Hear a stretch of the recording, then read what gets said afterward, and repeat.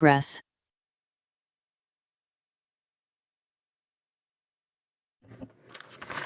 Good evening, everyone. Welcome to the Planning and Transportation Commission regular meeting of Wednesday, August 9th. And Ms. Dow, could you take the roll call? Chair Suma, Here. Vice Chair Chang, Here.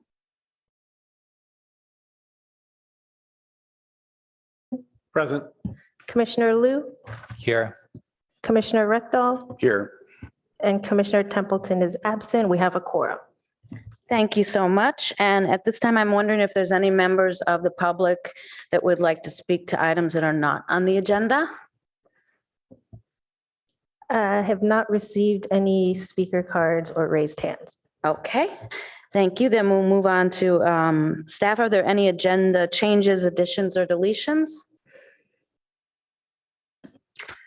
Not for tonight's agenda, no. Thank you so much. And then if you want to do the city report, that would be great. Yes, good evening. Amy French, Chief Planning Official. So we are talking about the upcoming Planning and Transportation Commission agendas, which we do publish in your report. Though we had noted an upcoming meeting on August 30th, we plan for some updates to our municipal code. It's a process that we are not completed, and we want to make sure we have a good product to bring forward and in a timely manner. So we are going to put that item off until September 27th. And with that, I am suggesting that we consider canceling the August 30th meeting. And so if there's a comments on that, I would entertain this. You don't need a vote from us at all, No. do you? Okay. Did anyone want to comment on canceling? Go ahead. I would, I think, Ms. French, what you're saying is without that item on the agenda, we right now don't have anything on the agenda, Correct. correct? Yeah. So I guess we have 3 items on tonight's agenda, and I'm wondering if we just wait till the end of this evening to make sure none of them get pushed over to August 30th rather than decide now that it's off and then have to Sure. put it back on at the end of the meeting. So that's, but I've got no objection. If none of these items that we're dealing with tonight get pushed to August 30th, then I'm fine. Okay. Thank you for that. And then as far as just a recap, we did have our first council meeting back for this session now, starting up again on Monday night, August 7th. Some of you may have followed the Castellea TDM program, which many of you were involved in reviewing when that came through Planning and Transportation Commission. That went to the council, was continued to date uncertain for additional work. And there probably was something else on the agenda, but that's what I was paying attention to. So, and then let's see, we do have a changeover for who's representing in August from the Planning and Transportation Commission. That's Chair Suma. And then in September, we'll have board member Commissioner Heckman. Thank you. Representing. Great. Do we have anyone else from staff who wants to report out? I don't know if it doesn't look like it, but Raphael is present. If he wanted okay. to say any comments. Hi, I'm Rafael Rios, Senior Engineer with the Office of Transportation. I don't have any major updates. The Charleston Arrestadero Corridor project is still underway, but some signal work will be coming up in the next couple of weeks. So there may be intermittent traffic control going on with that project as it gets closer to completion. But other than that, I don't have too many or any other project updates. okay. Thank you for that. It sounds like it concludes our report. And do any of my colleagues have questions for staff? Yes, thank you, Chair. So I don't know that any of you have noticed, but in the last couple of days, they have taken down the Ming's Restaurant building. And those of you who are on the commission will remember that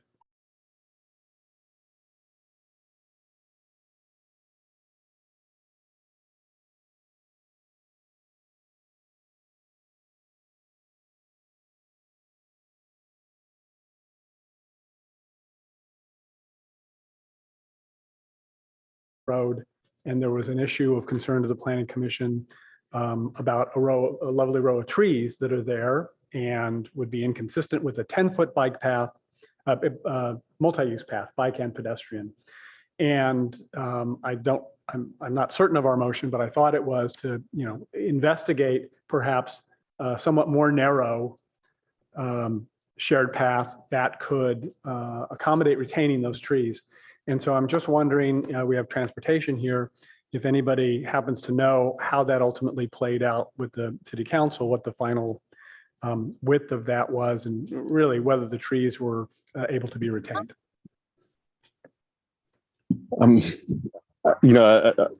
Rafael Rios again. I don't know what the outcome of the final decision for the project was, but I do know for a two-way kind of mixed-use path, 10 feet is generally the minimum. Anything less than that, you would have like a wide sidewalk, essentially. So, but specific to the project, I'm not sure the outcome myself, but we can get back to you on it. Thank you. Commissioner Rekdal? Yeah, I had a question about the El Camino repaving. I was on it today and it was really bad. And I'm worried that, so getting middle of summer, we're going to have rain soon, hopefully. And that's going to be really ugly if they can't fix the potholes before fall. So do you have a status update on the repaving? I don't. That's being done by Caltrans, but I do know that our utilities department, they're also trying to squeeze in some underground utility replacements ahead of the repaving also. So it's kind of a tight fit. You're trying.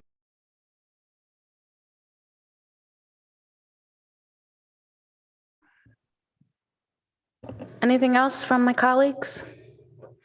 Okay, then we will get down to our first action item, which is a public hearing quasi judicial on 575 Los Trancos Road, which is a request for major site and design review to allow for the construction of a new 7,000 single family home with an accessory dwelling unit and other associated site improvements. So staff, do you have a report for us?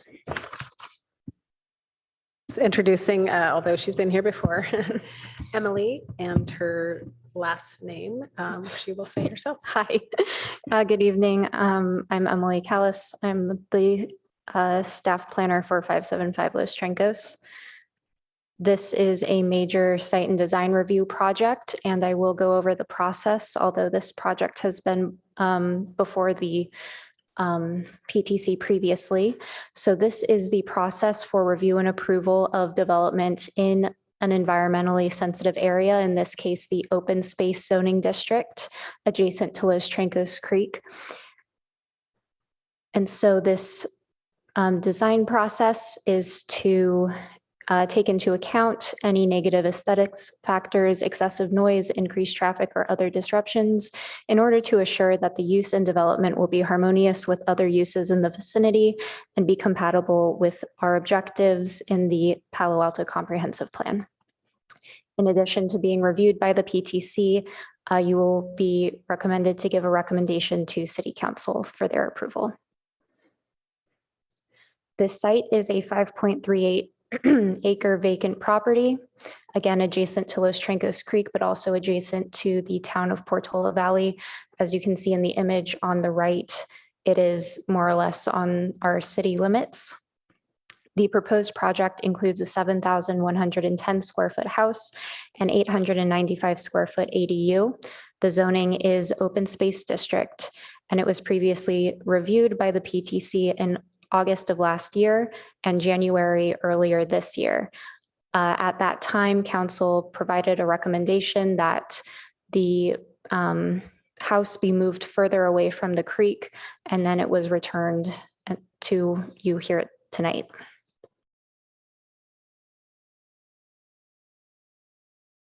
Council's comments and how they were addressed in the most recent resubmittal. The first was to move the house further from the creek. 150 feet was discussed, as there is a comprehensive plan policy suggesting that we reevaluate our mandatory setback from the creek, which right now is 20 feet. And so 50 feet was the recommendation that council settled on for the distance between the creek and the house. And so the walls of the house have been moved to be at least 50 feet from the top of bank, although there are some corners of the building where the roof overhang is less than 50 feet away. In order to accomplish this, the overall size of the house was reduced slightly, and the portion that was allocated to the second floor was increased. Additionally, the pool remains in approximately its same proposed location. Another part of the council motion was to add bird-safe glazing treatment as recommended by one of the comment letters we received on the CEQA document. And so the facade facing the creek has been reduced in terms of glazing. There's only one small window, and other non-egress windows on the second floor now have decorative wood slat screens, which will decrease the likelihood of bird strikes. Additionally, with the wildlife and the open space in mind, there was a council recommendation to minimize nighttime lighting along the creek and minimize lighting in other locations, as well as using a warmer light temperature and not allowing light after 11 p.m. And so windows facing the creek, as I previously mentioned, were reduced. Lighting fixtures have been moved away from windows on the interior, and the windows will be required to have shades that automatically come down in the evenings. And so condition of approval number 8 has been updated to include this, and also to include the color temperature and nighttime shutoff. Additionally, a light shield wall has been added to the driveway to prevent light from car headlights from shining into the creek. Next was the comment to eliminate fencing that could impede wildlife movement. And so fencing has been reduced. No fencing is proposed for most of the property. The swimming pool will use an automatic safety cover to meet the safety requirements rather than a fence. And as mentioned earlier, similar to a fence is the wall that will block headlights along the driveway. The next comment was to update the arborist report, which has been done. I believe in one of the prior meetings, there was some inconsistency with how many trees were on the site versus shown in the plans. And so the site currently has 82 trees. Again, this is a 5-acre site, so there is a lot of space for trees. 37 trees are protected species, and they are being protected in place. And 1 protected tree is dead and proposed for removal. The rest of the trees are not protected species, but will be remaining on the site. This slide shows the old site plan on the left and the new site plan on the right. I tried to get them as close to the same size as possible, but I did have to eyeball it a little bit. So I apologize if the scale isn't exactly the same. Additionally, on the site plan on the right, it shows the outline where the prior approval was. So it is showing that the walls are now at least 50 feet away from the creek. Likewise, this slide shows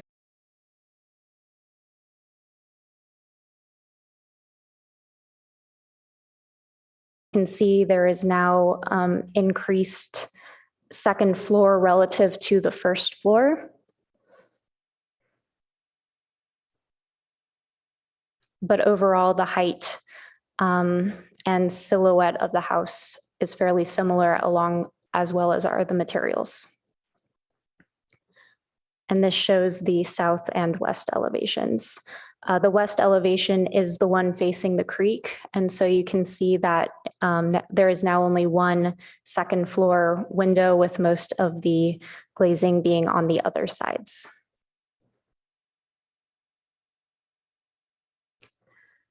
In terms of environmental review, an initial study mitigated negative declaration was prepared and circulated around the same time as the prior Planning Commission meeting last year. After that comment period, a response to comments was prepared, and it has also been updated, taking into account the changes that were made to the plans. However, no additional significant impacts or mitigations were identified as a result of these plan changes. Of course, now that the house is slightly further away from the creek, there is less of a concern of environmental impact. And so our recommendation is to recommend approval of the proposed site and design review to the City Council based on the objectives, open space design criteria, and conditions of approval. This concludes my presentation. In terms of any questions for staff, we have the CEQA consultant available, and the applicant is also here to give a presentation. Thank you. Thank you, Ms. Callis. And does the applicant have a presentation?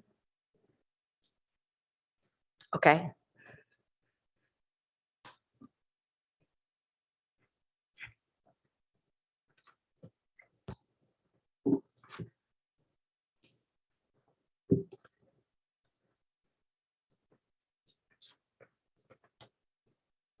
Do I have to share screen? Just remind us of your name and Oh, make sure. sure you speak into the microphone so Oh, we can yes. hear you. Okay, thank you. Thanks. Hello, okay. Let me share screen first.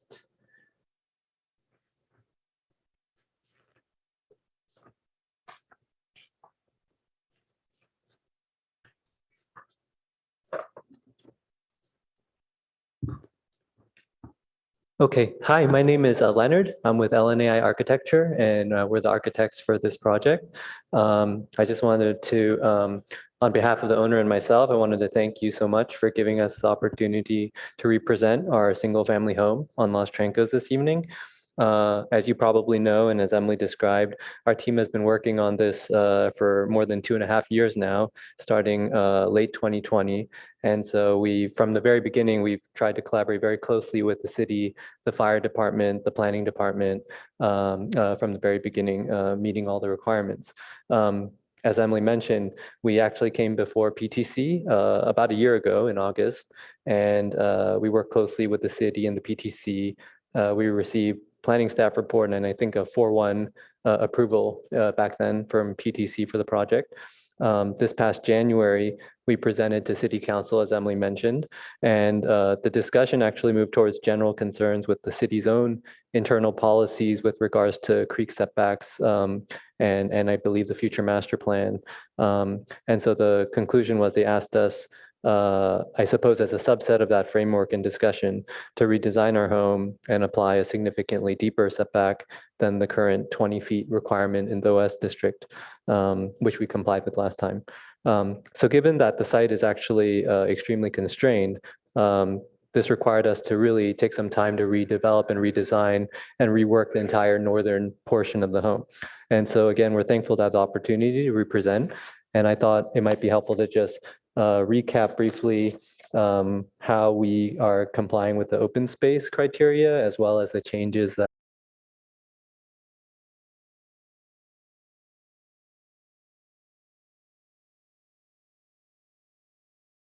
5 acres.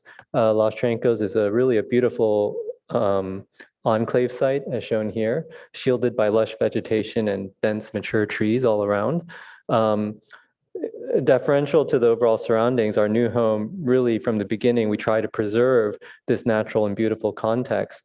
And so we tried to carefully place the home in this blue, I don't know if it's visible, but in this natural clearing right here to minimize environmental impact and disturbance, not only to all the wonderful oaks around, but also to the creek, obviously. The surrounding area is not unoccupied. There's a large home, a neighbor to our north, and then a lot of homes on the other side of the creek over in Portillo Valley. And so the overall fabric it's OS district, but a residential fabric overall with surrounding homes all around. And so I think in terms of design, even from the beginning and also continuing now, we really tried to focus on the open space design criteria and working with this highly constrained site, even though the overall site is very large, where we're operating is actually very, very small. And so just generally speaking, we have the TPZs and the existing oaks on the east side that really carve out this irregular shape clearing here. And then we have the creek obviously to the west. And so we focused on cluster development, localizing all our the home right here, minimizing grading in the natural clearing. The site, as you can see, is well shielded as beautiful natural greenery that shields it from all sides for great privacy, both looking in and looking out. This is our new design, as Emily showed, and we continue to try to decompose the plan into much smaller volumes and more intimate outdoor spaces to break down massing and kind of be in character with the surrounding.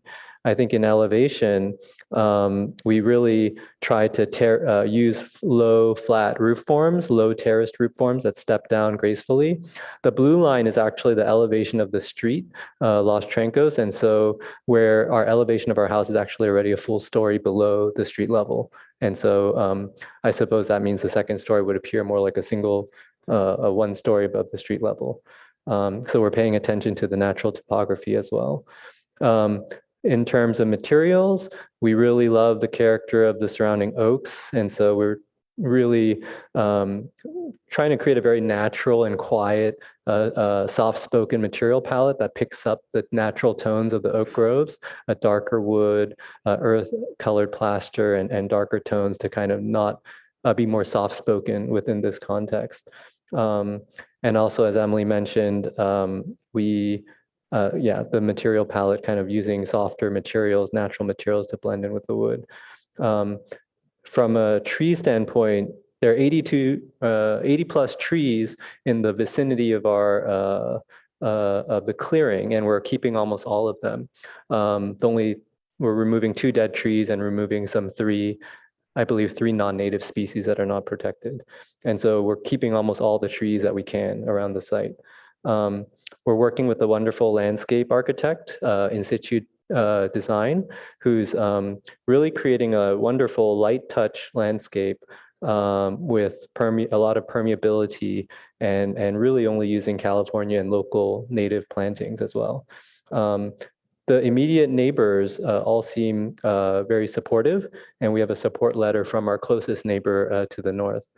And so I think for this last portion, I just wanted to focus on the changes that have happened since the last time we came before PTC. This is our proposed plan. And I think most of the focus was the setback to the creek. And so as Emily already mentioned, as you can see, hopefully here, it's kind of light. The orange line is where we used to be.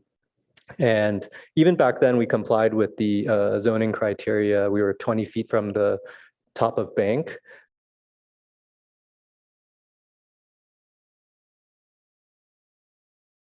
I think, which is this darker blue line here. But if you consider that the actual creek is another 15 to 20 feet, I think that's something to consider as well. And so the green edge, hopefully that's visible, is how we've reduced the building significantly. And so we're 50 feet now from the top of the grade break and probably 65 to 70 feet from the actual creek. And Emily and I actually met on site during the torrential downpours that we had this past winter in January, and right after a 3-day continuous storm. And we went and looked at the creek, and that's a 150-year storm or something. And the level of the creek is still around the bottom of the valley. So I guess what we're calling the top of bank, the creek never reaches that ever. It's really kind of staying along the property line around the 515 topo. So I thought there was a little bit of confusion, I think, in the council meeting on that. So I thought that was helpful to just clarify. And so with the 50-foot setback to the top of the grade break, we're really like 65, 70 feet from the actual creek. So obviously, I think we all think that's an improvement in terms of having a light touch on that side. Some other things that were mentioned, obviously, is is nighttime lighting. As Emily mentioned, we worked hard to get rid of as many windows as we can. It's mostly a blank facade on this side. We have a slat screen here that shields traffic light and just general glare from the creek. But it's not a piecemeal design. We really wanted to reintegrate that into the architecture of the home. And so these kind of slat screens we're also using, as you can see in this view, we're using that as an architectural element throughout to run the screens, add some tactility, go over the glass, better protection for the birds, and hopefully create still a wonderful architecture, even though we're trying to work with all these constraints. And so coupled with these screens and more subtle strategies of roof overhang, trellises, articulated building geometry, we're essentially coming up with a multifaceted approach in terms of the bird safety. And so in conclusion, I think all along and at every step of the way, we've tried to do everything by the book and try to work carefully with the city, the zoning codes, the planning, the fire, and the council recommendations. We still think and hope our project will be really wonderful, deferential to the overall beauty and context along Los Trencos, carefully situated to be respectful to all the surrounding trees and oaks that we're keeping, as well as to the seasonal creek to the east. And so we continue to envision a soft-spoken home, a carefully crafted home, in character with the surrounding homes, nestled into the site and in keeping with the beautiful natural setting of Los Trencos. Thank you. Thank you so much for that presentation. And so I'm going to go to my colleagues and see if there are any clarifying questions either for the applicant or staff before we go to the public. Go ahead, Commissioner Heckman. Thank you, Chair. So just a couple of quick questions. One of the new requirements is that the glazing meet the American Bird Conservancy threat factor rating of 15. And that's a new terminology for me. And so for example, I don't know if 16 is better or less. So is maybe just a little bit of an explanation to help me understand, what it is and why 15 is the sweet spot. So let me pull up that. Okay, right.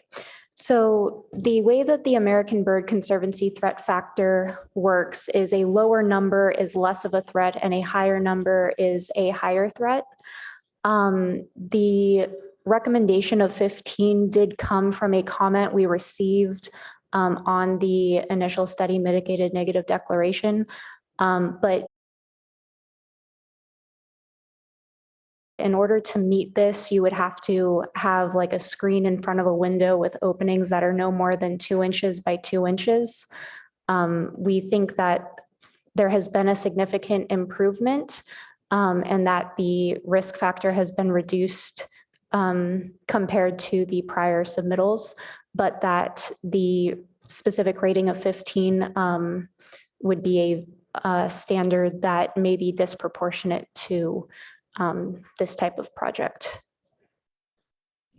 And then on that same topic, I'd like to ask the applicant's representative. That's the standard that is being proposed, and is the applicant comfortable abiding by that? I think our general approach is, from a glazing standpoint, I think that's the last resort. We really try to take a more bigger picture approach to the overall bird safety. And so obviously a wall would be the best, right? Like it's clearly not glazing, but for code, obvious reasons, light and ventilation, comfort of the interior occupants, especially for residents, we have to have a certain amount of glazing. And so what we really try to do is, before we even go to that last resort of just relying on like these invisible technology coatings that the glass has where only the birds can see, although it's still visible to humans at certain angles, we wanted to integrate our bird safety measures more hopefully more adroitly into the design and use it as a catalyst for these wood slat screens that have benefits for light, benefit for tactility, benefits for blending in the building into the surrounding kind of oak fabric. And so we really use the slat screens. And with the slat screens running in front of the glass, we think that's even better than just a topical film, right? Because there's still probably a chance at certain angles that it wouldn't work. And so we tried to take that to heart. I think we also, I think this is probably harder to read, but we're taking some more subtle strategies where if we extend a roof overhang over the glazing, it cuts the reflection, right? And so if it's not reflective, then the bird won't think it is three-dimensional space to continue into. And so we have extensive roof overhangs and trellises that cover that. So I think between those different measures, we're really trying to attack it even before it gets to the point of glazing.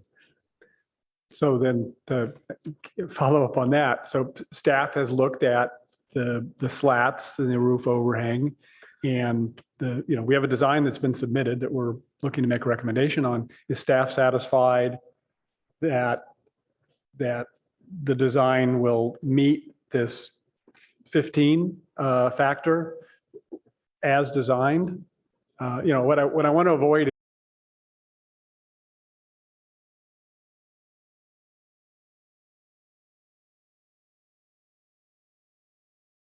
Bad surprise on the back end where you think you're in compliance and it turns out you have to go order a different product. So I'm trying to get a commitment from the city that what you've done is right and works, or if it doesn't, let's get that on the table so you know it up front.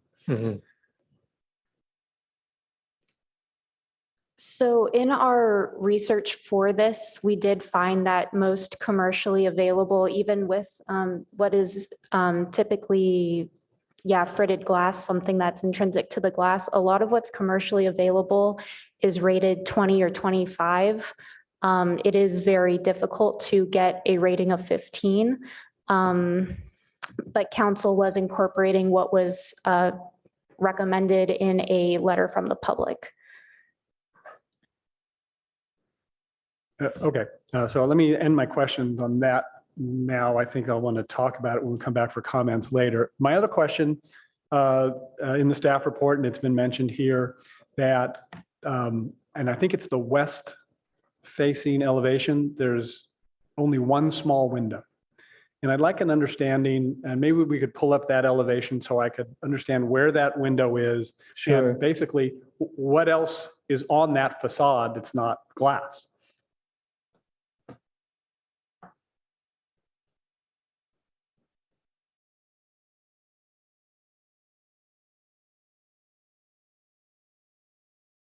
My screen? Yes. Yeah, if you Okay. can zoom in, please.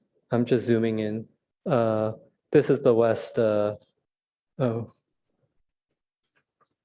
This is the west elevation right here. In the elevation drawing is kind of hard to perceive depth, especially in the digital age, because we don't have line weights. But I think these areas, sorry, I'm having problems with my mouse. These areas are recessed way back. So the kind of west elevation under discussion really is this portion right here.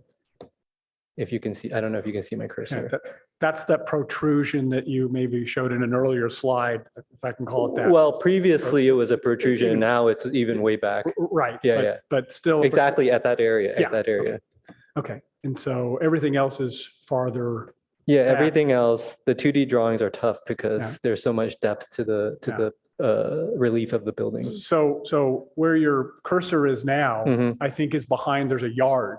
Yeah. Right. So this is probably another 50 to 70 feet back from this elevation. yeah. Okay. And Yeah. then what material is along that face that's behind the yard, that the yard is between that face and the creek?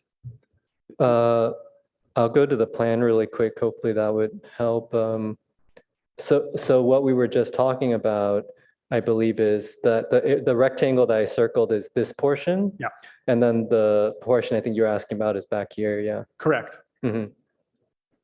So are there,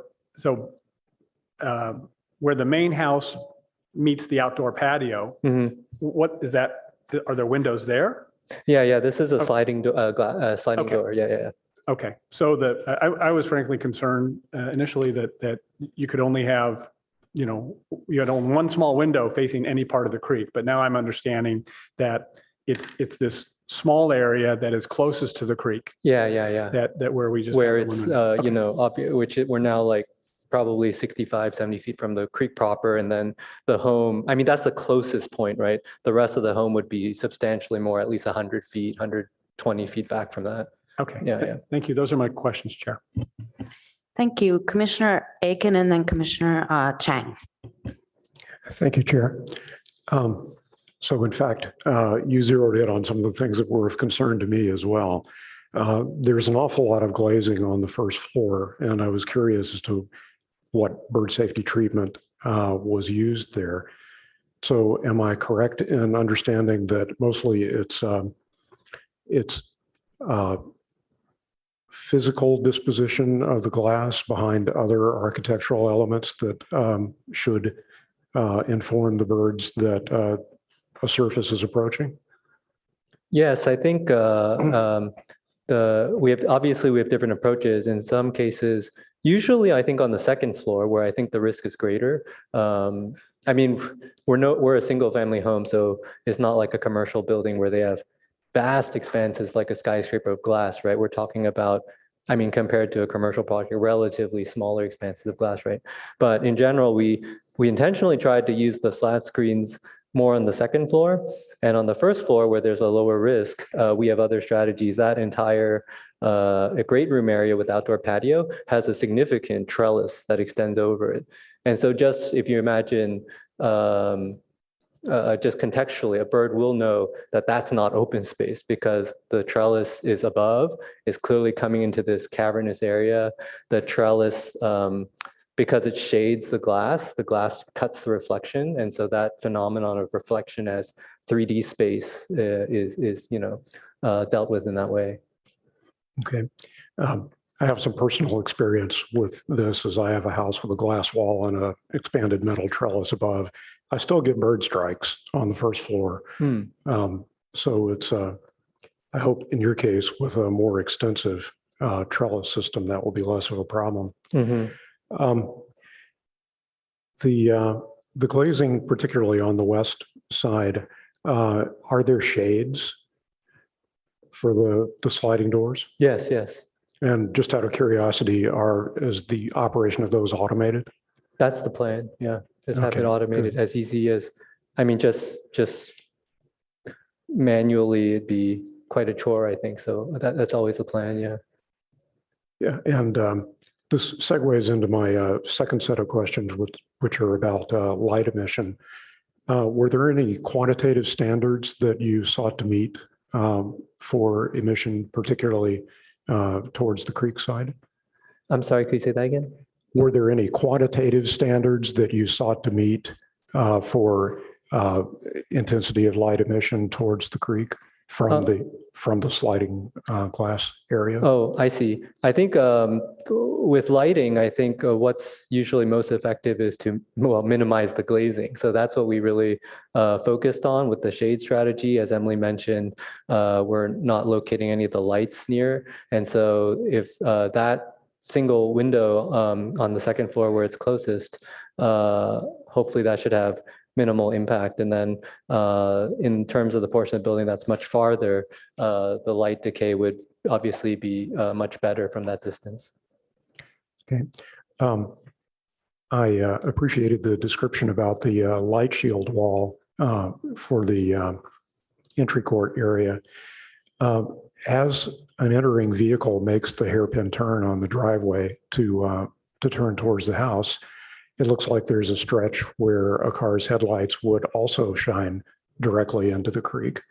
Did you consider a light shield there? And if so, yeah, you're directly below your cursor now. Yeah. So I'm curious, given the topography there, it looked like that might still result in some exposure. Did you decide that wasn't needed? And if so, what was the rationale? Yeah, actually, I mean, as you probably know, the survey only surveyed the kind of larger diameter trees. And so obviously there's a lot of vegetation on the site that I don't think is actually on a drawing basis is reflected. And so there's quite a bit of vegetation and shielding here. At least, when we went to the site. And so we didn't think that it was necessarily an issue. I also believe the creek generally follows it's very thick actually over there. So I believe the creek generally follows the property line.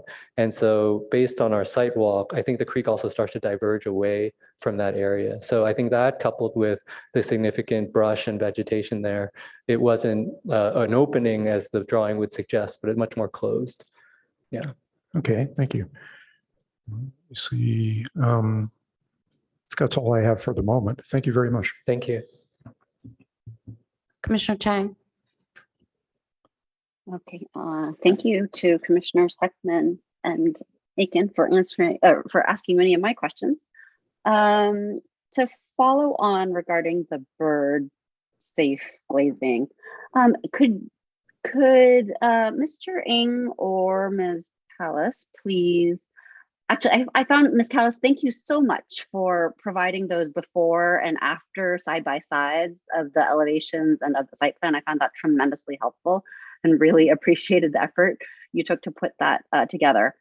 And so I guess I'm asking if either of you could pull up the elevations and then kind of walk through the glazing, and for the portions that if you could show us for all sides of the house, because I appreciate that the applicant has tried to minimize glazing on the second floor, but bird strikes happen everywhere, first floor and second floor. So if you could kind of go through the different areas and describe, because I'm very bad at reading plans, describe for us, where there's a trellis over.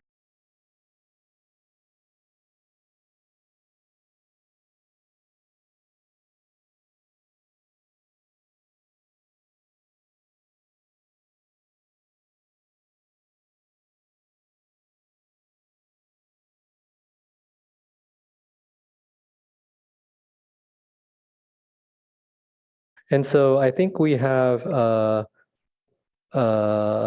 some extensive areas. And let's see if I can do a better job here. And it might be helpful also for you to toggle back and forth between the overhead, because then we can sort of see, the contextual where the building's jutting out versus going in, as well as the elevation, because I think, like you said, it's very hard to see the 3D element of it. Sure. Yeah. The traditional elevation doesn't tell the whole story because it's so flat. Right. Let me see if I can get there. Am I going the right way? Maybe I can use this one. Okay, so I think I understood on that side with the side facing the creek, that there's one portion that kind of juts out, and then in the little courtyard with the lawn, those windows are actually really far back. But then I think I can't tell, how far is that trellis extending out, and how much are you relying on the trellis? I see. Because there's a lot of glazing. Yeah. Okay, let me see if I can do it kind of a workman-like manner. Okay, so thank you. The portion that's closest to the creek, we're obviously very in tune with that and try to use as much opaque wall as possible. Okay, and then let's kind of go counterclockwise. We have slat screens that run across this area. Can you see my cursor? Yes, we can. Sorry, I'm not sure what you can see or not see. We can see your cursor. Okay, so there's a slat screen running across here. There's overhang, and this is indented with, plant.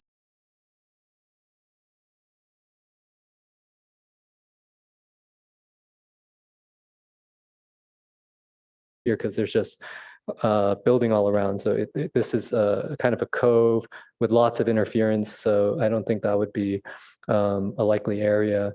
This is the great room, of course, and this one has a significant overhang. The trellis, I believe, is like 10 to 12 feet deep. It's quite large, quite deep. It's quite large. Okay. Yeah. It's not a mini one. It's a big one. And so I think similarly, the second unit, I'm not sure if that's part of the ADU. I'm not sure how it works in terms of review, but we have a very, very broad overhang. The roof overhang is extremely broad here, and so that also covers a lot of the first floor windows over here. Not much window on this side at all. This is a garage, not much. There's some glazing here, but we have new landscaping here that's going to create a nice level of interference. And then these are mainly just punch windows, like just smaller punch windows underneath a second floor overhang. And so that cancels out reflection on this side. So it's really, when we go through the project, I mean, we don't want to just, we want to be specific to each instance and really try to come up with a customized strategy while integrating it with the architectural design and the interior experience and all that. So we're really trying to integrate it with different approaches, if that makes sense. Okay, so then if you go back to the elevation on that side, because I think when I looked at it at the elevation, my reaction was that's a lot of glazing for the great room, but now I understand that there's the trellis over it. And then there's another section that looked like a lot of glazing. Oh, is it I think we're looking for the west elevation. I think it's right the here. ADU. Oh, yeah, exactly. So here we have that really large trellis over here. Yes. And then this looks like a lot of glazing, but we have a really large roof overhang on this side as well. And so it really cancels out the reflections from that side. And it's similarly deep? Is it also kind of a 10, 12 feet kind of? Yeah, I think it's like, it ranges from like, I can't remember off the top of my head. I think it's somewhere between like 8 feet to 14 feet in that range. I mean, it varies. Okay. It varies on one side and the other. And what about on the second floor where you can see a little bit of the glazing peeking up above? Yeah. Well, behind. Yeah. So this is clerestory window, which is important to bring light in. And so the nature of this is it's a lower expanse. There's a little bit of roof overhang. There's obviously there's the big trellis right here. So I would say compared to like a commercial or skyscraper building where you have a beautiful glazed curtain wall, but there's no context at all for a bird to like know that that's not three-dimensional space. I think here we have a lot of stuff going on. We have the roof over here, we have the trellis over here, we have the building mass over here. And so they'd really have to try to wedge in between these two horizontal planes. They would see these horizontal planes and they would know that something doesn't, I would imagine, I'm not a bird, but I would think that it's enough warning and danger proximity to know that that's not open space as opposed to like a curtain wall facade in a larger building, kind of more like skyscraper glazing and that kind of thing. Okay. Can we take a look at the south elevation too? Sure. There was something that concerned me on that side, and so I just want the detail and explanation. So on the south, on the second floor. Yes. It looks like a lot of glazing to me, but maybe I'm not understanding what's going on there. So this is we're utilizing slat screens here. We're utilizing slat screens here.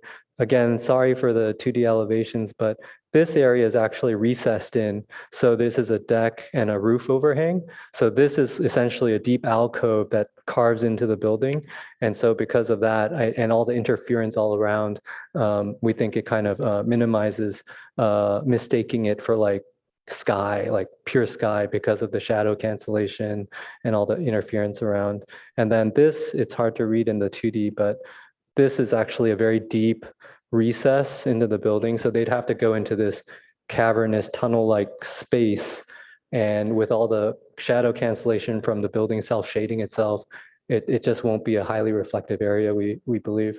To interrupt a tad, sorry. The area that Leonard is currently describing might be best shown on the floor plan on sheet A2.5.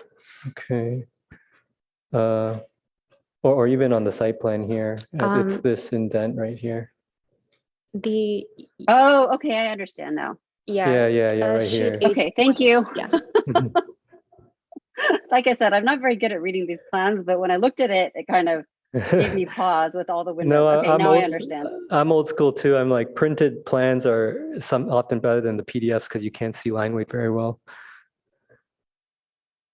Okay, and then, sorry, going back to so I think that helps me understand the south elevation. And then can we quickly look at the east elevation? Sure.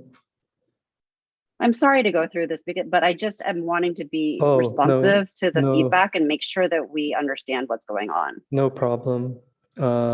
So this is the Yes, east elevation. So the ADU is yes, mostly opaque with yeah. roof overhang, small windows, clerestory window. We don't show it fully here, but this is kind of like a landscape garden area. So our hope is that this will have a lot of new trees and planting here, creating interference in addition to this being fully recessed, indented into the building again with roof overhangs. Obviously, this area is mostly solid and with overhang. And then this is an entire area where we're also adding the screen to cover over the second floor windows. All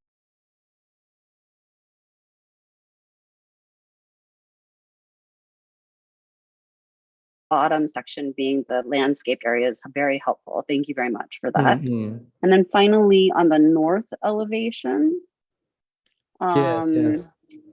there's like those big tall windows. I think there's a tree in front of it. Yeah.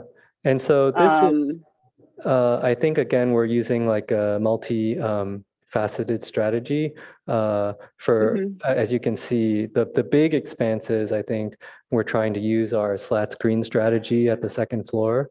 On the first floor, we have mhm. smaller punch windows and significant overhangs that will shield. This area is recessed way in and kind of carved in much farther along. This is kind of a stair window, and there are trees in front as well. And Okay. then this is a blank facade, and then these are kind of smaller windows towards the back as well that we're probably with the shades and with the shadowing of the building, it should be pretty cutting the reflection down in that regard. Okay, so for the stair windows, like the tree that you're showing there, there's an actual tree there. It's not a Oh artistic yeah, rendering of. no, I Okay. think there's existing. That's one of the big trees, I believe. Yeah, Okay, yeah. I appreciate it. Thank you so much for taking Thank the time you. to go through that. I mean, it makes me feel a lot better about the I did quickly Google what bird safety factor 15 was and did see that kind of most of the references were 20, 25, 30 rather than 15. So I also saw the same thing that Ms. Callis said. I spent a lot of time. I do have more questions, but I'll yield so that if other people have questions, they can ask them. Okay, thank you. Commissioner Rekdal? Yeah, I had a follow-up of those elevations. So we do have a lot of windows here. Are there any cases where the windows are on opposite sides and a bird can see through the house? I'm sorry, can you say that? The bird can see through the house? Yeah, are there any windows where a bird flying could see through the house? See, so its line of sight would go in one window, through the house, and out another window. Like in that great room, it looked like there was windows on both sides. There are windows on both sides, but I think with the new landscape on that side, I don't think that would be the effect. I don't think they would want to fly through. I actually think glass in the daytime is surprisingly opaque, as you guys probably know. And so I think it's really trying to cut the reflection of the ambient reflection on the surface of the glass. I think it's the mirror-like quality of the glass that makes it seem like there's depth that the bird would try to fly through in the daytime, because the glass is really not that transparent in the daytime with the low E coatings and the nature of reflections and stuff like that. But so are you saying there aren't cases where they can see through or not? Oh, well, I mean, I'm just thinking off the top of my head. I think one would be the great room, as you pointed out, but we have like a garden space there. So it's not like they would fly through the sky. I think there'll be a lot of interference. The other, just off the top of my head, the other place that I can think of where you have windows opposite directly would be at the second floor here, but that's why we put the slat screen so that it's Yeah. clear that it's shielded. If at least one side has a flat screen, then I'm more comfortable with that. Yeah, yeah. So that, and especially at the second floor, that's what we tried to do. We tried to shield that portion so there's no see-through effect like that. Okay, thank you. Thanks. My questions have all been asked and answered by my colleagues, but I also have clear story windows that get bird strikes in the day. So that is concerning to me. And maybe double check. It sounds like the applicant was not quite sure if there were places that the birds could see from outside in through one window and out the other. Maybe double check that has been properly addressed. Any other questions at this time?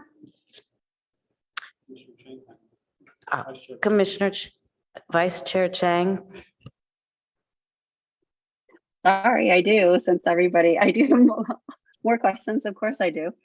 So I wanted to ask about the swimming pool safety item.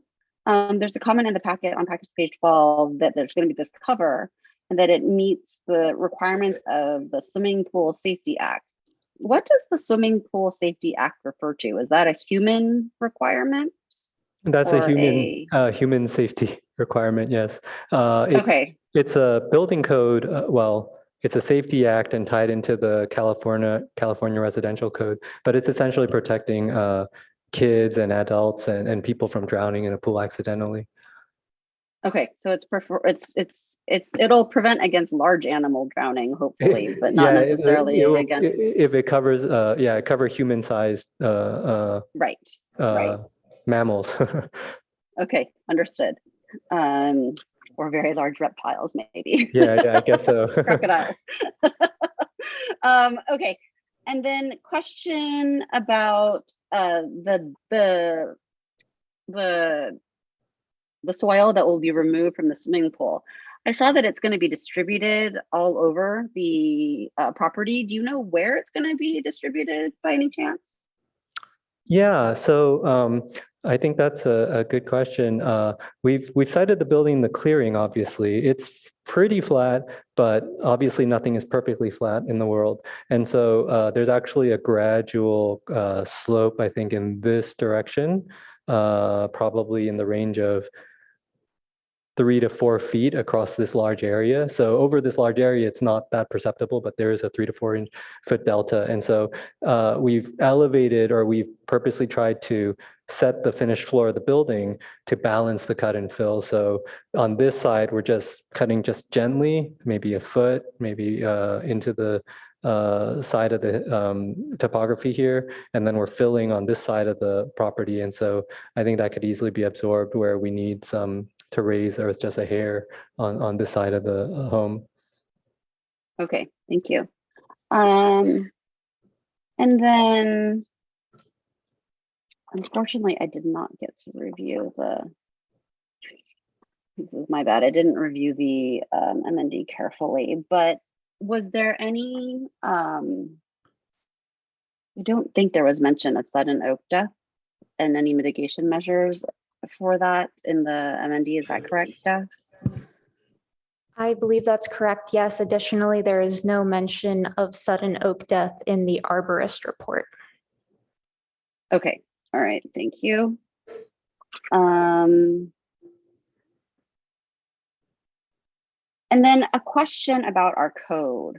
So with respect to fire and clearing of vegetation, is the swimming pool considered a structure? Like, does flammable vegetation need to be cleared from within 30 feet of the swimming pool? That is a good question. I do not know the answer to that immediately, but that is something that through the building permit process would be required to meet our code standards. Is that something that we can get resolution on tonight during our meeting? And the reason I ask is because when I went back through kind of what city council's direction was, when city council mentioned the approximately 50 feet, there was some logic there with respect to 20 plus 50. The idea being that we have pieces of our legislation that were sort of in conflict with each other, meaning we're not supposed to disturb anything within 20 feet, but then we're supposed to keep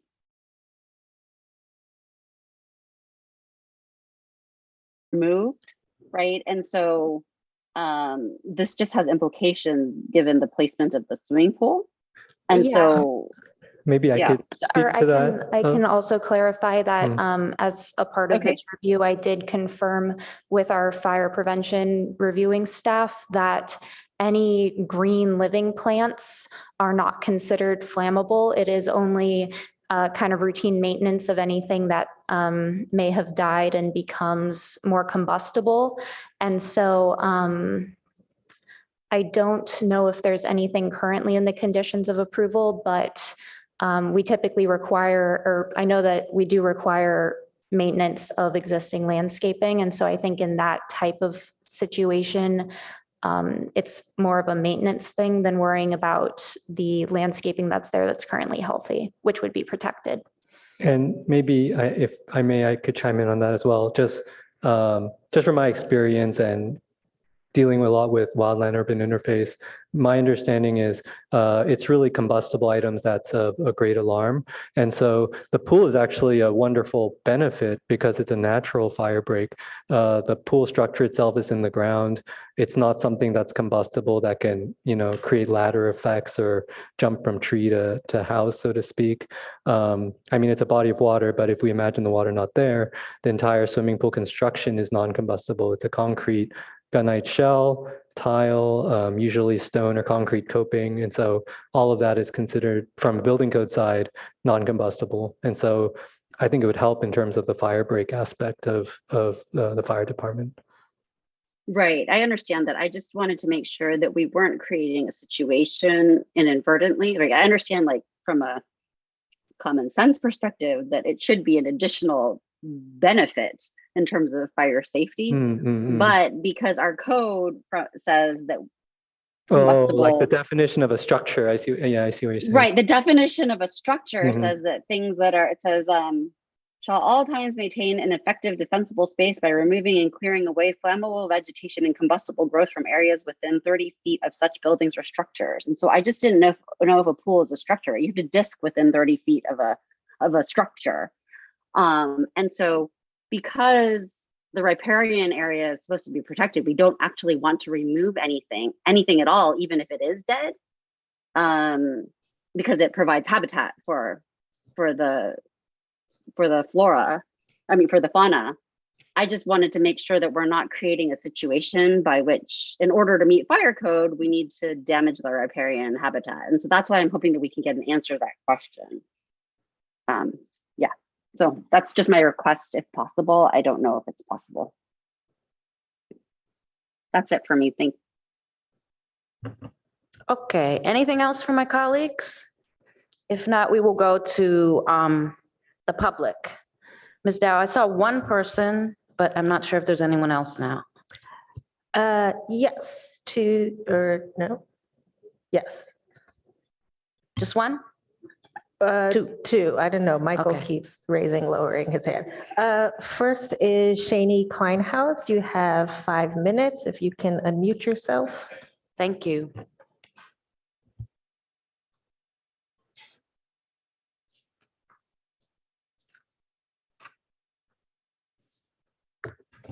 Ms. Kleinhaus, you can go ahead.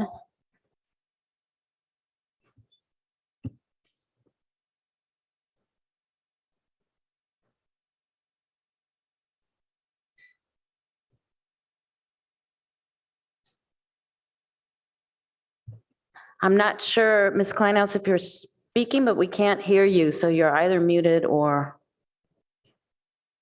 something else is going on. We could move on to the second speaker and then come back to Ms. Kleinhaus. Okay, yes. Next, Michael Ferreira.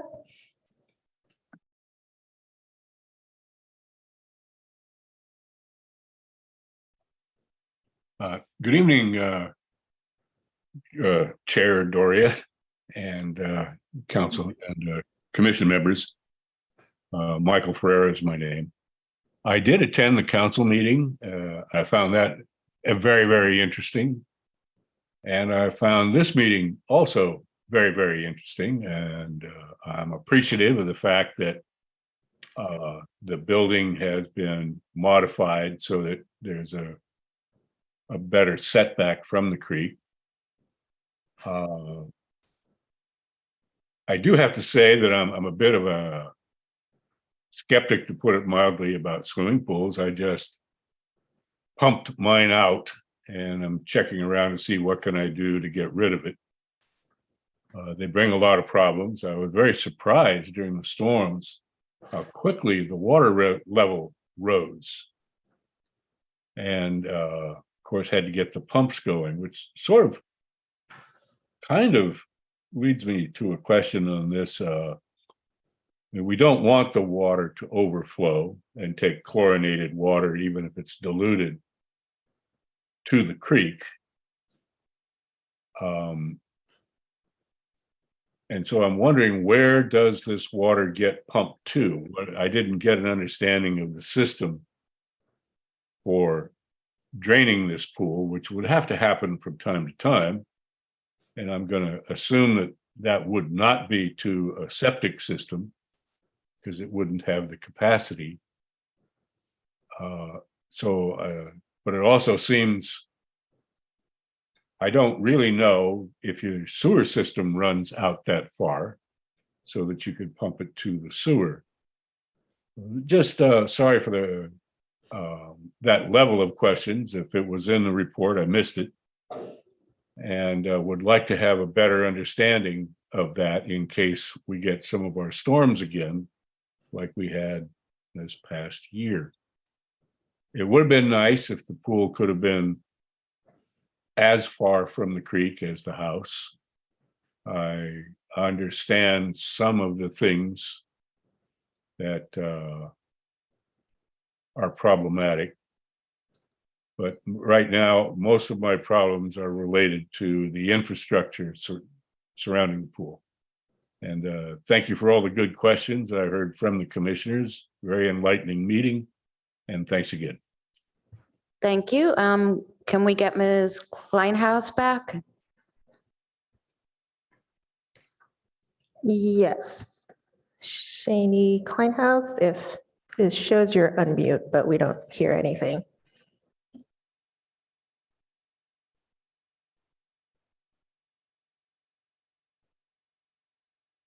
Ms. Kleinhaus, you might be muted on your end or something doesn't appear to be going correctly. So we would love to hear your comments. Maybe you can call back from a telephone. And in the meantime, do we have other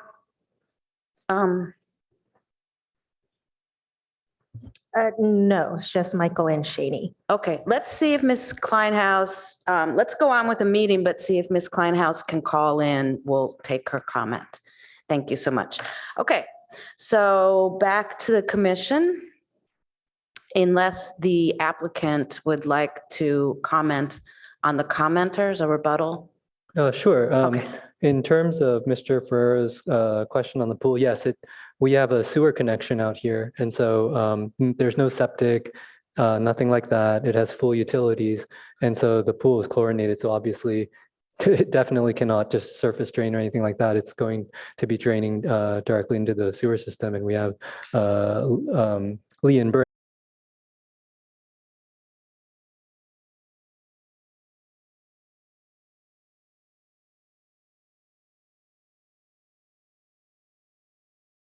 Thank you for answering that. Any chance we have, did you want to continue with other comments? Sorry. I believe that was Mr. Ferrera's question. So yeah, it's draining into the sewer. I don't think there's any He also asked about overflow if there was heavy rain. I don't know if you wanted to Yeah, well, address the that. normal recirc system of the pool would address that. And there's also drain down systems of the pool. So if you had to drain the entire pool, there are drains at the bottom of the pool that you can do so. But the normal recirc system of the pool would prevent it from overflowing with, current pool technologies, et cetera. Okay. Yeah, thanks. Okay, thank you for that. Now, Ms. Dow, do you think we can get? Yes, Okay. she's on the phone. Great.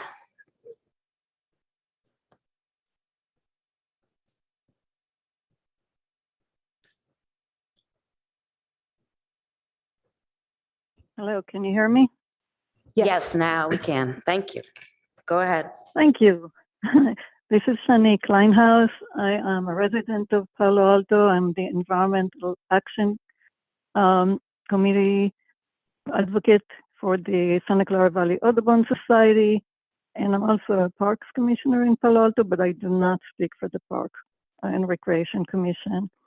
I really thank the applicant for making such changes. The project seems a lot better in terms of the lighting and bird safety, although I still have some concerns about see-through situations. But mostly my concerns are about the swimming pool.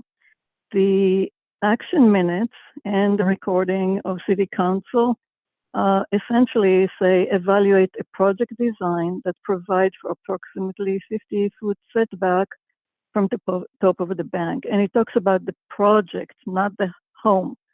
So the pool is part of the project, and yet that has not been moved. And so that is of great concern because of the proximity of the pool to the riparian corridor. And also the direction from staff was that the pool should be covered and fenced in a way that ensures that small animals, such as amphibians and reptiles, cannot enter the swimming pool. And it's not clear how that would be when there's only a cover that a resident or the people in the house either deploy or not. So that leaves a lot of potential for the little critters to crawl into the pool. One other comment I have is the letter from MidPen suggested treating any kind of vegetation that comes into the site they have a very elaborate system to prevent sudden oak death from coming in. And maybe it's not part of CEQA, but still I hope that the Planning Commission recommends that all those recommendations from MidPen be incorporated into the conditions of approval or something. But again, the main concern that remains for me is the swimming pool location. And the swimming pool is part of the project. It's not just the home that council directed should be 50 feet or so from the top of the bank. So thank you for all the good questions. And again, thank the applicant for making some good changes and beautiful house. Although I always prefer to keep those areas without houses. Anyway, thank you so much. Thank you. And is that the end of our speakers? Yes. Okay. And I'll give the applicant, since we had a chance to respond to that statement also, since we had a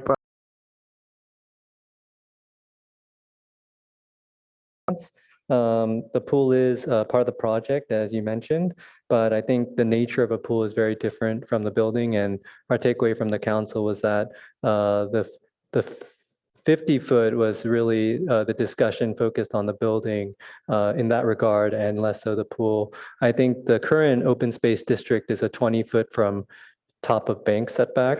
And so the pool right now, I think on average is 37 to 40 feet from the top of bank, or I should say the top of grade break, and probably about 50 to 60 feet from the actual creek. And so I think given that it's relatively low impact in the ground, is not a structure that rises above with light pollution, we would humbly submit that the standard for a pool is a little bit different from actual building. But still, the pool is probably 37 to 40 feet on average away from the top of the grade break, and probably 50 to 60 feet by our estimate to the actual creek on that side.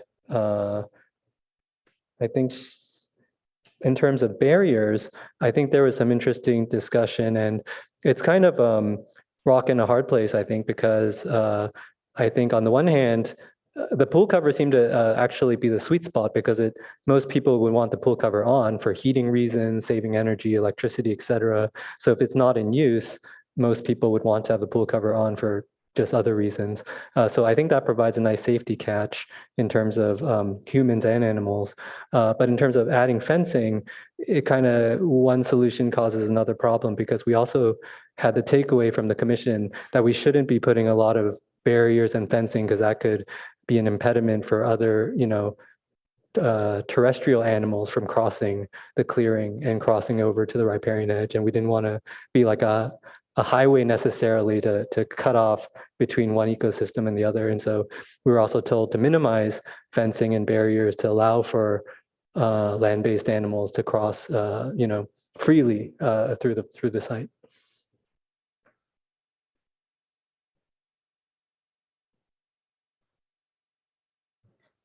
Is that all, Mr. Leonard, or? I'm sorry if I think those were the questions that I caught from Mrs. Kleinhaus. I wasn't sure if I missed something, if she had another question that I missed.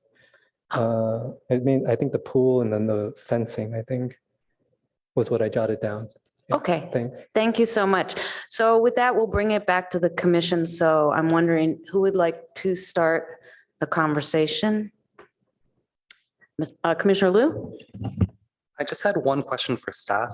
On packet page 21, there's reference to the arborist follow-up and how every 5 years there'd be a review and evaluation of the trees. I'm just curious about the context for that. Is this something we do normally in kind of projects in open space in OS zoning? And what do we actually do about that? Would we issue a citation if trees aren't properly removed, for example? Yes, this is something that is standard for projects in the open space district. We do have the manager of urban forestry, Peter Gollinger, on Zoom. Peter, I don't know if you'd like to add anything to that. Just that we do review those when they come in, and we make sure that the project is still in compliance with any tree related issues that arose during the building of the project. It is possible we could issue a citation at that point, but usually it's just making sure that everything's still on track with what was originally proposed. Thank you.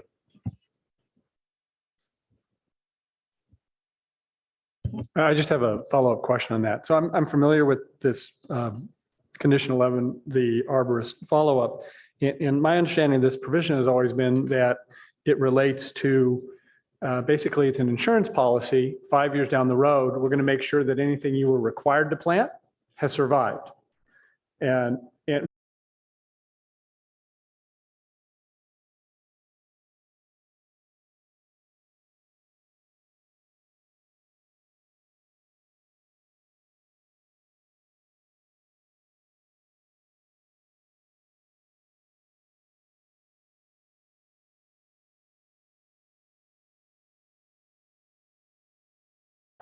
they're only taking out one dead tree.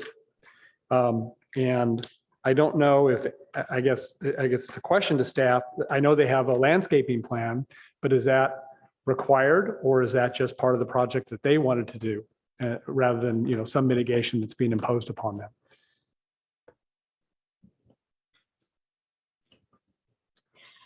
It typically does include any trees that we identified as protected through the conditions of approval. Since it is such a large site, we may want to consider, which ones are sufficiently within kind of some amount of project area to have been potentially impacted by construction, since that's the purpose of the maintenance, rather than, the full 5 acres, something that's, hundreds of feet away.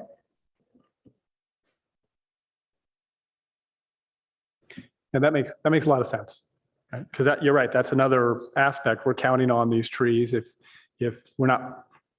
the applicant doesn't say, I'm going to remove this, but knocks it down in the course of construction, then we would want that replaced, and we'd want to check 5 years later to make sure it's still alive. So that's a good nuance. Thank you. I'm going to ask a quick question while we're on that topic. I think there's 82 trees and 37 protected, if I'm remembering correctly, but that's not the whole 5.38 acres. That's just kind of in the building area. Is that right?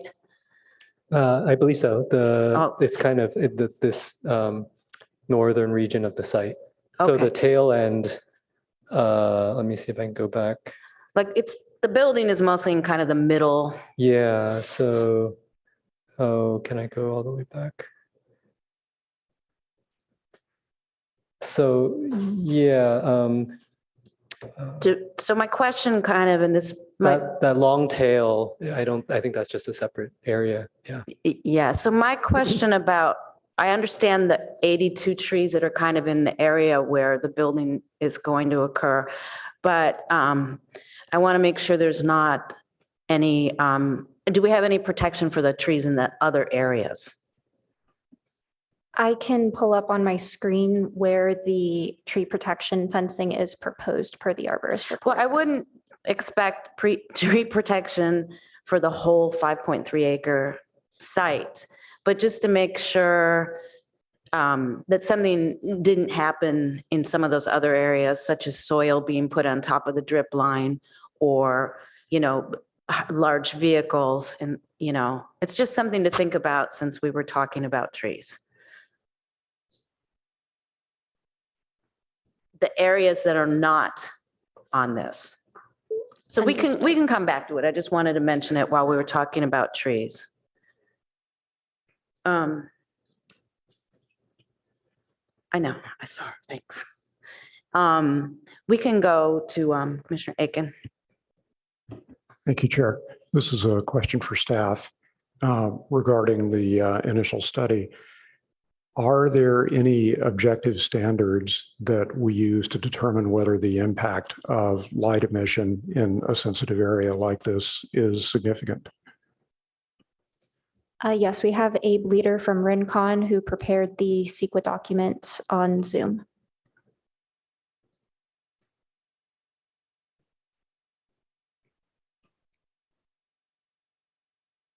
Thank you, Ms. Callis and PTC members. I'm actually going to ask, I think the answer for objective standards like foot candles and things like that, we did not use, but if it's okay, I'm going to turn it over to our biologist who knows a little bit more about how we looked at impacts to the creek related to lighting, if that would be okay. That'd be great. Thank you. It's Alex Hunt. He's a senior biologist with Rincon. Hello, commissioners. Yeah, it is kind of assessed, at least in this report, a little bit more qualitatively.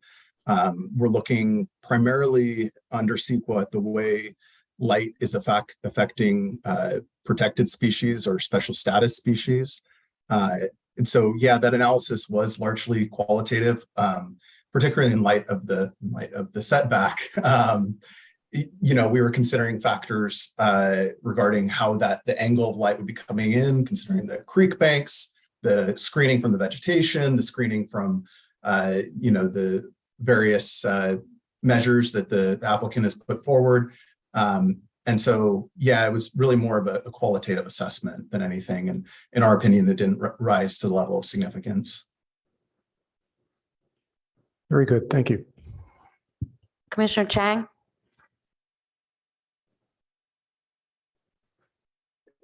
Yes, I wanted to ask Rincon about whether sudden oak death is a concern and why it wasn't identified.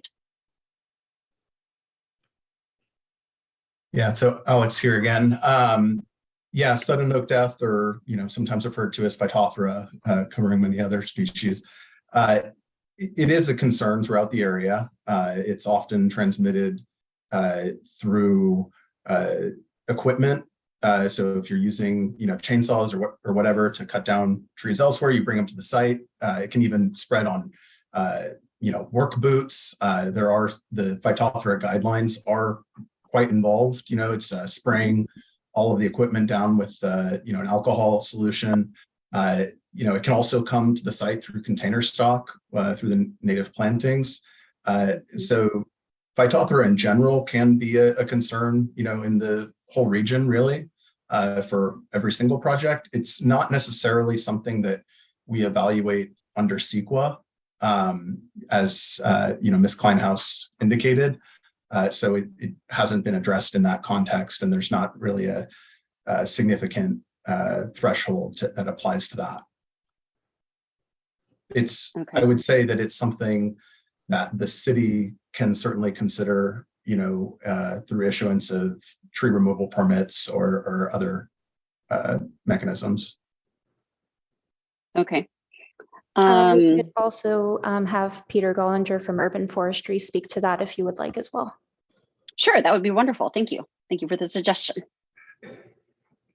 Excellent. And so I do agree that it is sudden oak death is something, and Phytophthora in general is something that is present and kind of ubiquitous all throughout the foothills area. So fighting a war of exclusion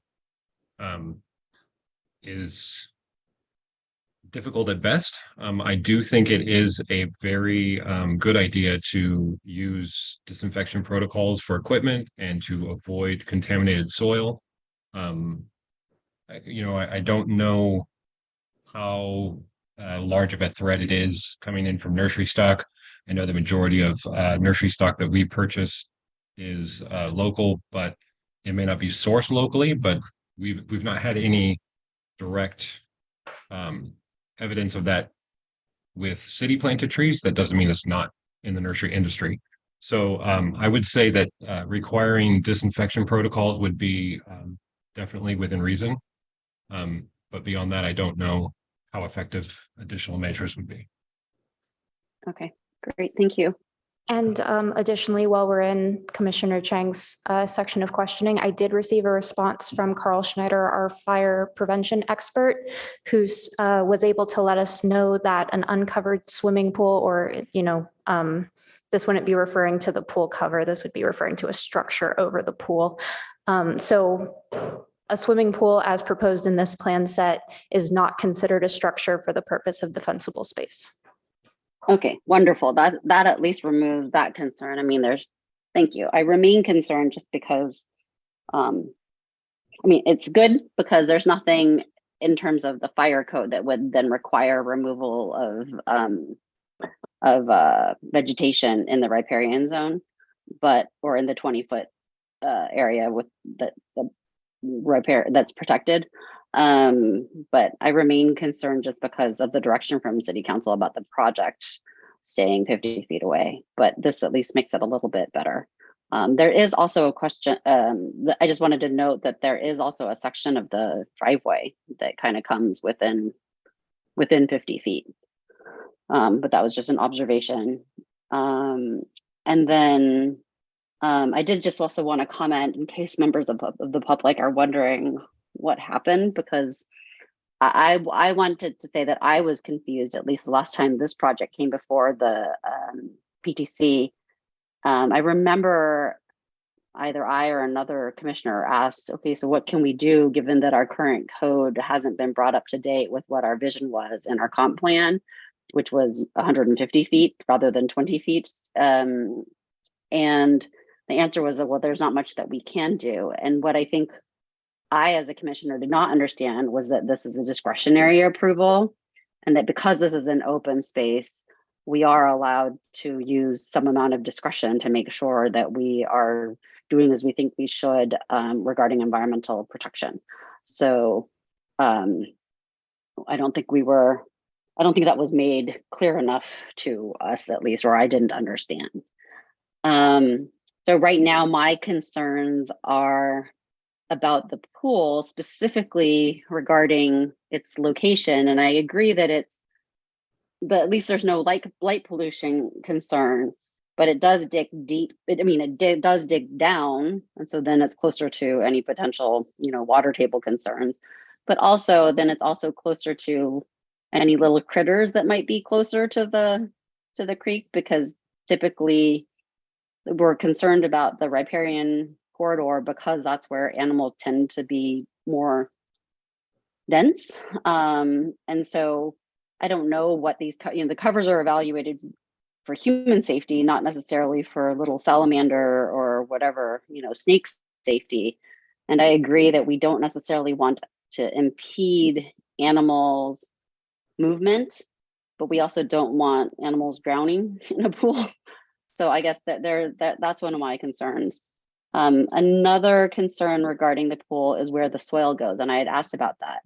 I think my main concern about the soil is that we just want to make sure that any soil that is dispersed, it doesn't erode back into the stream, because the stream is habitat for the endangered trout.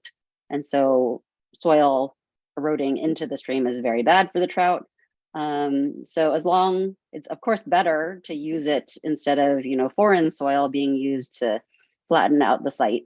So as long as we might want to make some sort of, additional condition of approval regarding the soil, and to make sure that it stays with, outside of 50 feet or something like that from the top of bank or something like that. I don't know what I'm kind of floating ideas out there, and would be interested to hear what other commissioners have to say about it. And then I am interested in seeing what we can do about sudden oak death. I think there are some very clear guidelines, and where possible, it may make sense to implement them, and maybe following some of those guidelines, particularly with respect to the choice of the native plants that are made for the landscaping choices, because I believe that certain plants are more likely to be hosts for the sudden oak death. Is it a fungus? I think fungus. Than other plants. And so maybe wise choices can be made. And then of course there's the disinfection, and it is a difficult battle, but if the plant choices can be made carefully, and at least some disinfection can be done, and that we can do our best, because while certainly the city is planting trees, down in the flatlands, it might be less of a concern than planting it in the open space where there's just oaks everywhere and it's much more transmissible. So those are my comments for now. Thanks. Commissioner Rekdal? Okay. Yeah, thank you. This is a beautiful house. I really do think it's a gorgeous house, and I would hope that you eventually can live in it. I also appreciate all of the modifications you made. It's a much better project than it was when we first saw it. That said, the one area that still bothers me is the swimming pool and the location, and it's just not a fire issue. The reason they wanted to move the whole project away from the creek was that it interferes with the wildlife and also construction impacts on the riparian corridor. So it's just not a fire issue, it's a wildlife issue. The swimming pool, you're digging down into the soil. That's going to destabilize that bank. And Valley Water has experience with this, that they have other swimming pools up in the foothills that have been built close to banks, destabilize the bank, which led to erosion. And construction here will require a Fish and Wildlife permit. And I suspect Fish and Wildlife will not be real thrilled about having a pool that close to the stream. So it's just not council's concerns. And Mid-Penn in their letter also recommended moving that swimming pool further away from the bank. So I think, this is a large parcel. We should be able to find room on this parcel for a swimming pool that isn't this close to the bank. So, I mean, if you're able to do that, this would be a very strong project, but I still have major reservations about the location of the swimming pool. Yeah, thank you.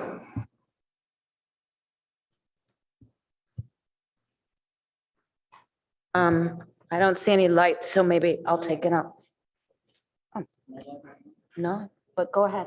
Go ahead, Commissioner Heckman. It didn't go. Okay, thank you, Chair. So a number of things. First, this unfortunately, no, first, I agree with Commissioner Rectal that this is a beautiful home. I'm not an architect or a member of ARB, but I really think it's going to be a great asset to the city. And I frankly thought that the last design was also spectacular. So I'm excited to have a home of this quality added to our inventory. Having said that, I'm really frustrated that we're seeing another example of what's sometimes referred to as the Palo Alto process. The application for this home was submitted in June or July of 2021. It came to us a year later in August. For some reason, it didn't get to council after that until this January. And now we are in August again to have it back. And I'm not faulting staff for that. We have a complex set of rules and they need to be followed. But those have an impact, and we need to, what we've got here is we've got, an applicant who is, I would say, at least a year, if not more, away from actually stepping foot into this house. And so that's 3 years of carrying costs on what I imagine is a very expensive piece of property. And so I think we need to continue to strive to do better and to find ways to move these applications through our process faster. So and I'm remembering the discussion we had last August, and I think it was Commissioner Rectal who first raised the issue of, why are we stuck with the 20 feet? And it's in our code. Can we do more? And I think that, and I remember that discussion, and really the linchpin of that was not about discretion. It was about evidence.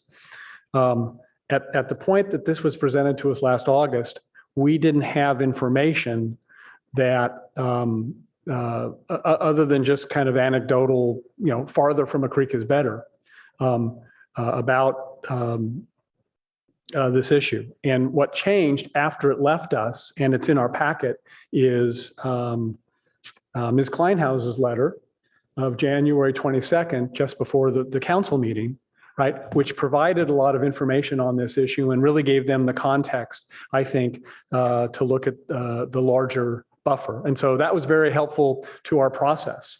And we just didn't have that tool when it was before us. And so I know Audubon and Sierra Club, comment on projects like this frequently. I would hope that in the future, we'd get those comments, that they wouldn't daylight for the first time at council, so that we can wrestle with them and fold them into our recommendations to council. I know that there are a number of commissioners back then who would have really appreciated that, and that would have helped sort of further the matter of interest to them of finding an appropriate buffer. So maybe that's something that can be done better in the future. I'm really concerned about this CTF factor 15. Because what I'm hearing is that my concern is that we may impose a requirement that is not reasonably feasible. And so I'd like staff to consider, what we're hearing is, and from our vice chair's own research, that, what's more common is the 20 to 30 range. I don't want to have a condition that we find out can't be satisfied later. And so what I would encourage is that maybe we soften whatever language that is, which I couldn't find, to rather than a strict 15 requirement to what's reasonably feasible in the marketplace. I'd like to see that so that we don't have to, come back with a project partially built when we realize that the best we can do is 21 or something. The pool, I guess my thought on that is, it's clear that the council did not give specific direction that the pool should be moved along with the rest of the house. It's clear that the applicant did not understand the direction that council gave, that the pool also needed to be moved. And frankly, I think it's clear that staff who attended the meetings didn't understand it that way either. So, and I am loath, again, more than 2 years into this process, to send them back to the drawing board to redesign to address an issue that the council actually may not, a concern that the council may not have. So I'd prefer that under these circumstances, we send it on to council, and if council meant pool but didn't say it, well, then, let them make that clarification. I do think when we talk about issues like destabilizing banks, we can't just throw those concepts out. If we had, some report that said this pool in this location could have that effect on a bank, which isn't really even a bank, as explained to us by Leonard, and, a creek that's 50 to 60 feet away, if we had evidence of that, then that's something to talk about. But just to speculate that it could, and so we need to move it just in case it might, I don't think we should be doing that. I think as to the pool, it should be where it is. On the soil erosion possibility, which Vice Chair Chang raised, I just do want to mention, we have a host of standard conditions in our building permits that prohibit erosion into the creek. There are all kinds of protections that, because it's an issue every time you construct near a creek. But what I understood from the architect is that this soil is basically going to be under the improvements of the house. It's basically the platform for the foundations that will encase it and basically lock it into location. So I think that combination of the design to do that plus our standard erosion protection procedures should be sufficient, but staff can comment on that. And finally, on this, the sudden oak death issue, we've got oaks all over Palo Alto. And I think this is an issue of concern, but it's an issue of citywide concern. And I don't think we just target properties that happen to have oaks on them as they come through for some, nuanced requirement that actually is not arising from an environmental impact identified in our neg deck. In other words, it hasn't, to my knowledge, been identified as an impact of this project requiring mitigation. So, it's a serious issue, and I think maybe it should be on the work plan to put an ordinance in place to deal with it in a uniform way across the city. But on a piecemeal basis, I don't think it's appropriate, particularly since it hasn't been, to my knowledge, identified as a particular impact of this project. So it wouldn't be a mitigation measure, it would just be a condition of approval. So those are my, I guess the summation is that with some fix of that factor 15 issue, I think this is a great project, and I'm supportive of staff's recommendation to move it on to council. Commissioner Liu? I agree with everything Commissioner Heckman said and agree that this project is both beautiful and also thoughtfully addresses all of the clear feedback that I gather has been shared so far. I'll also just shout out that on packet page 68, there is a discussion on the last paragraph of what reasonable setbacks for a riparian buffer would look like. And that ranges from a 33-foot minimum for reducing sediment levels to a different study that suggests 50 to 100 feet. The 33-foot was in reference, I think, to the top of the bank. The 50 to 100-foot number was ambiguous on whether that was to the top of the bank or to the actual bank. I think if we try to look at some scientific basis, a 33-foot buffer is not totally unreasonable, and we're in the ballpark of potentially a 50-foot buffer. So I don't have any blocking overt concerns at the current levels of the pool setback. Thank you. So I wanted to ask Ms. French something. I did not do disclosures, which I probably should have done. Should we do them now, late? I think because there has not been a motion and a vote. You can still disclose. Yes, Yeah. please do disclosures. Yeah, thank you. And I'm sorry, I forgot to do that. Can we just go down the line? No disclosures. I have no disclosures. No disclosures.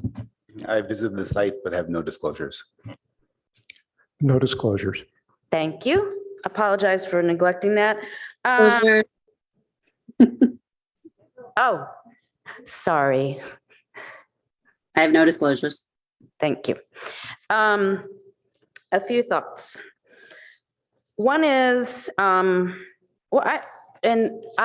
missed the earlier, when this came to the Planning Commission earlier, and I did watch it, and I did watch the city council meeting on this, and I thought the council was very clear about a 50-foot setback as being appropriate, and they asked us to evaluate that, and I think that's appropriate too. But I think this project is greatly improved, and I think that's probably why it took so long to come back to us, partially because it took them a long time to redesign it, significantly different. So I'm not so worried about the timing here. I do think the 50-foot setback is appropriate, and I do think that the language was project, not house. So I think that applies to the pool as well. I kind of understand the trade-off between having fences when we didn't want fences to interfere with animals with species traversing the area in a normal fashion. And so I think the pool cover actually is a pretty good solution. If between now and the city council meeting, somebody has an idea about how to do something better than that, because an amphibian can crawl up a fence or under a fence. It's just not possible when we have pools to not have interactions like that. I don't know if, one question I had is, as I was listening to the discussion, if actual in-pool lighting at night is an issue for, I don't think there was any discussion of that, for things like bats that are out at night. And I just thought of it now, so it might be something we can think about as we are discussing this. I think the pool could be located elsewhere. And I certainly think one of the things that always struck me as odd about the design is the driveway, and minimizing the swoop, I'll call it that, of the driveway might give more room to put the pool someplace else or something of that nature. They're not currently on the same sides, but I do think the council will have a concern about the pool, as many of my colleagues do. And as to sudden oak death, there was quite a extensive recommendation from Mid-Peninsula, which I really appreciate.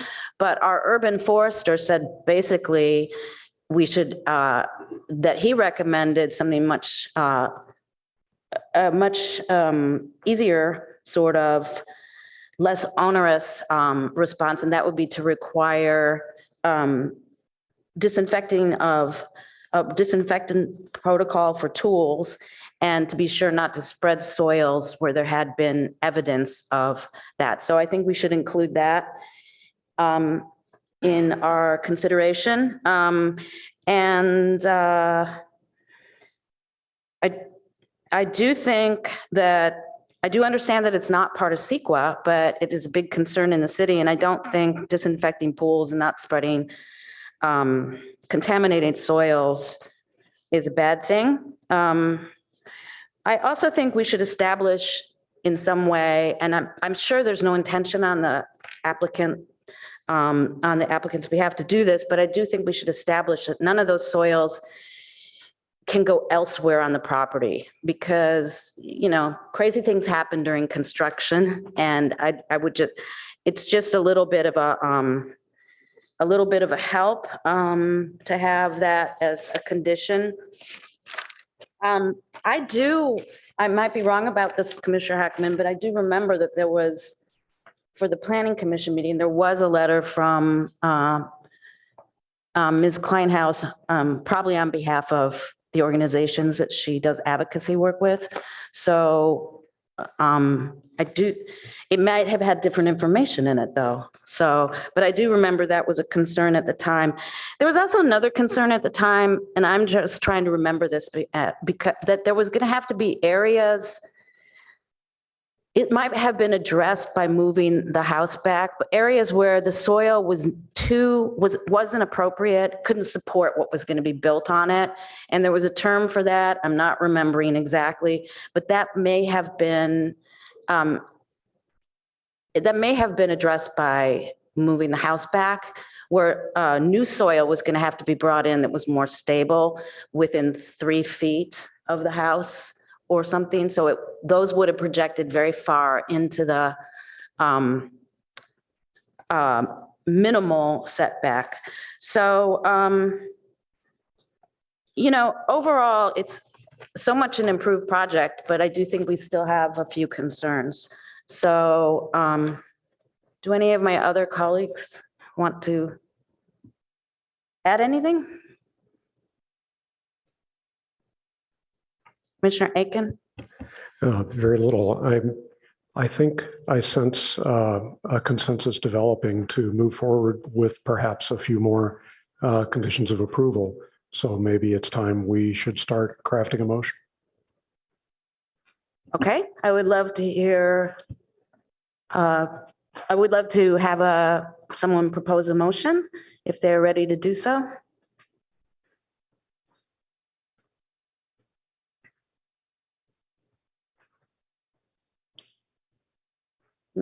Commissioner Aiken, were you thinking you would like to do that, or? I'm pondering it, but Okay. if someone is ahead of the game on this, please go forth.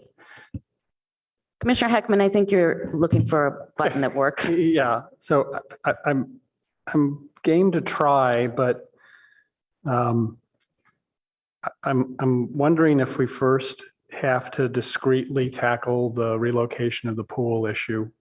I mean, the motion I would make would not include a relocation of the pool, but I've already heard from some commissioners here that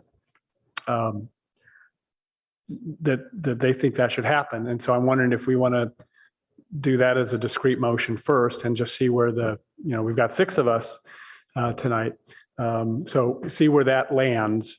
Because, I don't want to have a series of basically stalled, motions because we're on different issues. So what do people think about that idea, breaking that off and just tackling that first? And that'll inform us kind of what the consensus is in terms of whether we're going to make a recommendation that they relocate the pool or not. Well, We can do that if you want to. yeah, in my case, I'm supportive of that idea. Of relocating the pool? No, of making a motion to bring it to a vote. Oh, okay. So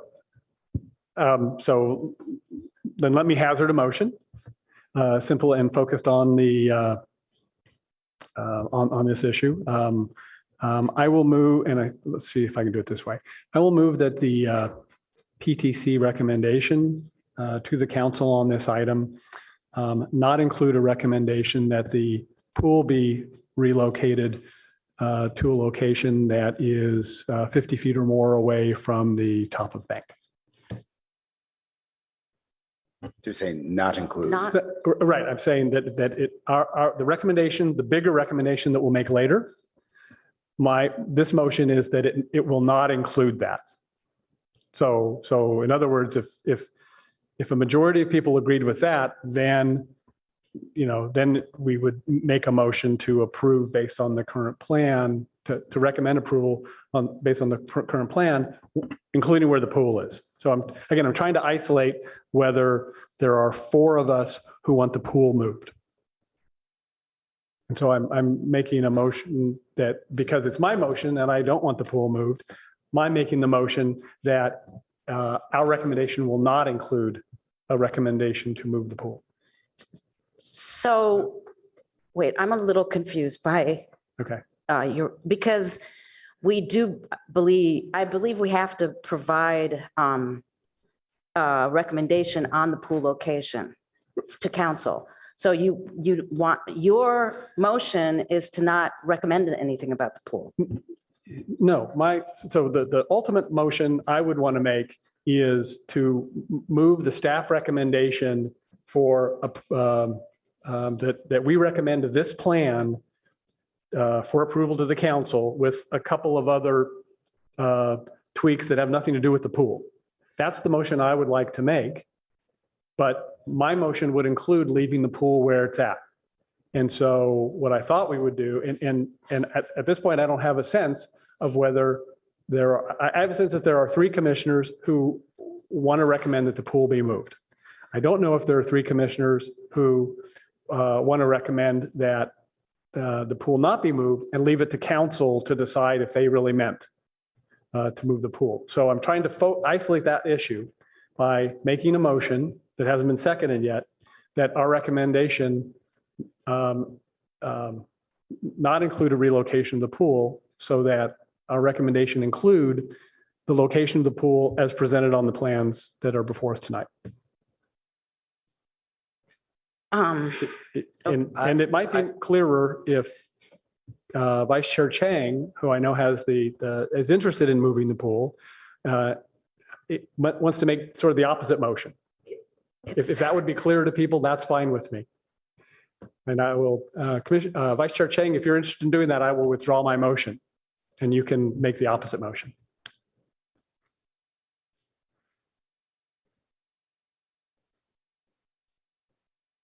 I'm not saying anything just because I'm not quite sure where I stand on this, actually. I mean, I'm more like, I would abstain, I think.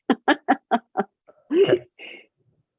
Then that being so, then let me try, I'm going to try a broader motion. Yeah. And then maybe if we get a second for that, then we can try friendly amendments to that motion to ferret out some of these other issues. All right? All right. So I withdraw my prior motion, which was not seconded. And let me get my agenda here.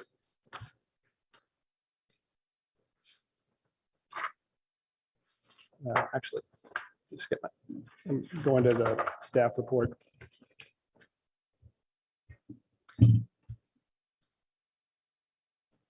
All right. I move that the Planning Commission, the PTC, having considered the final mitigated negative declaration and mitigation monitoring and reporting plan, recommend to the City Council approval of the proposed project based on the findings and subject to the conditions of approval set forth in our staff packet, with the following modification, that the requirement to satisfy the CTF 15 standard be modified by staff to include a reasonable feasibility concept, so that it would be CTF 15 or as close to that, as protective as that factor as is reasonably feasible in the marketplace. So that would be my initial motion.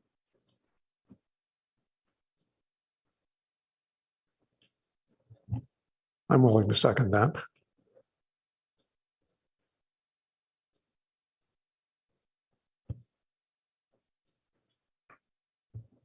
So are we asking staff to come back with a overall policy recommendation on what CTF standards should be? Because that seems like it would add more time and not necessarily need to be evaluated here. Yeah, that wasn't my intention. So with some frequency in these matters, we satisfying our concept as this travels forward to council. And so this idea of adding some softening language to the CTF 15 requirement was my vision of that, is it wouldn't come back to us. It would just be done on the way to council. Sure, that sounds good. I was not clear if the CTF factor 15 was a strict requirement or a previous comment. So I wasn't sure that that was needed, but I don't have any objection to the motion as it's stated. So I will note that when I read the conditions of approval, I don't think it's in there. So my belief was that it was perhaps in a mitigation measure, which is not in our staff packet. It's a link that I would have had to look at, which I didn't for that particular thing. So is it in the mitigation measures? It is not in the mitigation measures and it is not in the conditions of approval. It was part of the motion that council put when they had their meeting as a part of what should be incorporated into the redesign.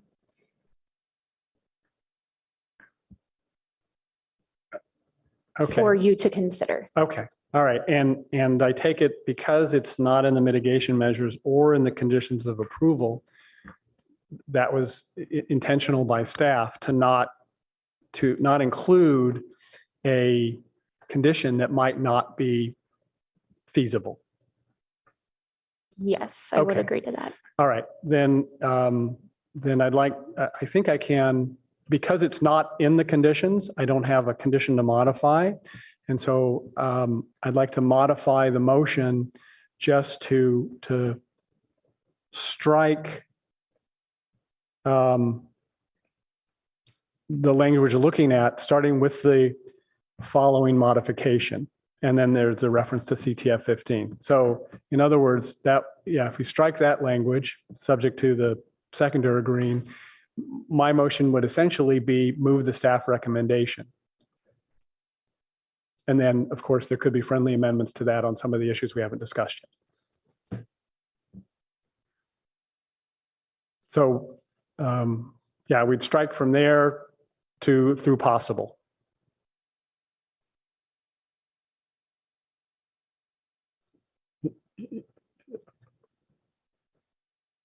Everything after approval where the cursor is right now goes away.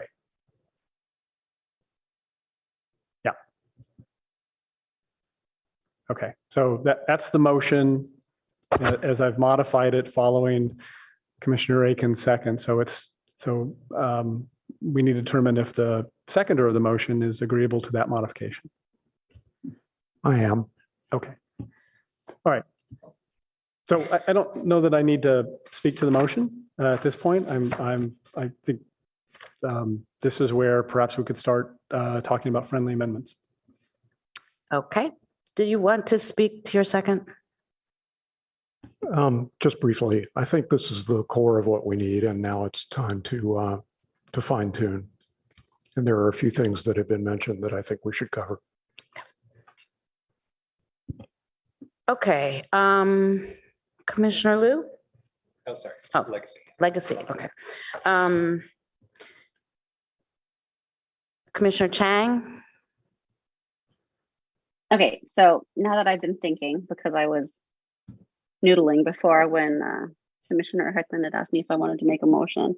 So I don't want to throw a wrench into the process, but I would like to make a motion regarding moving the pool, which would throw a wrench into this process. So I'm wondering if we can go back. We can keep all this because I'm fine with keeping Commissioner Heckman's hard work on his motion. But I wanted to ask the maker and the seconder of the motion if you wouldn't mind putting this process on early retracting your motion just so that I can make a motion regarding the pool and seeing where that lands. And then going back to this. Well, I think that you could offer. I can offer a friendly amendment, but you can offer an amendment. I don't know that they want to withdraw. Well, yeah. So I guess, Commissioner Heckman, how would you suggest that we go about doing this, given that we are where we are? There is a process here, and I don't remember it very well, but Mr. Yang can speak to it, where you can make kind of a superseding motion, which gets decided. Or substitute motion? Yeah. We don't do that anymore. Do we stop doing that? Yes, we did. We did stop doing that.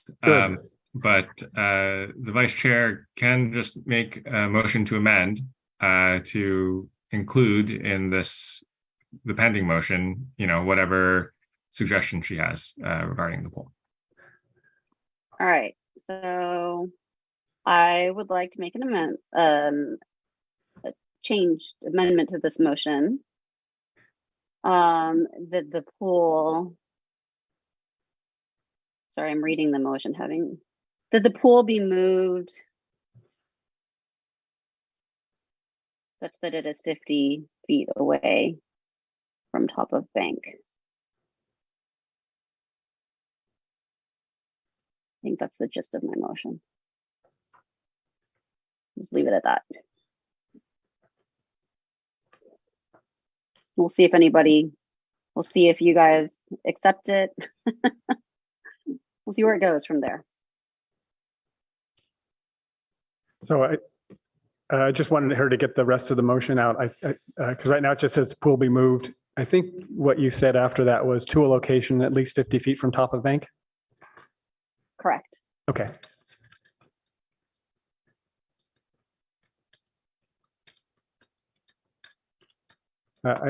Yeah. No, to a location at least. At least. Yeah.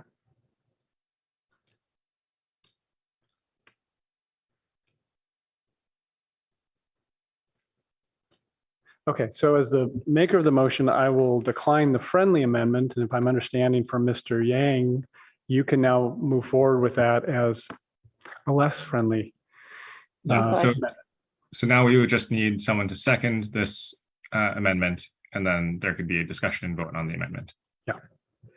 So we take out the word friendly, and now it's just an amendment. Okay, second. Great. We have a second now, so we can have discussion if you would like. Would you like to speak to your amendment, Commissioner Chang? Yeah, so I think that the council in their language specifically said that they wanted us to consider a project that was 50 feet from top of the bank. And they were flexible about that. But unfortunately, we weren't given any options in which there was a pool that was any different location from the one that was initially presented to us, or not in much different location. So I don't really know what the feasibility of this is. And so that was kind of my hesitation. But I did speak earlier a little bit about my light pollution concern. The riparian zone is a fauna rich area. And so my concern is about drownings and little critters or larger critters. But I mean, I think the pool cover does address some of that, but little critters that are going to end up in there. And I don't think that the residents are going to enjoy having lots of dead lizards in the bottom of their pool either. So the other concern is that by digging down, I believe that most pools need to be dug down like at least 10 feet. That's a sensitive area geologically as well as ecologically. And so that's my concern for wanting it to be further away from an area that we do.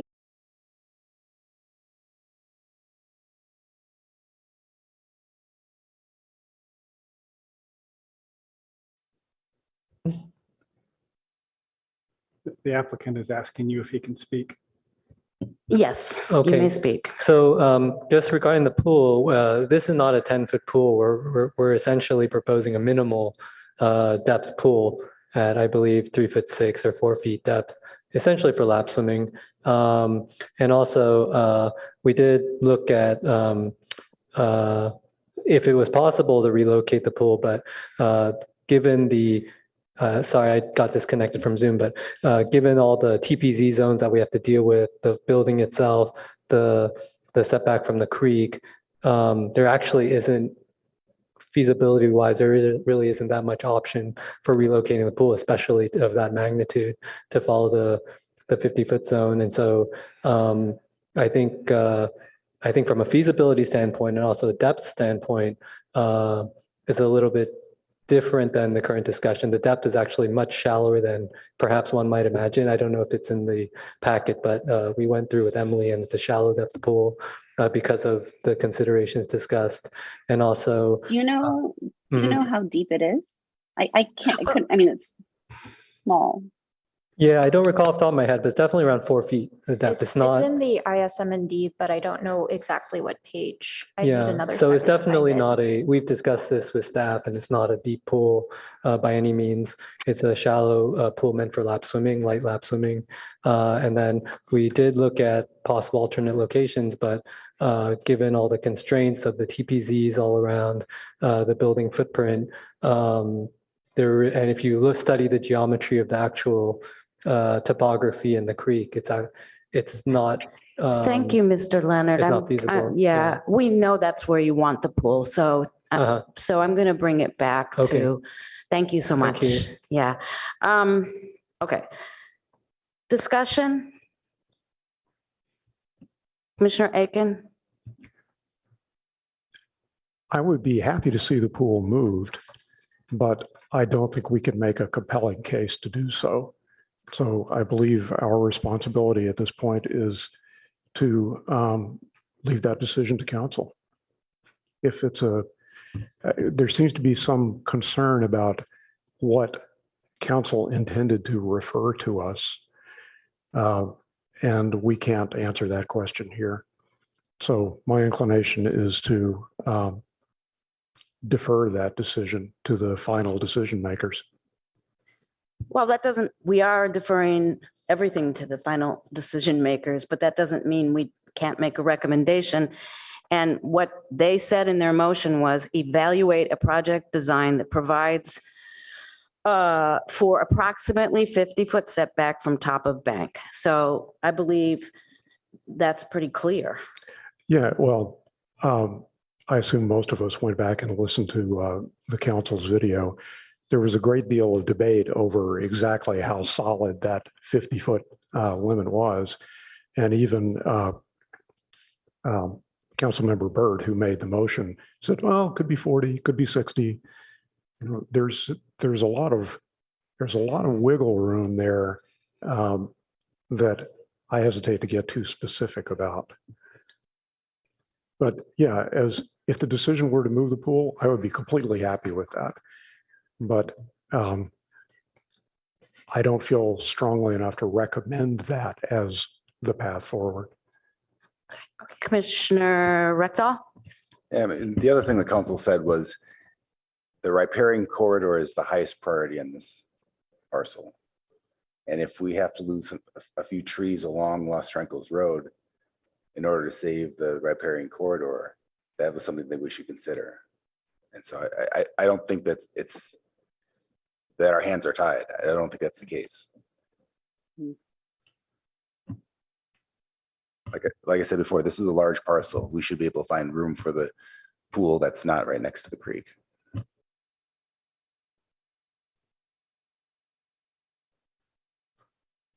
Commissioner Chang? No. Oh, Chief Planning Official, if you don't mind, we're just ready to answer the question about how deep the pool is based on what's in the initial study. If it hasn't been stated, Molly. Yeah. So inclusive of the structure of the pool, it would be no more than a maximum of 8 feet. thank you for that information. So I would like to offer some more amendments, but why don't we vote on them one by one? So why, unless somebody else has a comment, we should vote on this amendment. Okay. Ms. Dow, thank you. So just the amendment. Yes, just on the amendment. Commissioner Aiken, No. Vice Chair Chang, Yes. Commissioner Heckman, No. Commissioner Liu, No. Commissioner Rectal, Yes. Chair Suma. Yes. Motion fails 3-3 or Yes, the motion fails. Okay, I would like to offer 2 other amendments. And one is that this is in alignment. This is not the language, but just to explain it to my colleagues, this is in alignment with a very modified and modest suggestion that our urban forester made, that so as to use best practices to not spread sudden oak death, and I'm not going to try to pronounce that actual name, include a regulation to disinfect tools and to not spread infected materials. And My second amendment I will offer is that no soils from the excavation shall be relocated to portions of the parcel that are not part of the construction area, which I know is the Second. intent of the applicant, but I just think it's good to state that because sometimes.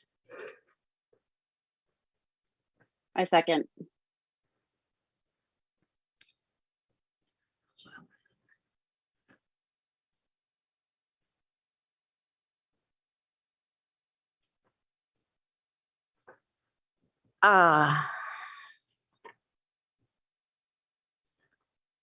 So that's good, but it kind of, so let's say to use best practices to prevent sudden oak death, tools shall be disinfected and no materials shall be relocated to portions of the parcel that are not part of the construction for any reason. Because that was also to address excavated materials just not being spread around because they are supposed to be part of the construction area. Is that clear?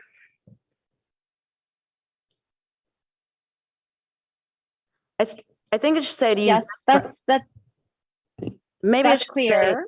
Say, okay. But does your disinfection also include removing soil from heavy equipment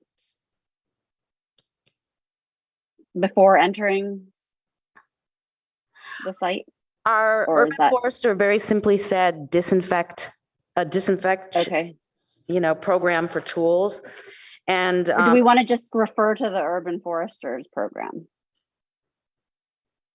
I don't know that we have a program to disinfect tools I know we don't. So what I'm trying to get at is a modified version of what the mid-pen letter, which was really long and extensive, stated, and just have a program to disinfect tools and not remove. This isn't quite right because sudden oak death is tools shall be disinfected and no infected materials relocated to portions of no period. Sorry if I can interrupt. I think the typist here, Ms. Dow, has blended. Yes. Your second concept is about soils. Yes. But in repeating it, you use the term material. So I think she made that change unintentionally. Right. Right. So I think you need to stretch it back out into two concepts. Right. So might I note that our urban forester has his hand up. I don't know if that is intentional, but we might want to ask. Yes, thank you. Mr. Gollinger? Yes, I apologize. My hand was up.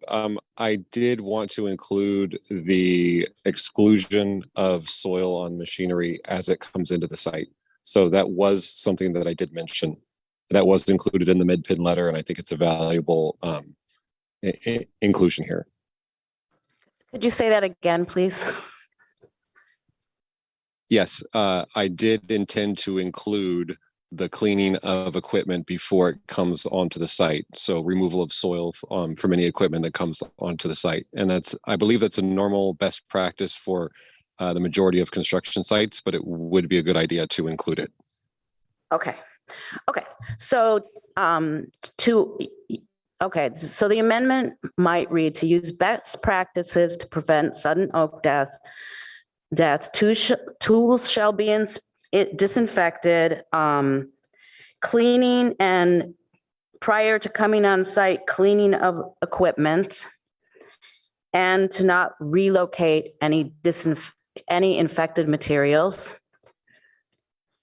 And then a separate idea is to ensure that materials excavated during construction not end up anywhere else on the site that is not part of the construction area. I think that's clear.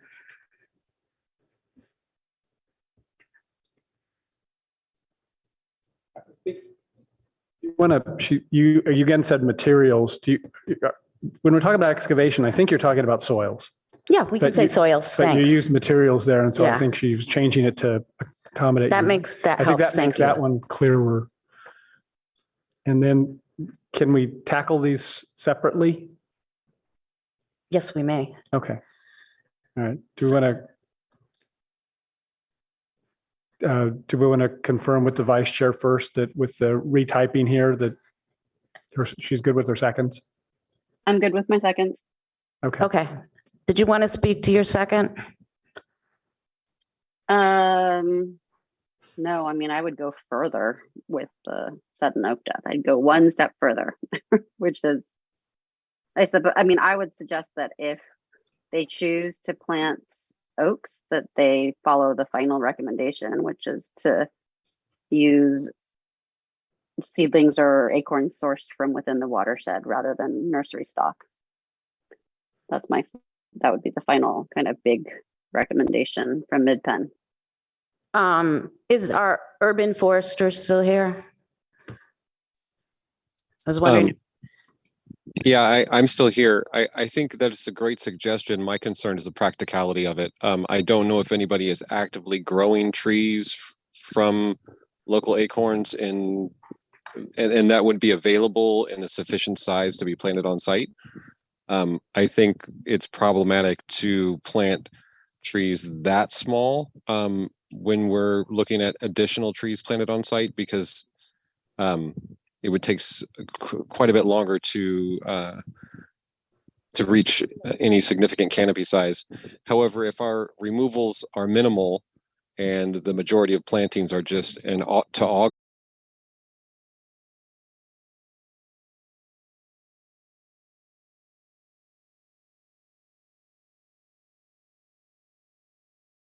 Okay, well then I defer to Mr. Gollinger. But just for context, we're only removing one tree. So everything's staying pretty much. One protected tree. Yeah, I think right, that one protected. So could we recommend it and not require it? Sure, I like that. But I don't know how we feel about doing that in general, staff.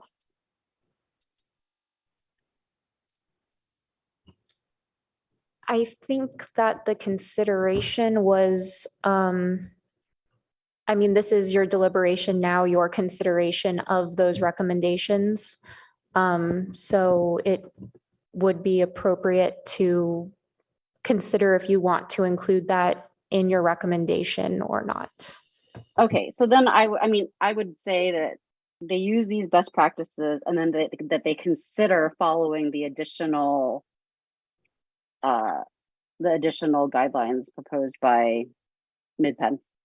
That's just a broad, there's many recommendations, right? So the applicant probably doesn't want all their oak trees to die either. So okay, I feel fine recommending that. I mean, we can leave it off actually, because I doubt they want their oak trees to so let's just leave it off. Let's leave it as is. Let's leave what Chair Suma has read. Do you agree, Chair Suma? Yes, I think it's easier without it, to be honest. Yes. Okay. Sounds good. So if there's no further discussion, we'll vote on. Sorry. Yeah. Okay. So on the amendment regarding sudden oak death, I'm not going to support that for the reasons I expressed before. We are here. Well, first of all, I want to say that organizations like Mid-Penn, Sierra Club, Audubon, they play a really valuable role in our process because a lot of times they alert us to issues that we really haven't gotten our arms around. But the proper process for that is to get our arms around it through a deliberative process, consulting with other jurisdictions and finding language that applies citywide. And here we are making up rules that will only apply to one parcel in all of Palo Alto. And I don't think that that's a prudent way to go about this. This is not an impact of the project identified in the mitigated negative declaration. I don't believe it's a staff recommendation. And so I don't want to, I would rather give direction. I would rather make a recommendation that the city council start a process to create legislation to address, to create a standard condition of approval to address sudden oak death. So that's that one. On the second one, the soil, I have a question for staff. Because we're talking about both now, right? Yeah. So We're going to vote on them separately, but Yeah, you can talk okay. about both. all right. So my understanding is when any applicant comes in for a project and they're going to do grading, they have a grading plan, and that grading plan shows the locations where they're going to remove soil and the quantities, and the locations where they're going to place soil and the quantities, and that plan gets approved, and they have to follow that plan. If they don't, then they've violated the plan. Is that process correct? Yes, and it occurs at the time of the building permit application rather than now at the planning phase. Okay, so then I don't want to support the second motion either because it's already built into our system. They're going to have to get a grading plan approved that will show where all the soil is going. So they won't have the ability to, dump some over there behind a tree. And if they do it, then it's a violation of the grading plan. And, we have code enforcement remedies for that.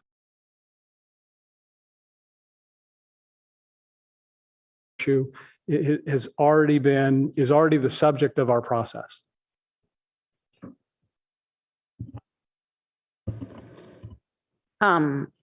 I wouldn't agree with that necessarily because I think that standard practices happen at the time of construction logistics and whatnot, and you don't really, the public doesn't get to participate in that. So this gives direction that that's a very important thing to us,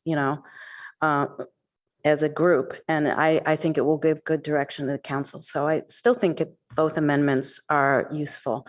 And I think since the building in the open space is a discretionary process, it's good to start protecting our trees and setting a precedent. And it's not an onerous standard, I don't think. So if there's no other comments, we should vote. One question. This relocation of excavation, is that because of sudden oak death or is it because of erosion? Neither. It's to make sure that during excavation, soils that may not be needed to support the new development don't end up elsewhere on a very large parcel just out of some sort of convenience or error.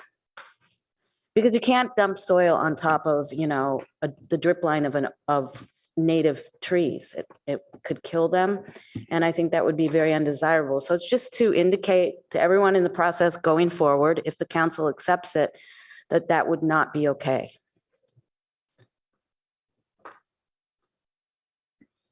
Could we have something about who approves the grading plan? It's Public Works. Yeah. Engineering. Yeah. And who's involved with that? Do we have biologists or is this purely Engineers. engineers? And I just want to caution, make sure we're not talking about off-hauling any soil from the site, just to be clear, because we're not asking for that. It's going to be put somewhere on the site in the construction area, but not removed from the site. Oh, it will still be remained on the site. So who decides where it goes then? The applicant has planned to use it where they need it under the construction they're proposing. They anticipate that the excavated material will equal what they need to support the building, is the way I understood it. Okay, so your amendment is just saying what they're going to be doing. You're consistent with what their current plan is. It is consistent. It just emphasizes that no material, no soils, thank you, should end up elsewhere on the parcel. That's all. It doesn't really affect what the applicant wishes to do at all.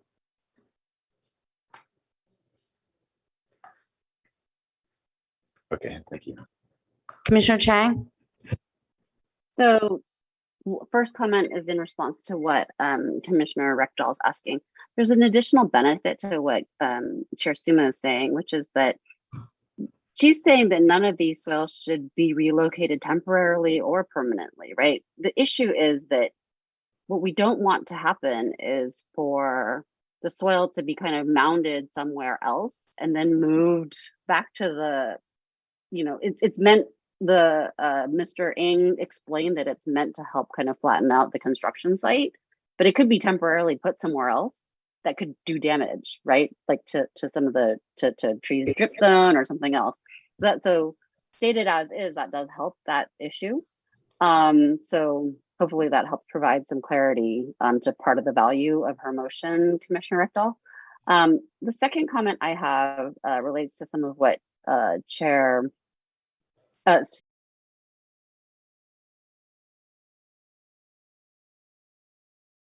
because this is specifically in open space, I don't think it necessarily makes sense to put legislation, to create legislation for all parts of open space, because we're not trying to build an open space. We're trying to avoid building an open space to some extent. And that's why it's a discretionary process.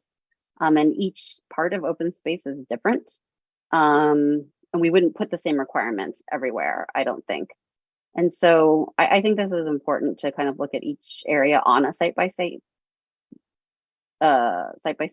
basis in a way that's different from a standard R1 lot. So I do agree with Commissioner Heckman's principles, for standard R1 lots, but this is by design. The process for this and the reason why it is discretionary, I believe, is because it's not to be treated that way. And then finally, I did want to ask Commissioner ask Chair Suma. I'm sorry, the reason why I'm at home today is because I'm not feeling well. To ask Chair Suma if we wanted to make a slight amendment to the second amendment, which is I wanted to make sure that there was a setback for the excavated soils. So I wanted to make sure that they stayed set back 50 feet from the riparian, from the top of bank, right? So, if they're dug out from the pool, which ends up being on less than 50 feet for erosion reasons. And I know that erosion, but if because of grading, there's runoff that goes in, there's small amounts that go, we just want the soil that's been dug up to be pushed back further. And so I would add that as a specification, just it should be 50 feet back, but I don't know if you think that's necessary, Chair Suma. Let me ask staff if there is a general provision that does not allow any kind of storage of soils or other construction materials in riparian setbacks. Because if there's a general provision, we don't need to add that. But our code says 20 feet. That's the problem. Right? Our code says 20 feet, but council said 50. And so that's why I'm saying we're going to have to, it's like it's a bizarre temporary situation. I mean, to the larger point, I don't have the answer to Chair Suma's specific question, but I do know that they would not be able to allow the soil to run off into the creek as a result of the grading. And that's covered somewhat in the environmental document. Thank you for that. Why don't we just add after for any reason and no storage in the riparian setback, which will address whatever riparian setback is deemed appropriate. Does that sound reasonable, Vice Chair Chang? Sure. Yep. So we'll just add a phrase after in the First Amendment. The First Amendment. Oh, the Second Amendment. Oh, yeah. Sorry. Okay. Sorry, I said the wrong one. Okay. So if we're all through, I'd like to vote on these two amendments one by one. Ms. Dow? Chair Suma? We should clarify that it's the First Amendment. The Sudden Oak Death Amendment. Yeah. Yes. Okay. Yes. Commissioner Recto? Yes. Commissioner Liu? Abstain? I can abstain, right? I'll abstain. All right. Commissioner Heckman, No. Vice Chair Chang, Yes. Commissioner Aiken, Yes. motion carries 4-1-1. The second amendment, which is regarding excavated soils now. Yes, for excavated soils, Commissioner Aiken, Yes. Vice Chair Chang, Yes. Commissioner Heckman, No. Commissioner Liu, Abstain. Commissioner Rectal, Yes.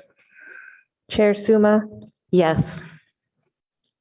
motion carries 4-1-1.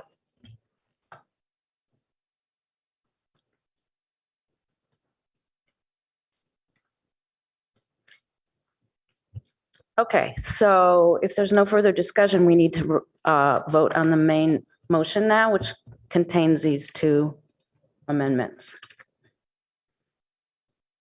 So Ms. Dow, if you could.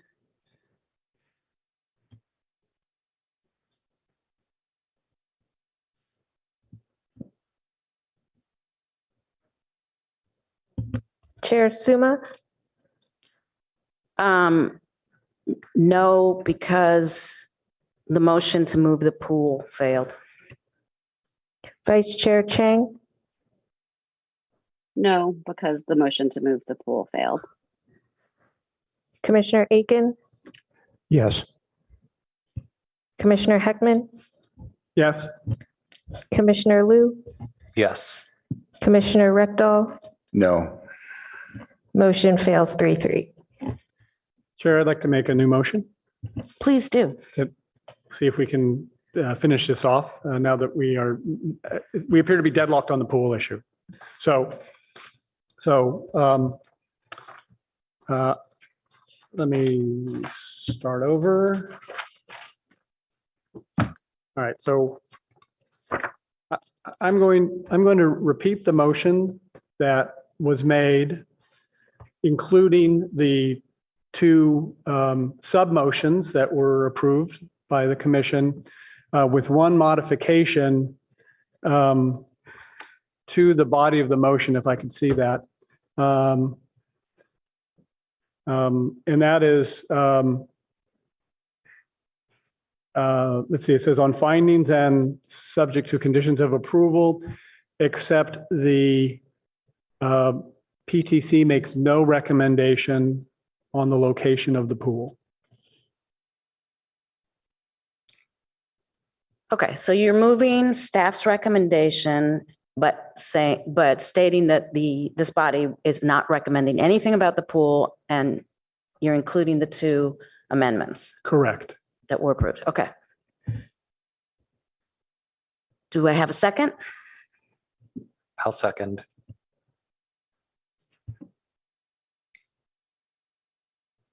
Would you like to speak to your motion? No, I just hope that it succeeds and we can move to the next agenda item. Would you like to speak to your second? No. Okay, if we can go ahead and conduct the vote, if there's no other discussion.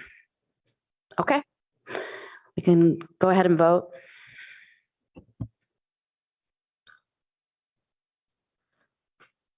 Commissioner Aiken, Yes. Vice Chair Chang, Yes. Commissioner Heckman, Yes. Commissioner Liu, Yes.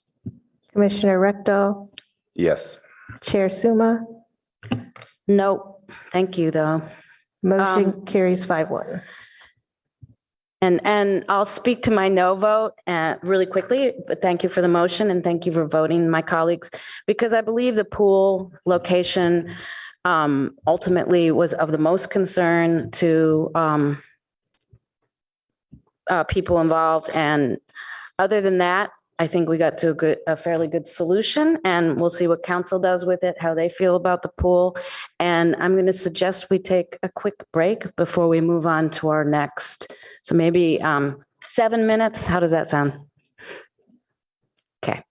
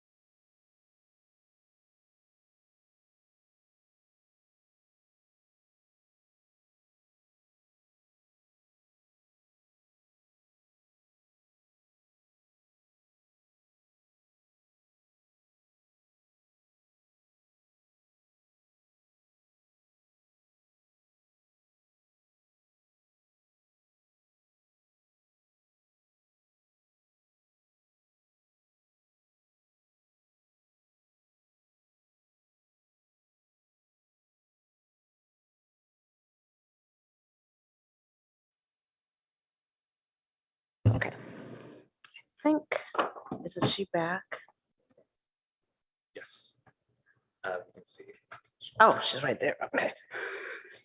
All right. So let's bring it back to the commission. And given that our first item went kind of longer than scheduled, would the commission like to consider not completing the third item this evening, or how are we feeling about that? I guess I'd rather make an attempt to do all three, but we can always cut things short after this next item if it turns out too long. Yeah, I'm game to stay. What I would not want to do is, I'd like to know if there are some members of the public who are either here in the audience or watching on Zoom. I don't want to make them, sit through what's perhaps 2 hours on this next item, and then we decide we're not going to do it. And then there may also be staff particular to that item that, again, would be waiting for a couple of hours and then, told, see you later. So I'll just say, if I can weigh in on that, we do have consultants here for that the third item, which, yeah. So we would like to get to that. And I know it's going to be probably a late night. Equally and importantly, we have a translator that we've hired. And we have, they're here to support a member of the public who is also in the room. And I'm hearing this, so we would really like to hear from this person through, and the translator that's been waiting since 6 o'clock to help. is that on the third item or the second item? Yeah. Second item. So to me, that's very important. Yeah, so we're not talking about continuing the second item. We're, sorry. The translator, are they here on the electrification? No. No. Right. So what we're talking about now is the possibility, we're going to hear Ellsworth, Middlefield. And then what we're talking about is the possibility that we would defer the electrification. And if we're going to do that, the question is, do we tell people now so that anybody who might be in the audience or on staff can go home? Yeah, I'm hoping you don't decide to defer it right now, because it's only 9 o'clock, perhaps in an hour check in maybe. Yeah. And And then, why don't we just, in about an hour, at about 10, why don't we make that decision? Good. Okay, thanks. All right, so we're on to our second item, which is 2901 to 2905 and 702 Ellsworth. And this is a review of the demonstration items that were put up and also a recommendation on 2 separate PCs. So, it says it's legislative, but we can do disclosures.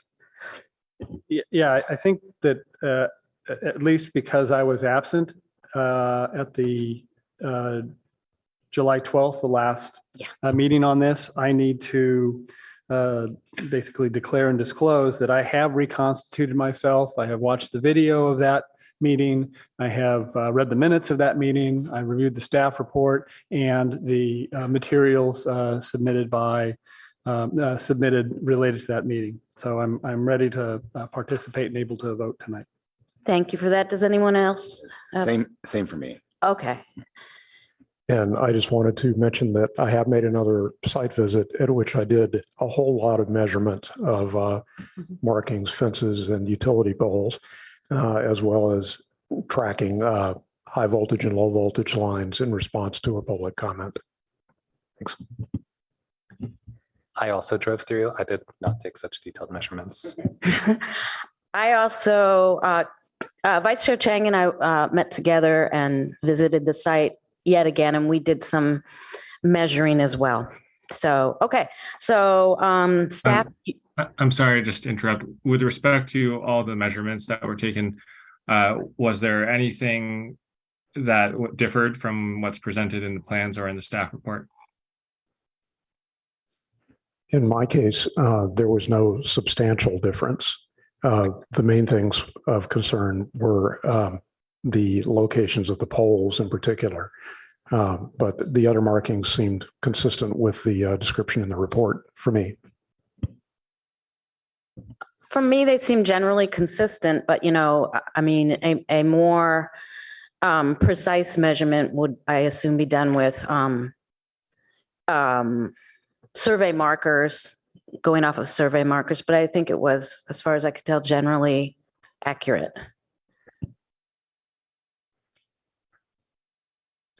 Are we done with disclosures? We are. I don't think I need to disclose that I visited the site and made photographs myself. Do we have a staff report? Yes, please. On the screen is a list of to-dos in my estimation. At the top of this screen, we're back here, our meeting after meeting on June 28th and July 12th. We have a number of photographs that document the installation that's out on the site following the plan for the installation that staff received on July 17th, indicating the site distance triangles, which follow the code required 35-foot, according to the code. And so proceeding on, we do have this PC plan that documents what was shown to the Planning and Transportation Commission on July 12th with the delivery space perpendicular to Ellsworth, the 4 spaces on site, including 1 tandem, that's space 13, and another tandem that's in the rear setback of the Middlefield apartment building property. We do have showing in this development plan the applicant's proposal offer of 24 feet, going back to the guy wire, and the PTC 3.2 recommendation of a 26-foot width up to the pole guide wire, which is guy wire, sorry, the cable that attaches to that utility pole. So the yellow arrow indicates 37 feet delivery space is above in that drawing. Then we have the 702 Ellsworth plan, which the applicant has requested an R1 zone. The Planning and Transportation Commission recommended coming back with a PC. So this is then the PC plan for that, showing the setback. So it's a 24-foot special setback at the front. That's the front of the parcel per code, 16 feet for the rear of the home, half the home. And then side, which is the side along the easement line, also known as Ellsworth Place roadway or partial pavement of that easement. And then 6 feet from the Matadero Creek property. So moving on packet page 94, this was the drawing on July 7th that staff received and signed off on as, yes, this is what you should show, the planned installations. I did a little montage here showing what's in and what's out. So just to be clear, just because there's a hypotenuse of the triangle, which is indicated by those blue dash lines, it doesn't mean that now they have to remove everything in forward of that hypotenuse in the triangle. We allow trees. Trees have to be limbed up to 9 feet above grade, and shrubs typically cannot be more than 3 feet in that same area, 3 feet tall from grade. So, but we have a number of things. We have a stop sign, we have a no outlet sign, the fire hydrant, utility boxes, and nobody is saying those need to be removed as part of this application. So this is documenting what was placed. There's the hypotenuse here as a string going past the redwood tree so that they didn't have to paint the redwood tree. And you can see the site triangles on the lower right, a measurement of 35 feet along the curb of Middlefield and 35 feet along the edge of the easement on Ellsworth. Some more images showing where the stakes were placed, showing the hypotenuse of that right triangle, it is a right triangle, but the site triangle, site distance triangle with those sticks. Here's another image showing those installations. The multi-trunk tree, again, it's a beautiful tree. We're not saying you need to remove it to have clear sight. This shows the orange plastic fencing indicating the 3-foot tall fence proposed within the site distance triangle, as well as continuing on past the site distance triangle along Middlefield and along Ellsworth. Again, this is Handa's property showing, there's a fire hydrant and everything else. within the site triangle. Typically, well, our code in the fence code, sorry, it says 4 feet.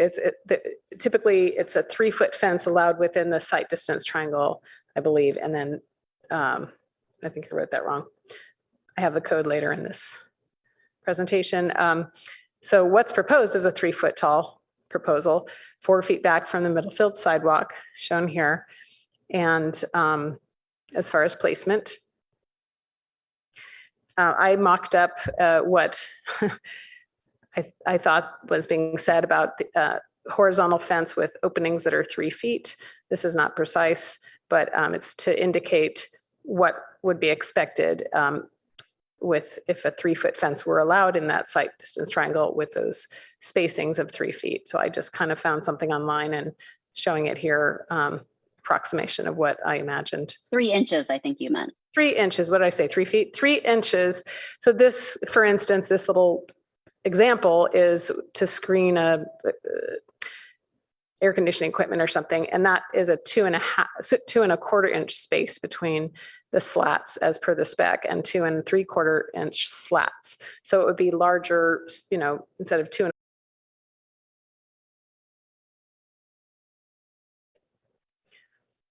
There's some other point of view. So I literally got down on my knees and where I would have stopped in my car. And then I measured to my eyes to the pavement. And, you know, I was taller when I was on my knees than when I was sitting in my car. It was kind of funny, just because I was curious. And then our planner went out. This is on the right. On the left is when I went out after the sticks were installed, and on the left and on the right is we had our planner go out and do the same, but in the city car, stopped at the stop line. And he's taller than I am. So these are some more photos. I have some additional items, as I mentioned, the fence code. This kind of shows the picture from our fence code guidelines, showing the 35-foot standard distance, and then showing this 3-foot maximum height in the site distance triangle there. So that's that.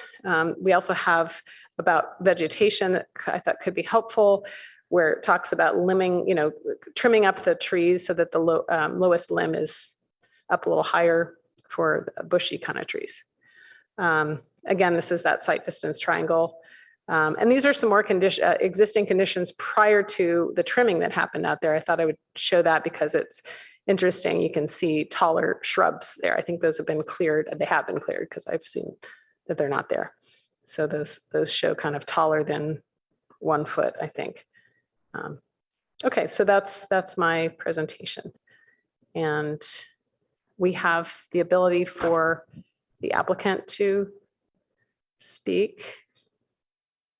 It's a public hearing, but I was just going to ask the applicant if they wanted to present.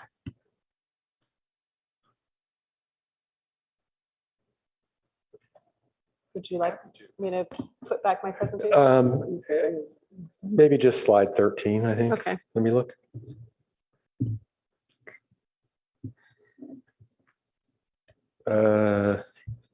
Slide 14. Okay. Yeah, I'm going to keep this really brief. Ken Hayes with Hayes Group Architects. I'm here on behalf of my client, Richard Dewey with RLD Land. I'm also joined by Thomas Steinmetz with Jorgensen Siegel, McClure and Flagel. And Nitin Handa is here as well, the owner of 702 Ellsworth. Our comments are really in the letter that we submitted, so hopefully you had an opportunity to read the letter. I want to thank you for moving 702 Ellsworth in your recommendation at the July 12th hearing. Just wanted to make a comment regarding something that is very important to us, and that is regarding the width of Ellsworth.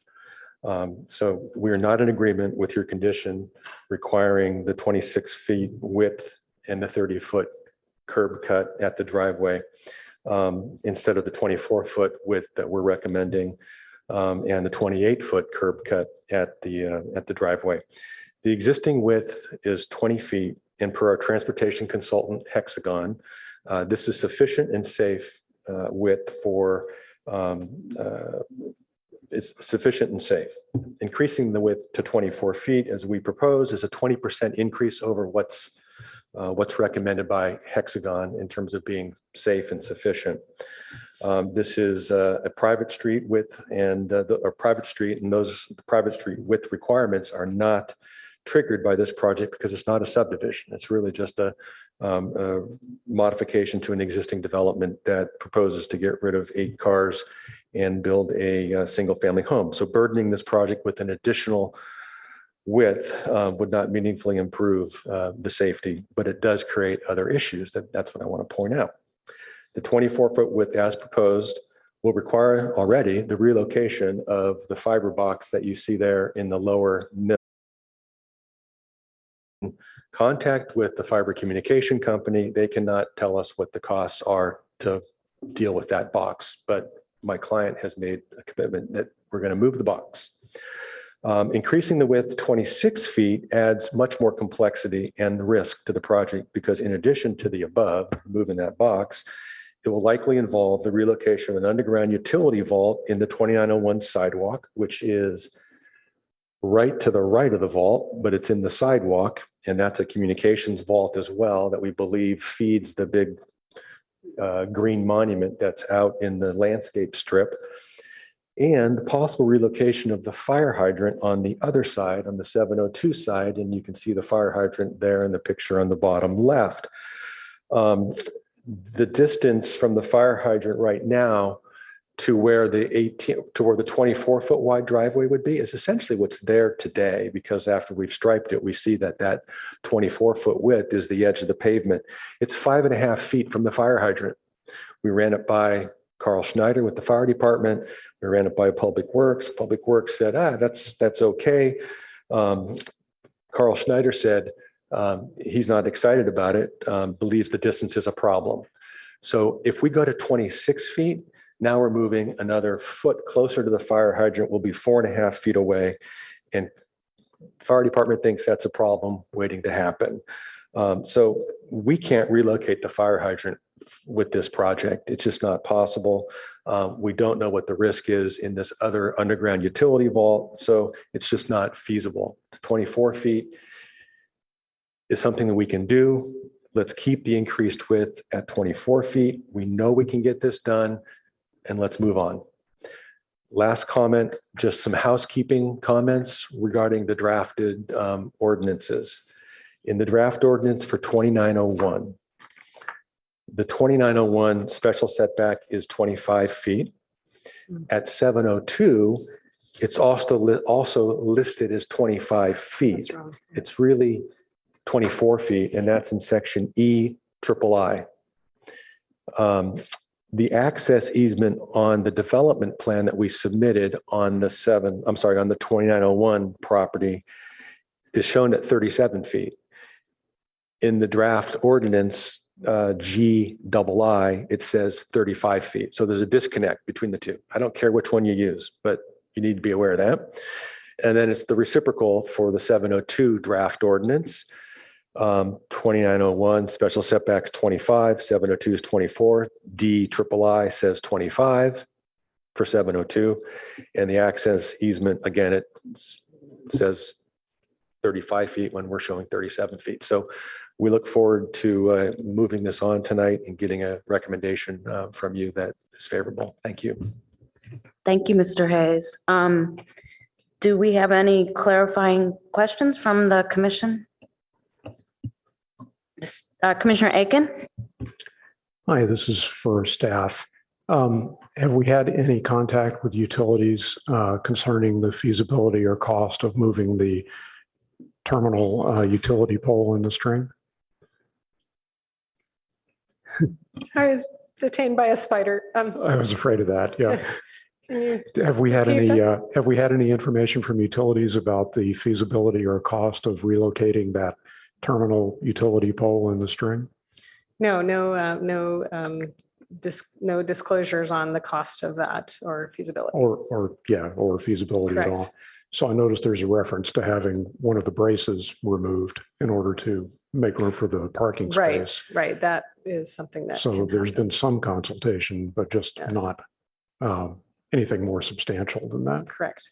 Okay. And I would concur about I think I put it in my slide presentation, the 24-foot is the special setback for the 702.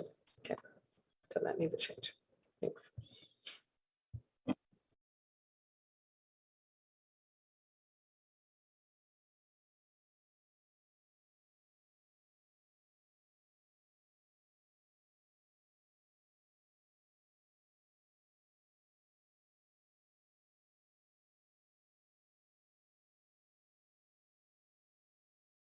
Spoke about regarding the the widening of the driveway, like the flange. We did not invite fire or utilities here. We did have a conversation with Public Works Engineering where they assured us the distance was acceptable as far as Public Works Engineering is concerned. Okay. Okay, so it didn't raise any red flags there, at least, because I wanted to, I imagined that they would know if there was a standard distance that we typically, see from fire hydrants, et cetera. Okay, thank you. I can comment on the standard distance for a new fire hydrant, and that would be a 10 foot would be preferred. Right, but it's not 10 feet right now. Okay. Correct. Yeah, thank you.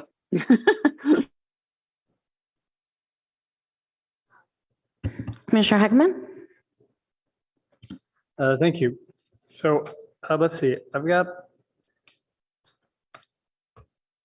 let me start with a couple. So these are questions for the applicant group. And I think probably the first couple could be Mr. Hayes, but it's probably going to be Ms. Steinmetz to answer them. So the first question is in the history of the paperwork here, the applicant initially, based apparently on a preliminary title report they had, which didn't show an easement for the 13 properties down Ellsworth, had indicated that there wasn't an easement, but as a part of this project, they were going to grant one. We subsequently received information from at least one of the neighbors that their title report showed that there was an easement. And so, and I would imagine, your team has seen that. And so I'm wondering if we've received, if you have any clarity now as to whether 702 Ellsworth is or is not, subject to an easement that serves those 13 or 12 parcels behind. And yeah, that's my first question. Yes, so we did contact our title company, and our title company concurs with Chicago Title that there is an easement over the property that serves the other 13 residences. Okay, so that's a good result of this process. One thing I would like to note in the letter from Chicago Title on page 34 of the public comments, it does address that matter, but it also states in Chicago Title's letter that Ellsworth is a private way connecting to Middlefield, a public street. So I think that also is conclusive on the status of Ellsworth. Okay, thank you. And stay put at the lectern, because I think this next one will be for you too. But I think that's very helpful, because I think that maybe will provide some comfort to all of the folks who live down Ellsworth, that there's no longer a question that there's an existing 20-foot easement across 702 Ellsworth serving all those properties. So I think that's a good, title companies make mistakes, and it's good when they clear them up. And that's for the existing width. For the existing 20-foot easement, right? Yes. Right. Okay, and my next question is actually related to that. I know that the combination of the two applicants are proposing a widening of the drive path, a total of from 20 feet to widen it to a total of 24 feet, which would be 2.5 feet on the Middlefield side and 18 inches on the 702 Ellsworth side for a particular distance, which was mentioned by Mr. Hayes earlier. What wasn't entirely clear to me is whether the proposal that we're looking at is to simply improve those two strips so that they are drivable surfaces, or to grant an easement for the property owners, the 13 property owners that would essentially fold into their existing 20-foot easement. I just wasn't clear on the proposal. So the proposal is to improve the surface to match the existing paved Ellsworth. If the proposal would be, if the approval would remove 702 Ellsworth into an R1 zoning, then the additional width would be documented in an easement.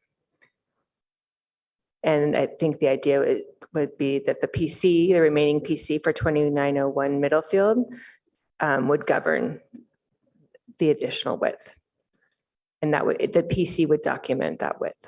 Okay, so Yeah. so if I'm understanding correctly, on the Middlefield side, there wouldn't be an easement granted, but the requirement of the PC development plan would be that you have to have this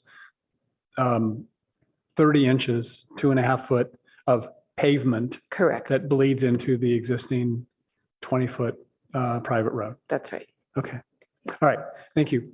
Thank you. I think I've got a couple of questions for Mr. Henda.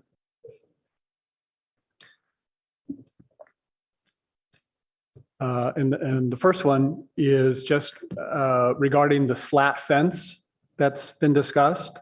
I just wanted to, staff indicated that you were comfortable with a 3-inch gap between the slats, and I just wanted to make sure I understood that right. Yes, that's correct. Yeah. Okay.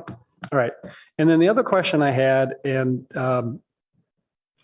I don't think I've got a good diagram, but it's really revisiting the first meeting we had where I was here, and I asked you this question, and I'm sorry I don't remember the response. But on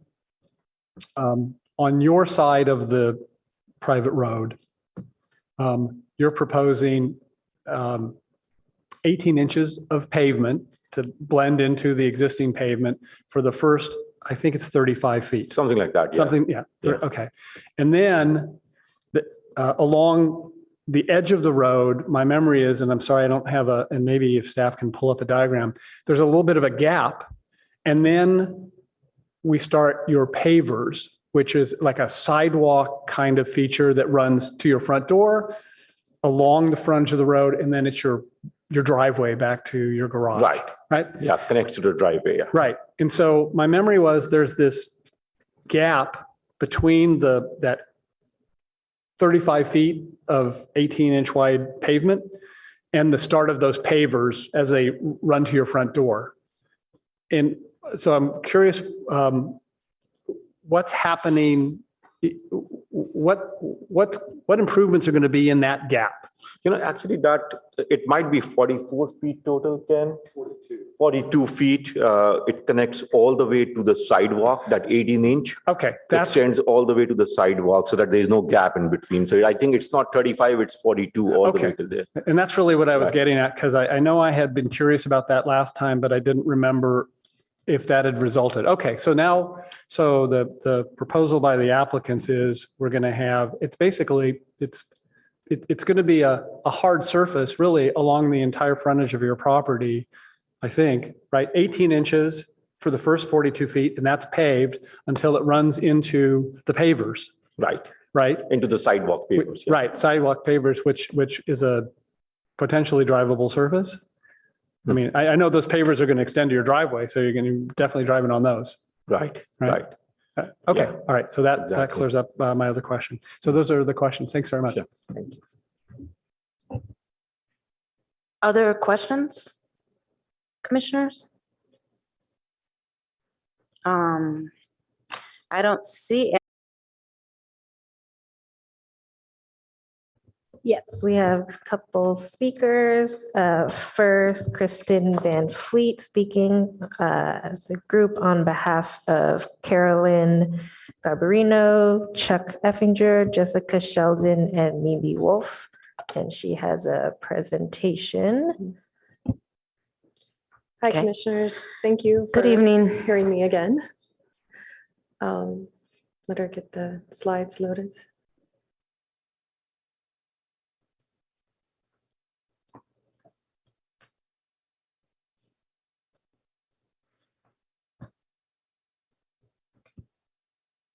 All right. So we had 5 days with the poles installed correctly. We've done our best to make use of those 5 days. When they were initially installed, I did email Amy the next day to say they're not done, they're not right. And that was on July 27th. They were fixed last Thursday. A lot of people were out of town this weekend. It was the weekend before school started, so not everybody has seen them and commented, but we'll give you what we have thus far and we'll go from there. So next slide, please. We want to definitely enforce that a PC needs to remain over this lot so that it is enforceable. And we also want to say, especially after hearing the residents of Ellsworth Place and our circulation, they are not providing public benefits for us. They really aren't. And I'll go through that in a few slides. And then the ownership of the road, yes, it was mentioned in the Chicago title letter that it's a private road, and that's what they're going on right now.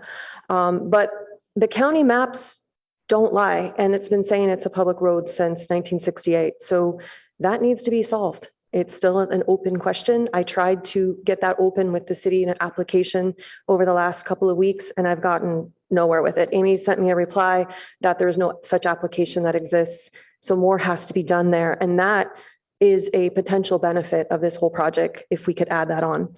And then all of the false information still needs to be corrected in the packet. Some of that was already mentioned, and we'll go through more of that. We'll reiterate that this has been, sorry, the next slide. This has been our road circulation for this Ellsworth Place for 50 years plus, actually 56 years plus. The current plan is to remove every benefit of the current PC. That is our road circulation, and they want to replace it with less. What they're replacing does not improve our road circulation. It makes it worse. And we were directly impacted by a fence that was set 4 feet back from the property line. It had been hit by trucks. It had been pushed back a couple of feet so that it wanted to be at that 26-foot line. And that was a nightmare. We all sent in code enforcement complaints about that. And here they are wanting to give us less than that. So next slide, please. As I'd mentioned before, the proposed public benefits are inadequate, and we are potentially losing our ability to get deliveries. This was mentioned by planning staff during an on-site meeting of July 3rd, that transportation was considering banning delivery trucks from our street. That's a problem in today's day and age when most of us we all depend on deliveries, or we can't really live here in Palo Alto without them. We want to preserve that ability. And we want to maintain our line of sight, or actually to improve our line of sight as we exit. And I'll mention that in a next slide on how we think it should be done, not what they're proposing, which we disagree with. There is inadequate street circulation by this. So right now, the parking lot, even if cars are parked there, it provides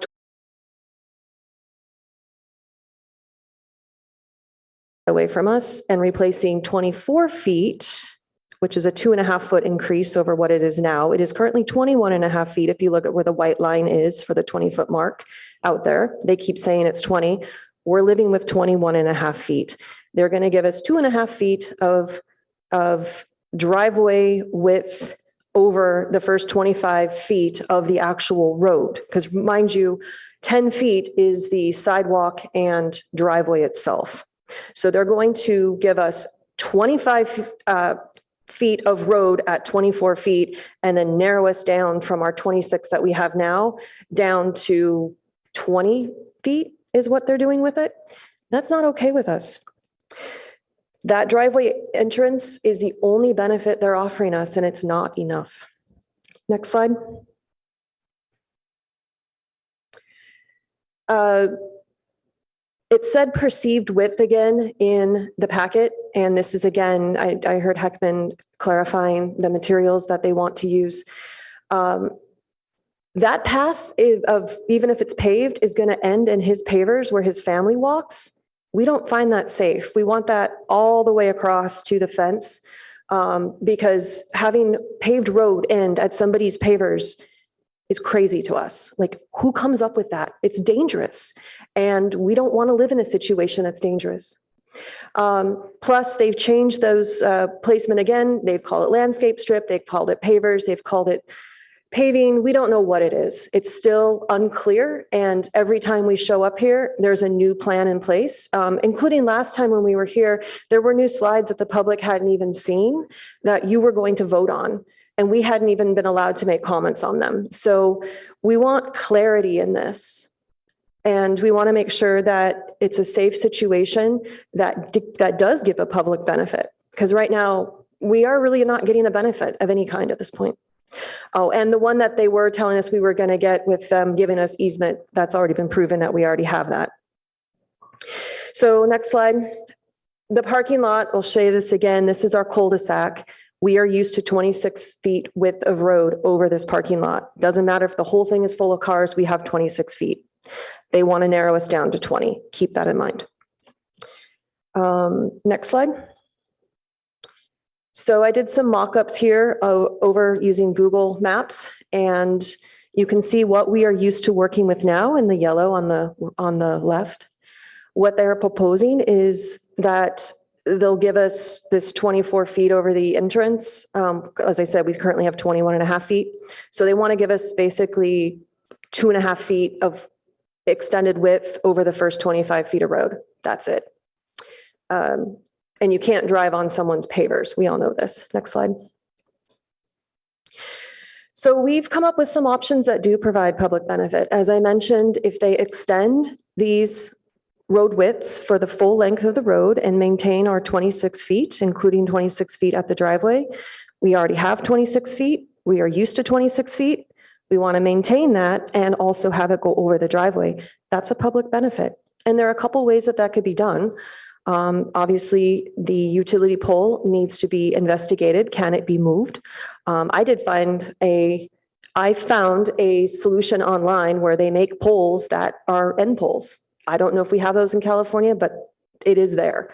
So can we take the pole before it? And that's where the electricity seems to end anyway, and make that the end pole, and then underground Comcast and a telephone. It's not that much is going to that last pole. So if they can underground that or do some other configuration to remove the utility pole and open up circulation, solves a lot of problems. It needs to be investigated. If they can't, then you can see that you can still take the 6 feet on Honda's side and he can still build a house. So go to the next slide. The house still fits there. And the other thing about this is that his house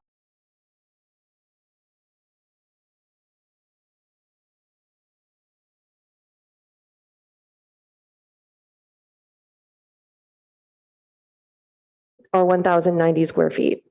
So this will be the largest home on the block by a lot, by 55% larger.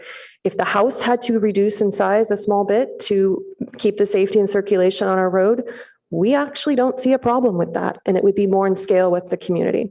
Next slide. And again, this is our goal. It's not about preventing his house. It's about keeping our circulation and safety intact and how we integrate with Middlefield Road and the pedestrians on the sidewalk. Next slide. So they keep saying that 20 feet is sufficient. If you notice, their little car diagram has it stopped at the stop bar. In order to get out, we're on the sidewalk right now with the current conditions. Even that orange netting, we can't see over it. So we're on the sidewalk to get out. I tried to do a little Photoshop demonstration to move the car into the sidewalk, and you can see if another car tries to turn in while someone's trying to turn out, you'll have an impact. So right now we end up backing up and then someone goes around over the parking lot, and that's how we've dealt with it. We would like this situation improved. Next slide. We are looking to this point of the sidewalk where the curve is. That's where the road narrows down and the sidewalk follows it. That is where we're looking when we leave.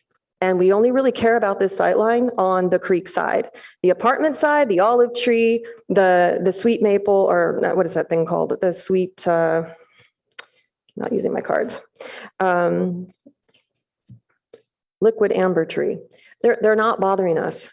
And neither are those utility boxes that are tall. None of that bothers us. It's the creek side. And we've said this over and over and over again. We need about a car width back from what would be the stop bar, visible to that point, basically where the creek fence is. It's about where that corner is. There's still room for his fence. It just has to be moved back. His patio is untouched. It would be a good compromise all around. But right now, where the fence is located with the orange netting, it does not work. Every neighbor's complained. Next slide. And the 6 of us that went out and took pictures, you can see this is our reality. And there's another slide of these as well, if you want to go to the next slide.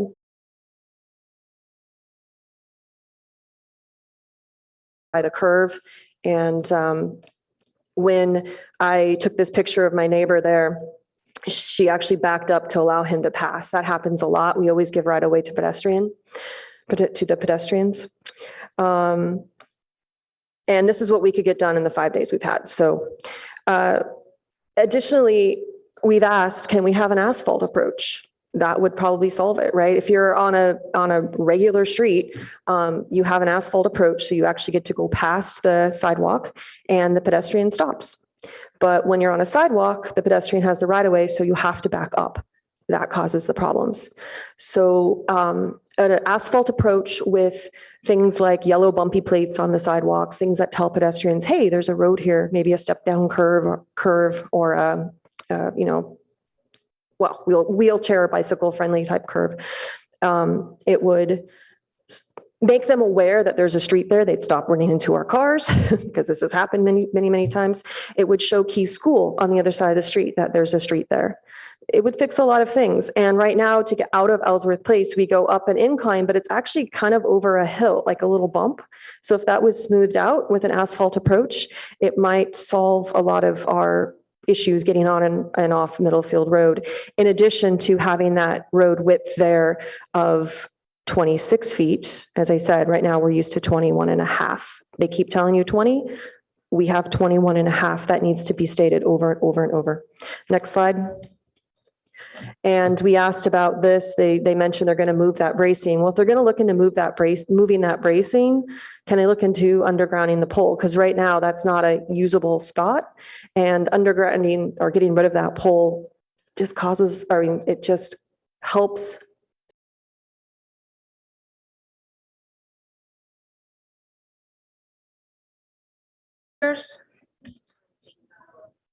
Yes, we have Susan Light, who's, I believe, going to speak on some later slides. Yeah, I think I'm going to be really short, and hopefully Kristen will forgive me. The real question that has come up is who owns the street. And I came up with the analogy of being an adopted child and growing up in a household and then not getting invited to Thanksgiving dinner. We have Palo Alto on our address. We send our kids to school in Palo Alto. Palo Alto Utilities is an important part of our lives. And when something happens, we call the Palo Alto Police. So the idea that our street is not part of Palo Alto is really difficult. And when I don't know what the exact number of feet of streets there are in Palo Alto, but adding 500 feet from Ellsworth is not going to be a huge impact on the budget of the city of Palo Alto, but it would solve a lot of problems. And that's why the adopted child analogy, I think, is something to think about. We want to be adopted. We want to be legally adopted by the city. I'll leave it at that. Thank you. And then one more, Mr. Bill Ross. Thanks.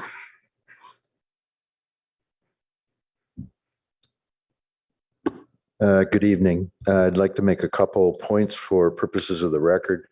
One was in a communication to you tonight. It's from the handbook for the commission and the duties of the staff liaison, which also happens to be the principal planner for this project. There is a 7-day requirement for all material to come to not only the commission, but also members of the public. Ellsworth residents don't waive that. Upon review of the revised staff report, we raised the same issues. Specifically, the PC ordinance isn't complied with. The ordinance itself is the mode is the measure of the power. We mentioned last time, and it's still not here. There's no analysis of the consistency of this project, which is a zone change, with the comprehensive or general plan. There's a cherry-picked section in the ordinances now that picks out, I think, 6 goals. That's not how you do a consistency analysis. You got to do it where you balance and examine goals and policies of the general plan. It's not done. With respect to the CEQA analysis, I'm going to make this analogy. This is a zone change, almost from the beginning of CEQA. Zone changes are characterized as projects that are not otherwise exempt, right? What staff's done on page 239 is to try to add mitigation to an exemption. You can't do that, right? So, and that's an adjudicatory function, evidence-based. It's not legislative, right? We made that clear in the first go-round.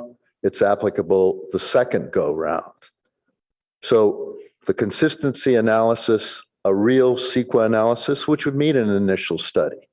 This is a zone change. It's not what's characterized as any of the exemptions on page 239.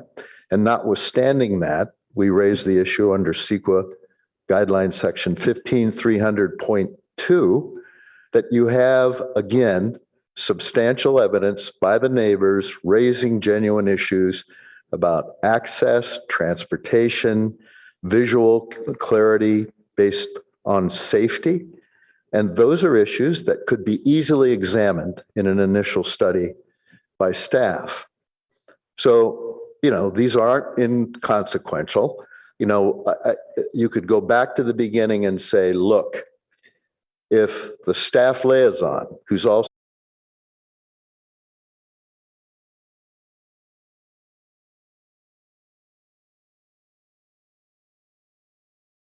still lacking an analysis for both stream bed protection and for the PC analysis. You know, you can't cherry pick those things. You have to go down and establish them.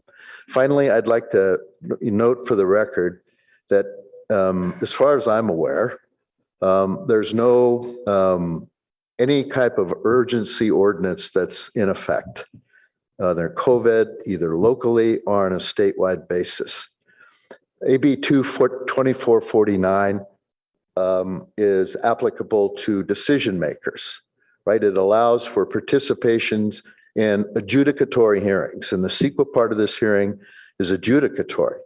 And I think the evidence base that's required to come in compliance with the PC zone is also evidence-based.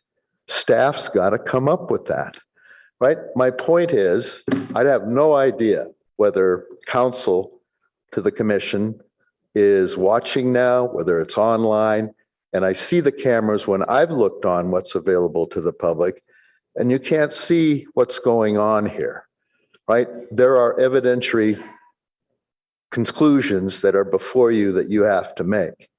I'm suggesting that's an additional element of due process that's not present for this hearing. Counsel and staff should all be present. I don't know where counsel is. You know, I've been informed several times, but I don't know that there's a policy for that, for participation of Palo Alto employees in another state. I've raised it. 2449 is applicable to decision makers. As far as I can see, there's no exemption for staff. But the principal issues are with respect to compliance with the PC ordinance and the CEQA analysis. Thank you for your consideration. Thank you, Mr. Ross. Is that our final speaker? Yes, I have no raised hands on Zoom. Okay, thank you for that. Oh, would the applicant like to speak?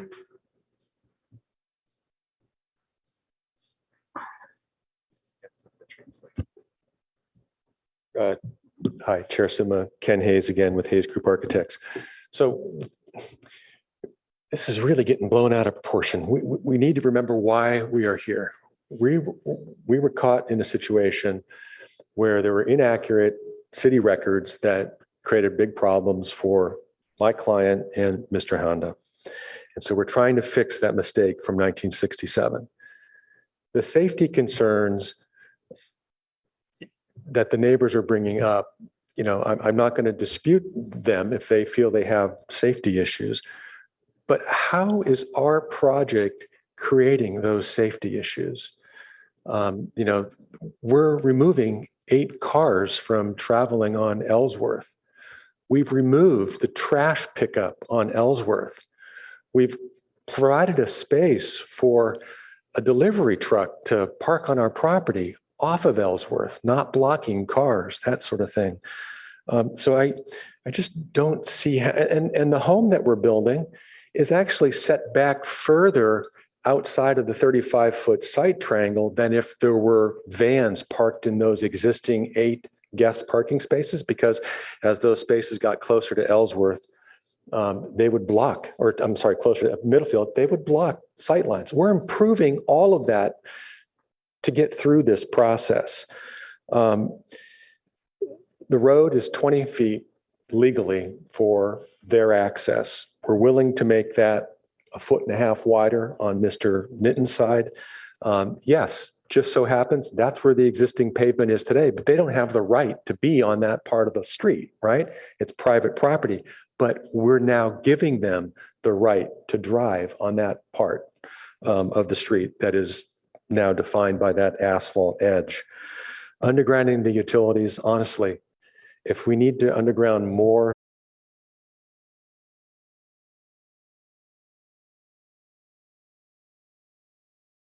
here, we just can't do that, is what I've been told. It's just not going to happen. So we're making improvements that we truly believe we can do to help mitigate this. The road's going to be 20% wider than it is today. The ownership of the public way, or I'm sorry, of this private street, it's irrelevant. We don't care who owns it. It's not pertinent to what we're trying to do tonight. All right. We're giving our private property to them vis-a-vis an easement or a PC development plan.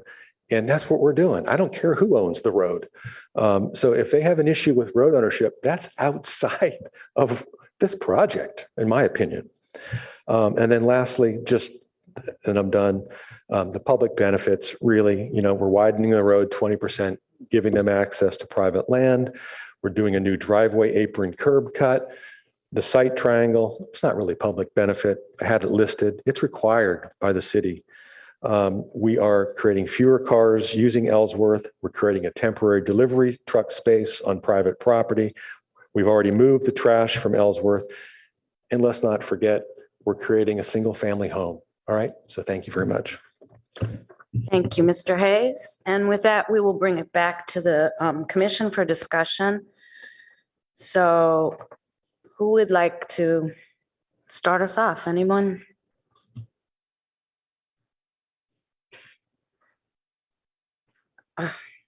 Okay. Oh, Commissioner Heckman. Yeah, I'll start off just very briefly with kind of a simple one. One of the a part of the motion at the last meeting had to do with the setback of the building from the creek. And the way the language was translated, and it appears on packet page 89, the condition is the setback from the creek shall be determined by a slope stability analysis. So I wanted to ask staff just a couple of questions about that. It looked to me like the applicant's proposal for the house utilized a 6-foot setback from what it described as the creek property. And so I wanted to understand if we have some guideline that tells us what a standard setback from the creek property is, absent a soil stability analysis. Well, the 6-foot setback is indicating the interior side setback. Okay. So that's what that 6 feet is. Okay. Because in the absence of the creek, that side of that to the property line edge of the house is considered the side, right? Correct, because Middlefield Road is the shorter of the properties facing a street, right? So okay, that's the front, and the right side is to the property line of the creek, of the ownership. Okay, so and I just want to focus on that, the setback from the creek. So, and I'll just finish tackling this issue and then I'll come back later to do some other ones. But on the slope stability issue, and I think Mr. Sauls, I don't know if he's here tonight or not, but at the last meeting, he kind of explained, I mean, we can understand what the issue is in general, right? You're building a structure which will have, weight and density, and that will put pressure on the soil beneath it. And if you're close to a creek, you don't want that pressure to basically push the dirt toward the creek in a way that will cause it to erode or crumble and affect the creek, right? And I think Mr. Sauls explained at the last meeting that here, Matadero Creek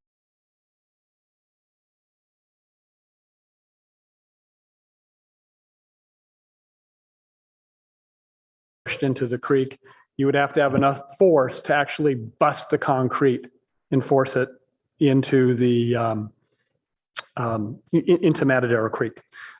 So I don't know that a slope stability analysis is really necessary here, but I don't really have a problem with utilizing it. The concern I had is the way this condition was written, drafted, is we have a setback and that setback is 6 feet, and that should be the setback unless the slope stability analysis says a larger setback is needed.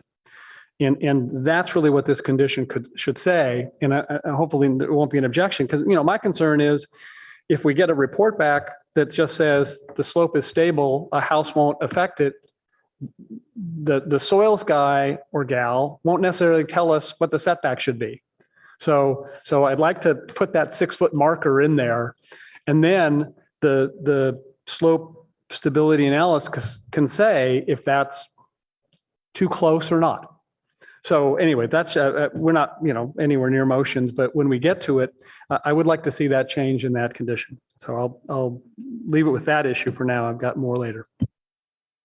Good evening, commissioners. This is Garrett. Hello. Yes, Commissioner Heckman, what you reiterated is what I had said previously, that it is the outward forces of that foundation of the structure putting pressure towards the channelized culvert wall that the Santa Clara Valley Water District has had more issue with. Obviously, again, as you mentioned before, that it would either rupture, bust, or damage that integrity of that culvert wall, such that obviously it would collapse. So that would be what an analysis would demonstrate, is whether or not those outward forces would create that impact. So.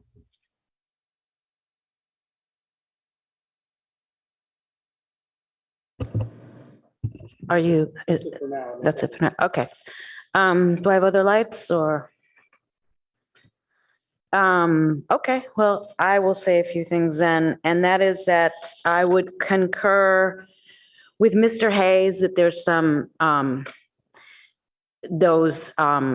there is inconsistency in the proposed ordinance that he already mentioned, and I think staff would agree with that, and that needs to be fixed. And then I want to clarify that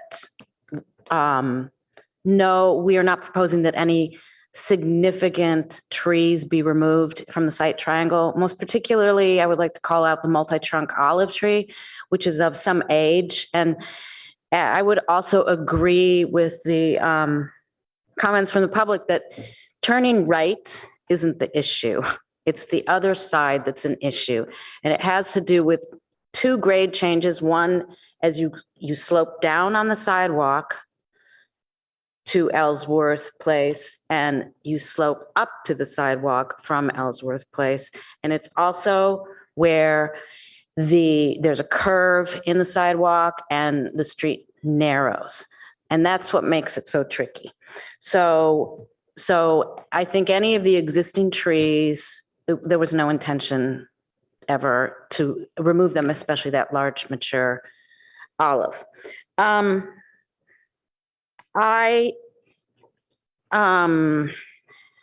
Sadly, we haven't been given real determining information on what it would take to remove utilities that are in the way. And it seems like, though maybe not ideal, the hydrant is all right. But I have another question, and that is that the way the language is in the proposed ordinance, and I'll find the page, in both, oh, here it is. In both cases,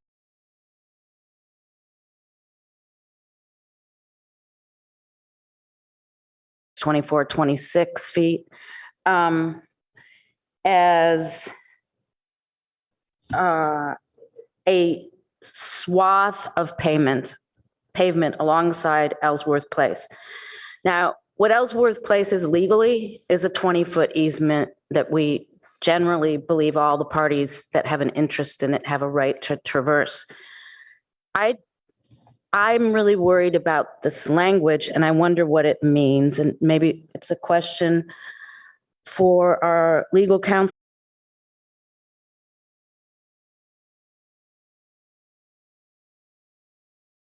Adjusting or the easement, or making it a condition of granting either or both PCs, that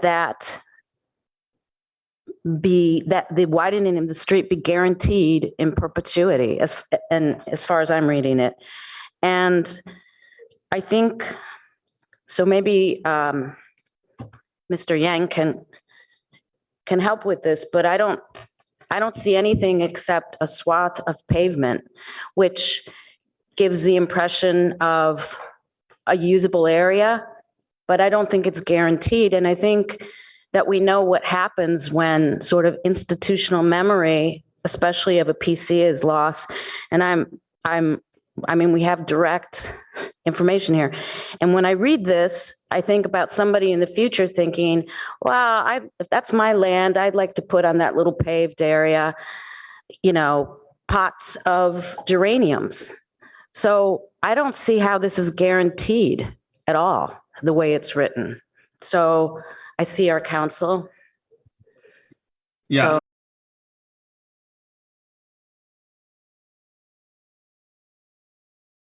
that this paved area would be incorporated into the PC development plan for each site would ensure that it would remain in that state.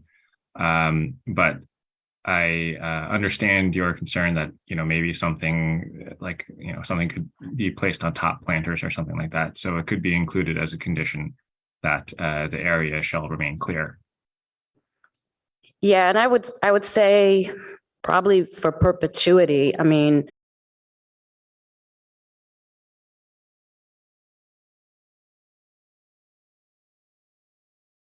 that concept of, because what they had before was sort of the feel of a 26-foot wide street because of the extra space in the parking lot, basically. And so I think to have anything successful happen here, we have to either condition it as a prerequisite of of the PCs, and that it should be required to survive, these two PCs as a concept, or that, that a additional easement be created. It's so essential. And I agree that is, so that needs to be resolved. And it's totally missing from the proposed draft ordinance. And I would say the other problem for me. Can I have a follow-up? Why would we not do an easement? It seems strange that you would make it's effectively an easement, but you're making it a condition of the PC, and that seems rather awkward. It's neither right now. Yeah. And it has to be, there has to be some reason why somebody's not going to be able to just say, oh, they don't have a right to drive there. It's not guaranteed the way I read it.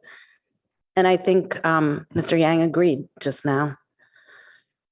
I mean, that's a pretty essential part of this situation. So that would need to be resolved for me before I could make any recommendation. And the other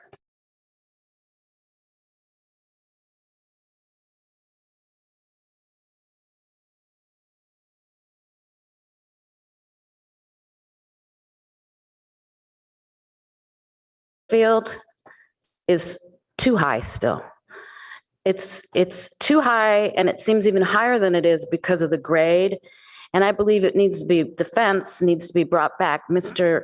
Handa or whoever occupies that house would be able to use all the area in front of the fence, but it's blocking. And it's very difficult to see small people there, especially. And by that, I mean children.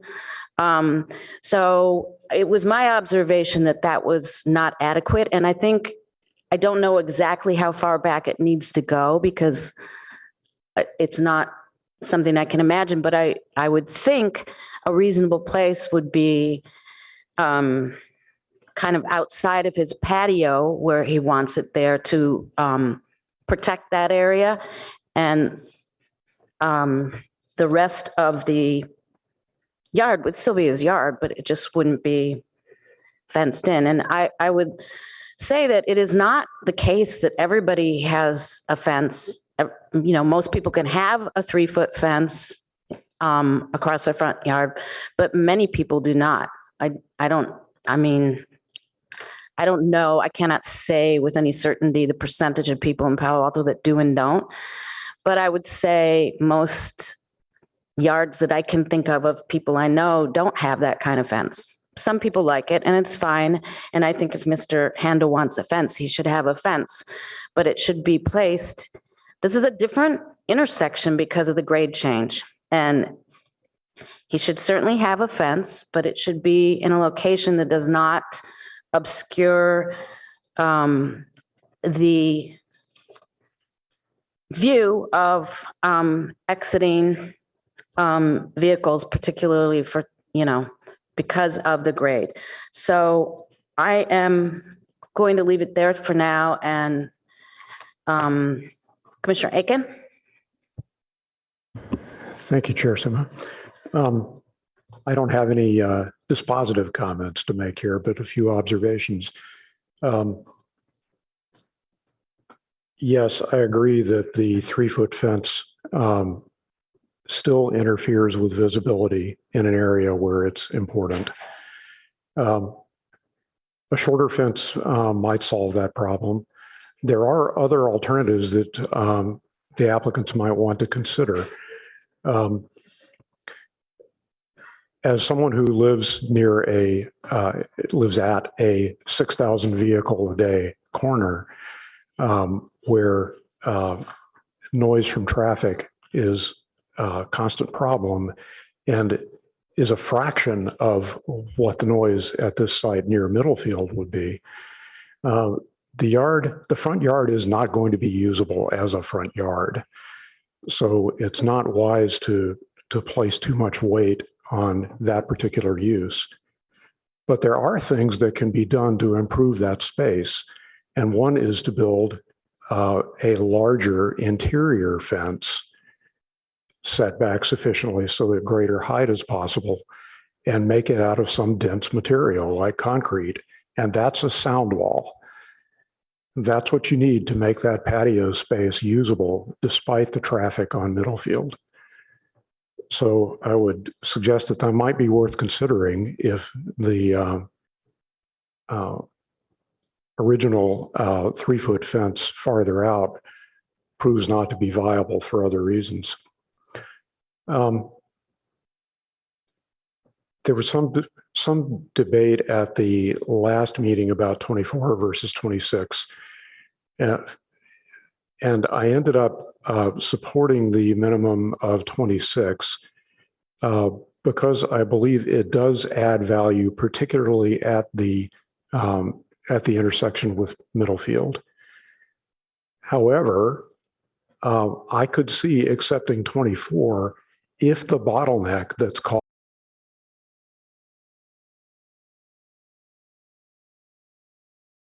along the length of the road, which is where it exists, which is what exists today. But it allows the other sections of the road not to be widened as much as would otherwise be needed. So there's, I think, room for compromise there as well if we had the key information about whether that pole could be moved or eliminated. It does appear that those are low voltage lines at that terminal pole.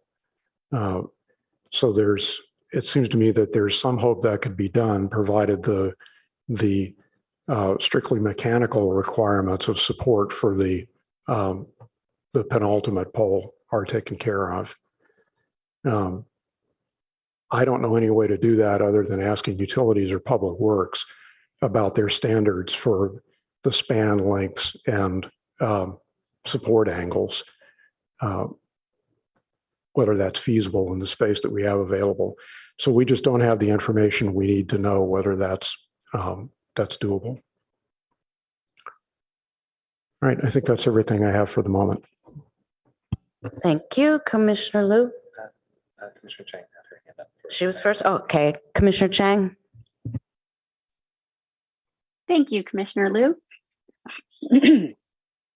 So I do remember in my original motion asking for the wider easement to be granted to all the neighbors. And yes, it's a good catch that Chair Suma made, that the actual PC language doesn't grant that easement. And so on packet page 81, the top of the page for 2B, it does say the new width of the easement be granted to all the neighbors on Ellsworth. So we just need to make sure that that actually gets properly reflected in the two PCs. And then I concur with my colleagues who visited the site and said that the 3-foot fence height does obstruct visibility. One of my thoughts was that because of the very unusual topography at Ellsworth and Middlefield, with the sloping of Middlefield as well as the sloping of Ellsworth, it makes a conventional site triangle kind of insufficient, and it really isn't the Dewey side, as everyone has noted. And so one of my thoughts was that it's not that a front yard fence isn't possible, but that the fence shouldn't be within the site triangle, and not only within the 35-foot site triangle, but also right along Middlefield, kind of in the front. I don't know if you're looking at A 2.0 in the architecture sheets, kind of. So at the corner where Matadero Creek meets Middlefield, that's also a real problem area for where a fence would be. And if you could push the fence further back than 4 feet in that corner, that also helps. And so actually, when I was listening to the public comments, the diagram drawn by, the diagram shown by, I'm so sorry, by Kristen, I can't, her last name is escaping me at this particular moment. Where she proposed a compromise for where the fence could be, that actually makes a lot of sense, I think, in terms of it's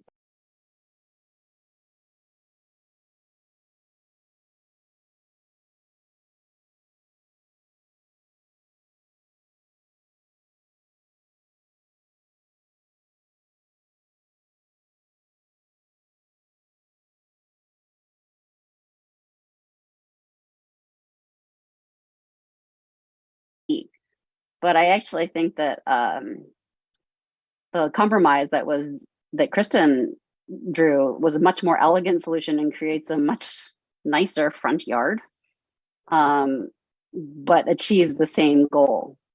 But I think essentially what she drew puts into drawings what I observed at the site, which is where the obstruction to vision occurs. So those are my comments. Commissioner Liu? I'll make a few quick comments and welcome any additions or thoughts from other commissioners on this. Firstly, I definitely agree that the language on the easement should be clear. Visiting the site, I didn't get I mean, it's always difficult to truly imagine like the day-to-day lived experience, but I didn't see as much of a large qualitative difference to me between the 24 versus 26 feet.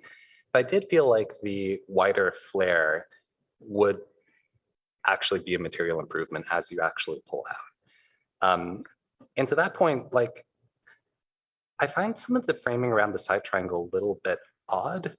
In the examples that Ms. Van Fleet presented, it seems like most cars really just pull up right up to the stop sign, right on that little hump. And that kind of goes a little bit past the fence anyways. And so from that perspective, you are a little bit higher, maybe like a foot higher, and you have a more clear view at the very base of the side triangle. So I kind of understand how like that would be the preferred way to like pull out regardless. And like that's where you would really start looking at middle field. To me, the side triangle is like important for like peripheral vision as you pull out, but it's like, it's not like the critical point. I think the side triangle does a lot of work for cars that are turning right on middle field to have a sense of who is pulling out of Ellsworth. But like qualitatively, you know, it just gets so tricky. It's hard for me to really make clear statements about how the fence should be or how the intersection should work besides the wider flares.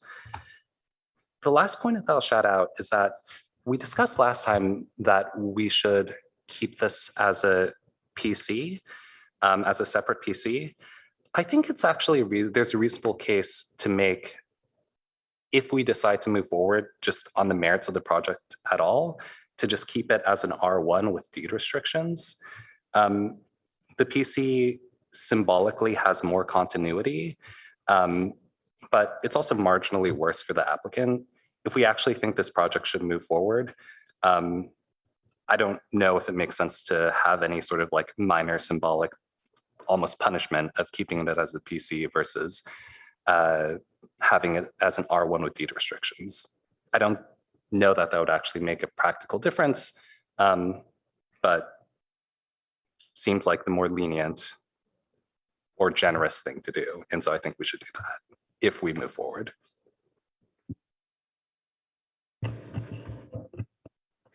Commissioner Rectal? Yeah, could staff bring up slide 3 in the packet? In the presentation packet.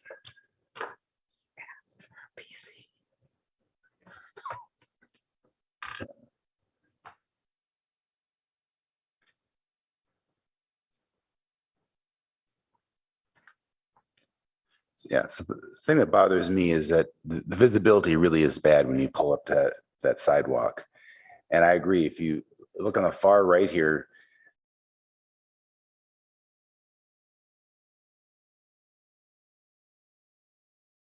they're gonna be hugging that curve, and then the curb comes out just the wrong time. And that current sight triangle doesn't protect you against the bicycles that are down the street. So I really do think that having that flatter, so it doesn't have to be as deep on Ellsworth, but it should extend flatter, more parallel to Middlefield to protect you against those bicyclists and pedestrians who are coming around that curve there. That's a really dangerous feature.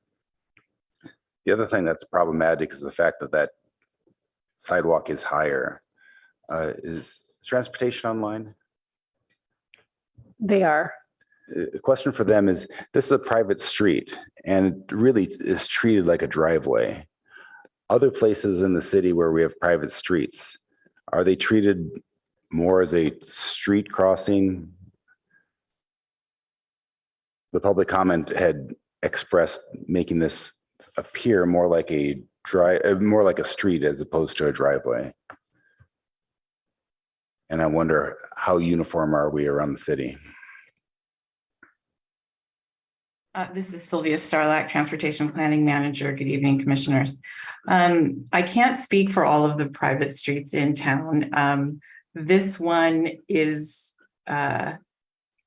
built as a driveway. I don't know why it was built that way, but that is how drivers should treat it. It is a private street, but it should be used the way that one would use a driveway. And just to clarify, the proper maneuver for leaving this private street that is built with a driveway entrance is to stop before the sidewalk, check if the sidewalk is clear, and then move forward and stop before the roadway, check if the roadway is clear. Okay, so on other private streets, do you have a feeling about, are they usually like driveways? Or do you not have? I don't have a working, knowledge of all of the private streets in town. It just depends. Okay. Yeah. Yeah, fair enough. Okay, thank you. Mm-hmm.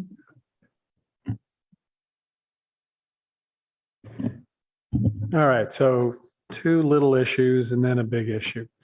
First of all, on the fence issue on 702, I saw the design of the fence and I'm hearing concerns from commissioners that notwithstanding the 3-inch gap between the slats, we're still going to have issues of visibility. So I wanted to ask staff if these, I guess it's a front yard, basically the 3-foot version of the fence is the front yard fence, right?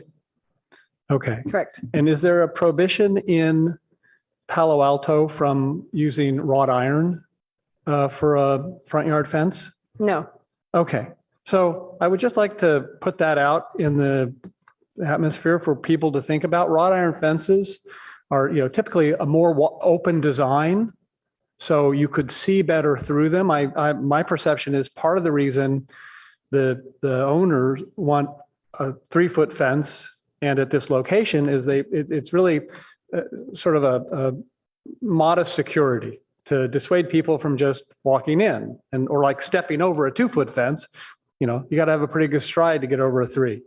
And so this might be something that solves the visibility problem while allowing the fence to remain, I think it's proposed at 4 feet back, right? So I'd not only like the applicant to consider that, I'd like my fellow commissioners to consider.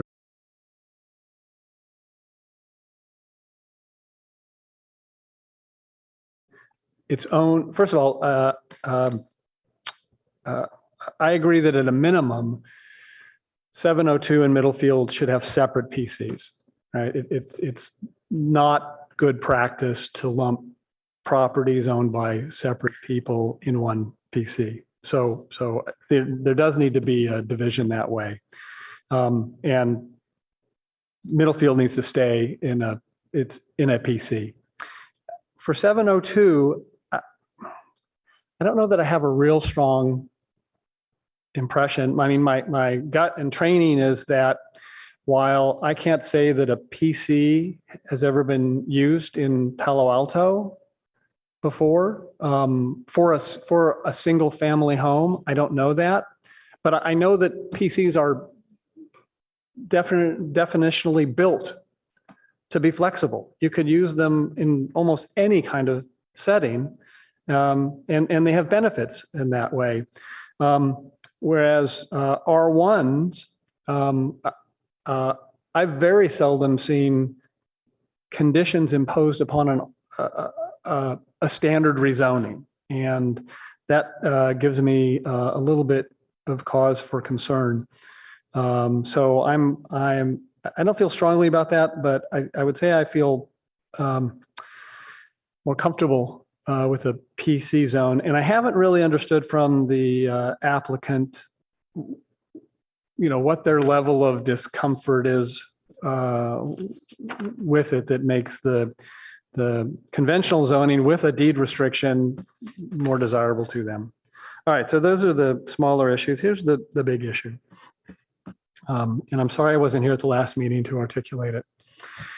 There's a natural inclination when a proposal is made to develop property to kind of look, not at the project being proposed, but at the surroundings and ask yourself, well, okay, they want to do this on this land. What problems can we solve while they're doing this on this land? And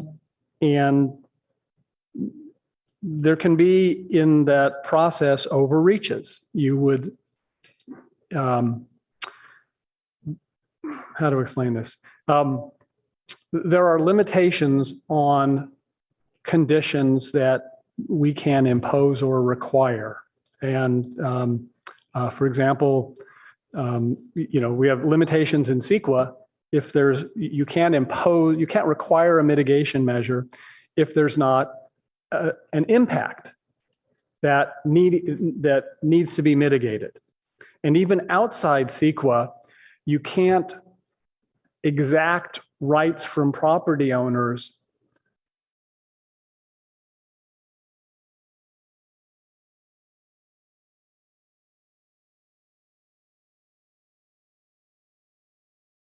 impact. So there are real limitations in doing that.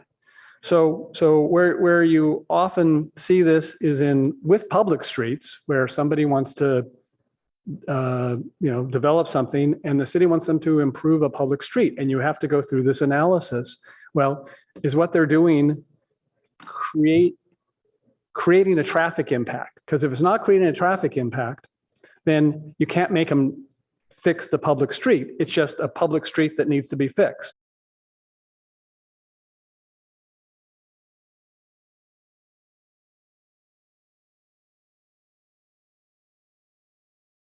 Because we don't have a public street.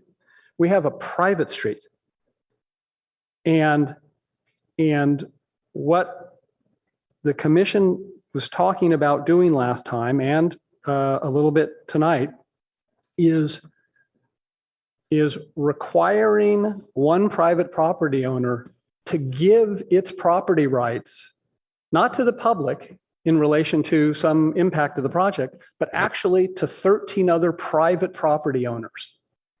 That's what we're talking about when we talk about requiring that these owners grant easements to the folks down the street. And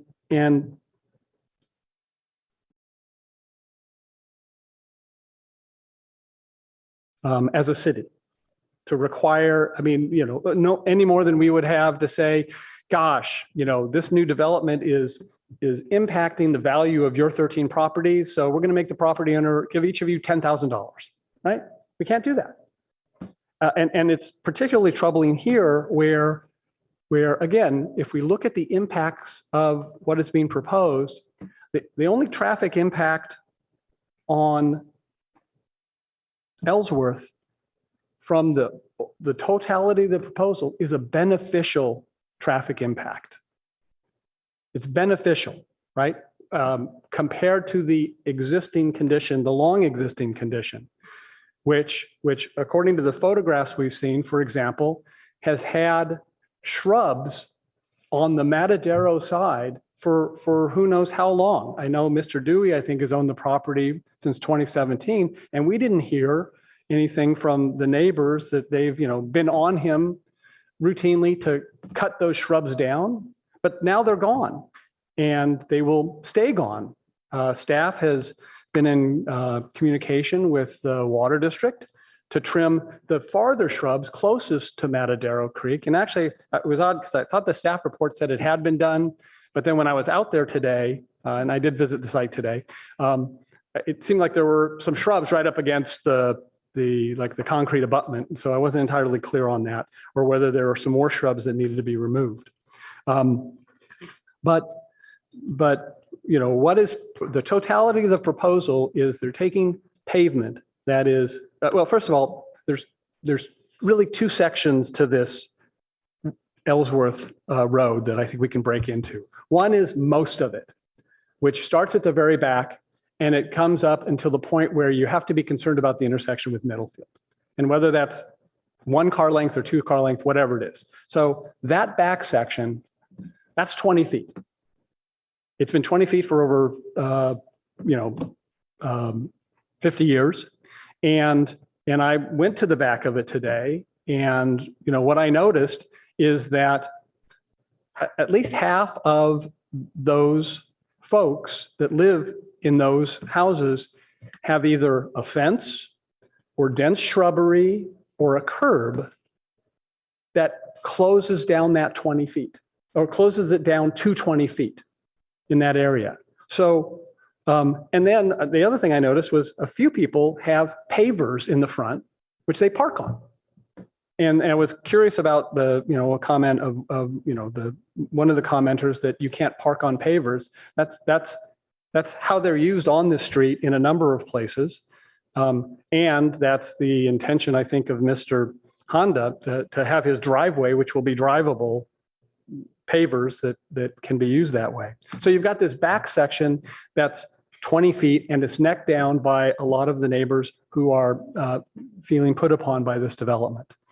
But those neighbors, and this is a point that Commissioner Templeton raised last time, those neighbors are not saying, hey, we really need 26 feet here, right? This road really needs to be 26 feet. And so we are each willing to give the city 3 feet, the 3-foot frontage of our property to make it a 26-foot public road. We're not hearing that.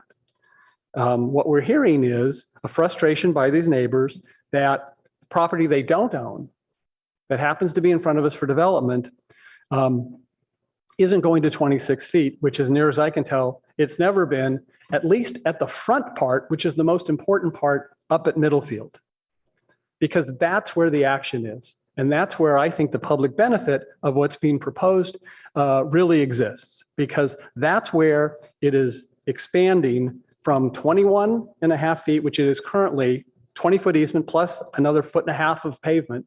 It's going to now be widened by another 2.5 feet. So that's 24 feet. And then it's going to, again, this is part of the proposal.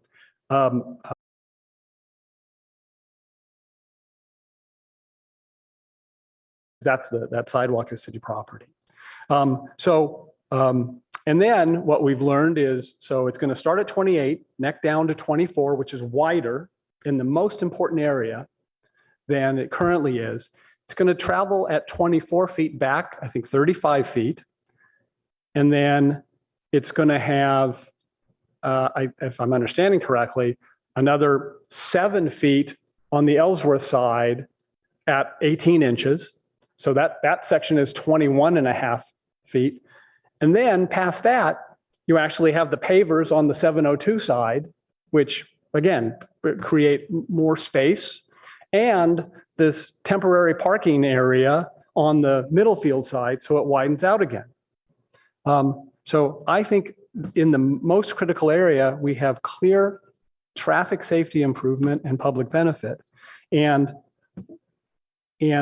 we can't require private property owners to give other private property owners rights over their property. Now, a quirk in that rule is that while we can't require it, if they volunteer it, we can take it and make a condition. And that's really what's happened here, is these private property owners have offered have offered to provide these improvements to widen the road. I think I understood Ms. Steinmetz to say that if we did an R1 rezoning, then they would grant an easement on the 702 side for the 18-inch wide strip, which I think is 42 foot long. And I think I also heard her say that they wouldn't be offering an easement on the Middlefield side for its 30 inches for roughly 30, I think 35 or 37 feet. But instead, that would be a requirement in the PC development plan, which could only be changed through a PC development plan amendment, which would not make it permanent to address the chair's concern, but it would require a public process to make that change, which I'm sure I can't imagine it ever even being tried. But if it was, you would have 13 residents behind, expressing the same kinds of concerns we've heard about necking down their street. So I'm supportive of taking as much as we can get from these applicants, as much as they will voluntarily offer. I would encourage them to, consider the concerns regarding the permanence of that 30-inch travelway on the Middlefield side that you've heard from other commissioners. And I would just kind of close on this. This issue really also impacts the utility pole issue, because again, what we'd be talking about there is requiring that utility pole to be removed. Actually, that's not actually a public benefit, because it's really for the private benefit of the 13 homeowners who live down the street. And so I just don't think that we can do that. So I'm going to be supporting something more in line with what the developers are offering. So thank you for giving me an unusually long time to make those remarks. Commissioner Chang? I would just like to provide a different perspective to what Commissioner Heckman spoke about. I actually agree with a lot of what Commissioner Heckman said in terms of it is not our job to reassign property rights. But in this situation, it's actually a little bit different. The application at hand that we were first asked to consider was to amend a PC.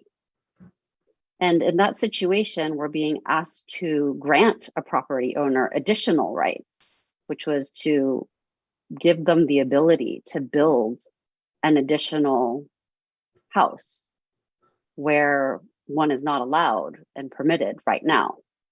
And so we're actually being asked to give rights, and in exchange, we're asking to make something safer, not necessarily to give rights to only 13 property owners, but really what we're doing is trying to make things safer for the rest of our city, for all the people who traverse that opening on Ellsworth. There's quite a lot of bicyclists and pedestrians who are using that sidewalk, particularly given the proximity to the Midtown shopping area, and also lots of young children using it to get to Winter Lodge and the Kim Grant Tennis Center, and just lots of pedestrians in general. Those of us who did site visits, I'm sure saw lots of pedestrians and bicyclists. And in addition, there's the school across the street, and then Middlefield itself is a really busy thoroughfare,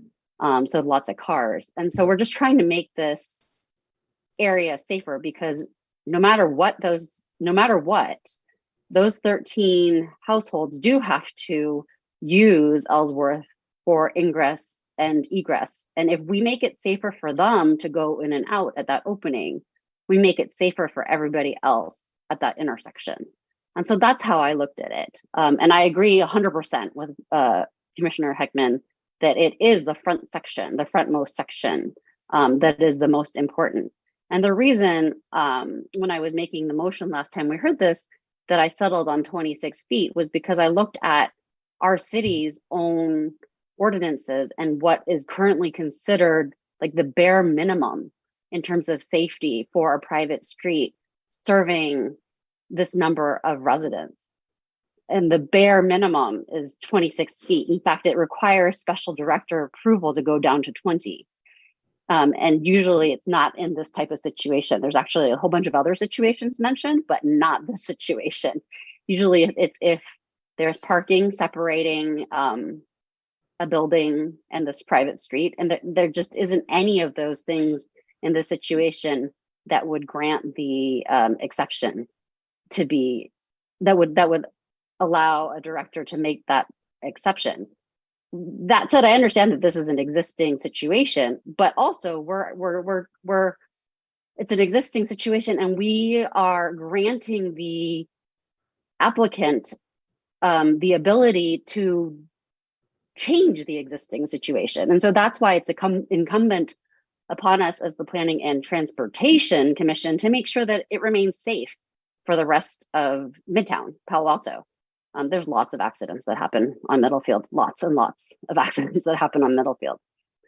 So that's just an alternative perspective, and why, at least regardless of how we decide to do this in execution, PC or R1 with deed restriction, I think it's pretty important to do it. Thanks. Thank you, Commissioner Egan. I'd just like to put in a word of support for the section of Ellsworth that's not immediately at Middlefield. Folks have pointed out that we have the delivery vehicle problem, and it's recognized that it's difficult enough for delivery vehicles to get in and out that the applicants are generously willing to reserve some space to allow the delivery vehicles to park. And when I raised the question of what the turning movements would be at the previous meeting, the transportation consultant described, well, you would pull in there and then you would back up into Mr. Handa's driveway so that you could complete the turn. And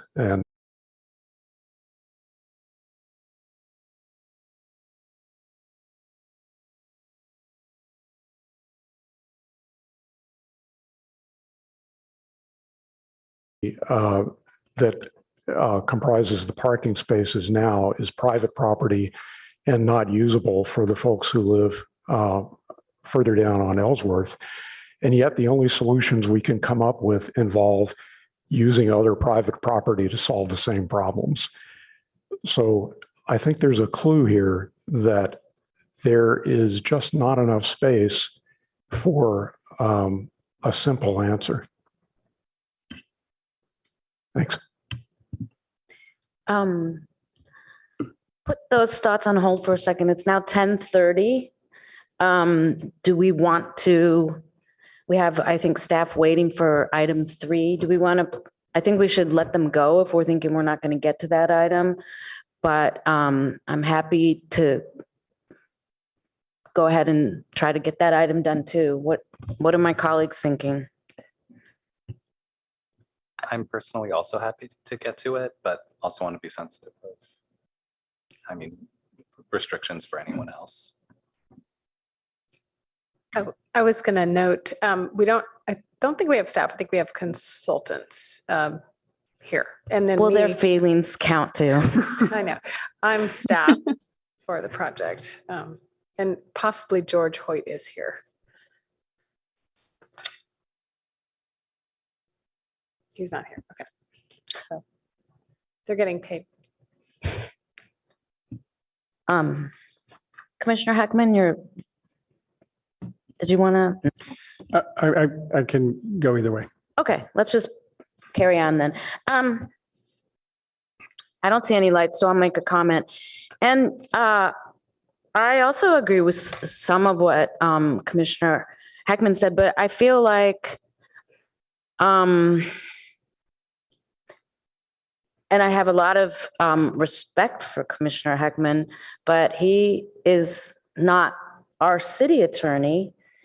He's a very fine attorney, I'm sure. And so I don't know, that argument was unusual. I didn't hear from our city attorney, but I will note that as an R1, the PC allows Mr. Handa more flexibility than he would have as an R1 property, because the city doesn't even have to the city does not have to allow a new non-conforming property to be built on at all. So I think the PC, initially, I also recall that I think Mr. Handa wanted his own PC, and the PC gives us a little control, but also gives Mr. Handa much more flexibility. And the final decision makers and what Mr. Handa wants, it does give him more flexibility. I'm very moved by what Commissioner Aiken just said, and I think it's, if I heard him right, he was expressing concern that there's sort of a conundrum here, that we don't have enough space to do what we need to do in this location. And that's kind of the Palo Alto, I won't say process, but the problem that I often see is, and my analogy is, somebody with a size 10 foot is trying to squeeze into a size 6 shoe. So we really need to compromise here to get something that makes everybody happy. And I believe there was overreach in the process, and we have not allowed that. For instance, the determination of private or public street was not on our agenda. As much as I know that people really care about it, it wasn't agendized. It wasn't part of this process. But this is an amendment of a PC and a creation of a new PC, and those are supposed to have public benefit. I cannot find a way to think the 26 foot, which is a minimum width for private street in Palo Alto, and by the way, it does not serve a street with that many houses at the end of it legally. So it is a real compromise, the 26, and I do not think it keeps, I think Mr. Dewey gets to do what he wants to do, and that makes me happy. I think Mr. Handa gets to do what he wants to do with maybe a slight change to where his front fence is, or the nature of the fence, meaning the material and how open it is, as Commissioner Heckman pointed out. And it also gives the other people that use this private street, their guests, and all the future people that will own houses or own properties that are served by this, a real improvement to the intersection. So I don't know, I don't think it's an unreasonable compromise at 26 feet. And I really appreciate that all the parties have offered so much. I also think Commissioner Aiken had an interesting idea earlier this evening in proposing that if it was 24 feet, but the last pole, which doesn't have it doesn't have a lot of equipment on it. Yeah, it's not power. It's just low voltage stuff. Yeah, it's just internet and stuff. It doesn't have power. At one point we were going to underground all the power poles in Palo Alto, and that hasn't been abandoned, but this is just one pole. So we have to find a compromise here, and I'm not sure exactly what to do, but I do see Mr. Yang. Yeah, so I just wanted to comment that, I think many of the principles that Commissioner Heckman laid out are correct, and there are potentially some limitations on the city's ability to exact more than what the applicant is offering here. specifically the difference between 24 and 26 feet. It's something that I would want to look into further. And so if that did make it into a final recommendation from the commission, I guess I would just request that there be a caveat subject to, additional legal research. Okay, and I would like to suggest that another caveat be that regardless, that any body considering this be brought real information about the cost of undergrounding poles or removing poles and that sort of thing. Because I think that would be helpful too, for the city council or us if this should happen to come back to us again. I see Commissioner Rekdal has light. Yeah, a question for Mr. Yang. This original PC is many years old, and people have been using this extra width for many years. Have they met the threshold for a prescriptive easement? I'm not able to comment on that. I think it's unlikely, but yeah, I can't provide a definitive answer. Okay, thank you.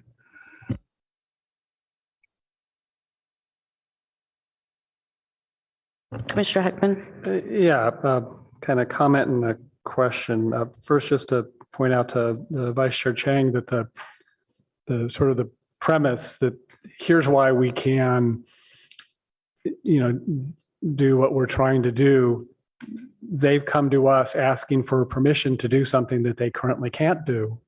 While that's true, it also perfectly describes every permit application in the city, because that's the only time you apply for a permit is when you can't do it without a permit. And so I think that is a distinction. The fact that the thing they're asking to do is build a house doesn't really change the rules. I was curious about one of the suggestions that Ms. Van Fleet had mentioned, because I hadn't thought of it and I hadn't heard about it before, but her comment was on the apron. The apron that connects Middlefield to the asphalt of Ellsworth, and how its concrete composition makes it feel more like a driveway, whereas an asphalt composition would make it feel more like a street. And I think she even mentioned, you maybe put bots, those little bumper bots, like we do on our streets, to make it feel more like a street. And I think the concept there is to alert bicyclists and pedestrians approaching that this is a street. This is more like a street, because it's feeding 13 plus houses, and maybe even to have that kind of effect on the travelers along Middlefield who see something that looks more like a street emptying into their drive path. And so I'm just wondering, of course, I realize that would be an extra expense to the developers, but what I'm mostly wondering is whether in staff's discussion with the applicants, was this ever explored? Are there reasons why it can't be done?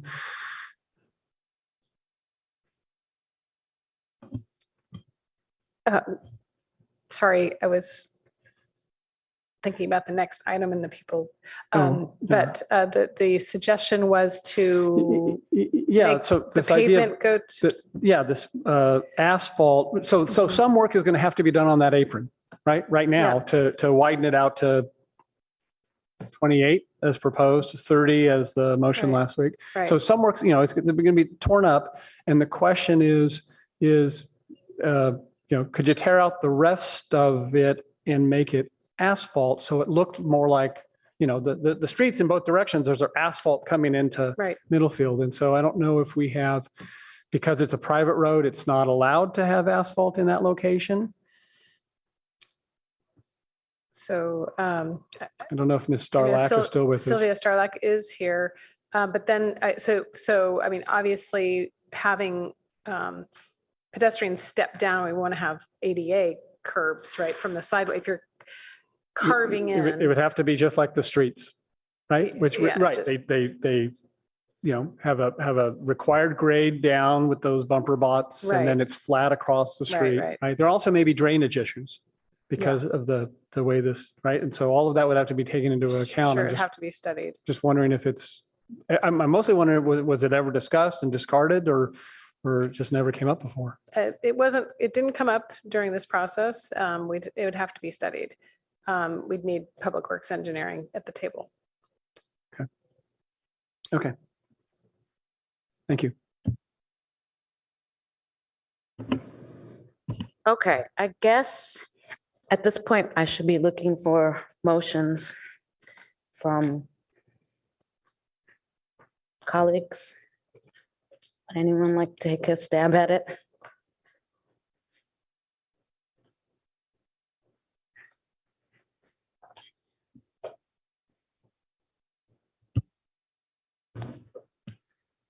Wow. It would be. Commissioner Heckman, are you hitting a button? Yeah, I was waiting to see if anyone else, I don't like to hog all the motion making, but I'm happy to take the first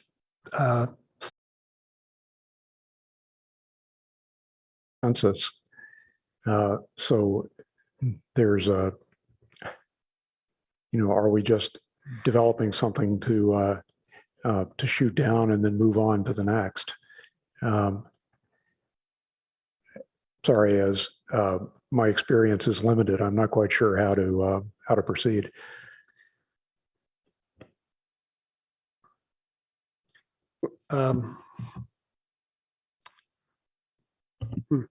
Well, I'm willing to take why don't I put a motion on the table? Maybe if somebody could second it for discussion purposes, and then we can start picking it apart and finding out where the issues are. All right. If that's what you'd like to do, thank you. Okay.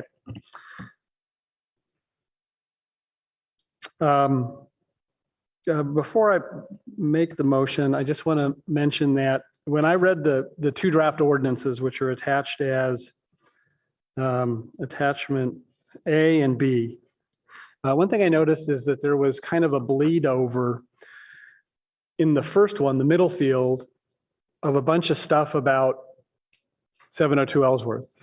And in the 702 Ellsworth, it was kind of the flip, a bleed over of the middle field stuff. And that kind of, and so the result was things, particularly, for example, when you had the environmental provisions there, they got kind of, the distinctions kind of got blurred. So I did bring that to Mr. Yang's attention earlier today, that I thought you really don't need all the redundancy and repetition. What you really just need is, in each of the ordinance, which is already in subpart C, kind of a cross-reference that we had this one PC that covered two properties. Now we're doing two separate PCs. And so there may be, Mr. Yang and our legal counsel will have to decide, how to handle that. But so the motion I'm going to make is basically subject to whatever sort of these non-substantive changes that staff may make to the ordinance as it travels to council. So with that background, I will move that the PTC recommend to the council adoption of the attached draft plan community PC ordinances and accompanying development exhibit plans for, well, I guess I got to read all this. PC 2343 Amendment Ordinance Attachment A for the existing 12-unit apartment building at 2901 to 2905 Middlefield Road to remove the parcel at 702 Ellsworth Place, expand the width of the roadway onto the property at 2901 to 2905 Middlefield,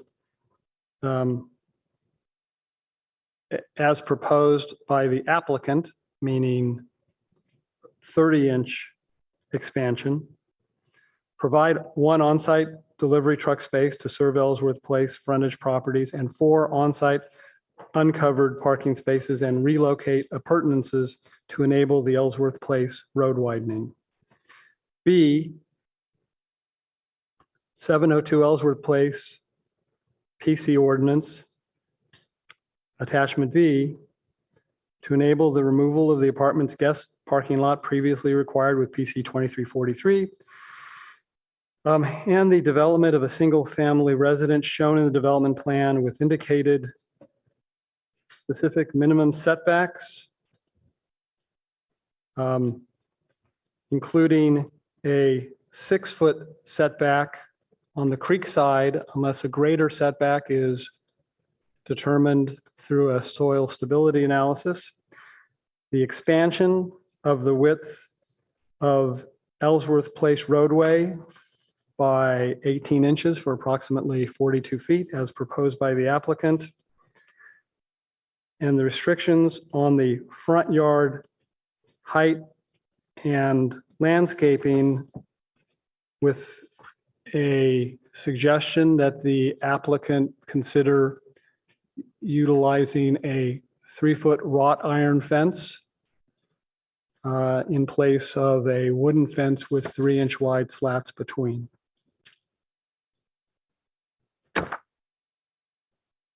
I think you might have meant 24, not 42. Sorry, it's a 42-foot long, 18-inch strip is right. The 24 feet is a different measurement.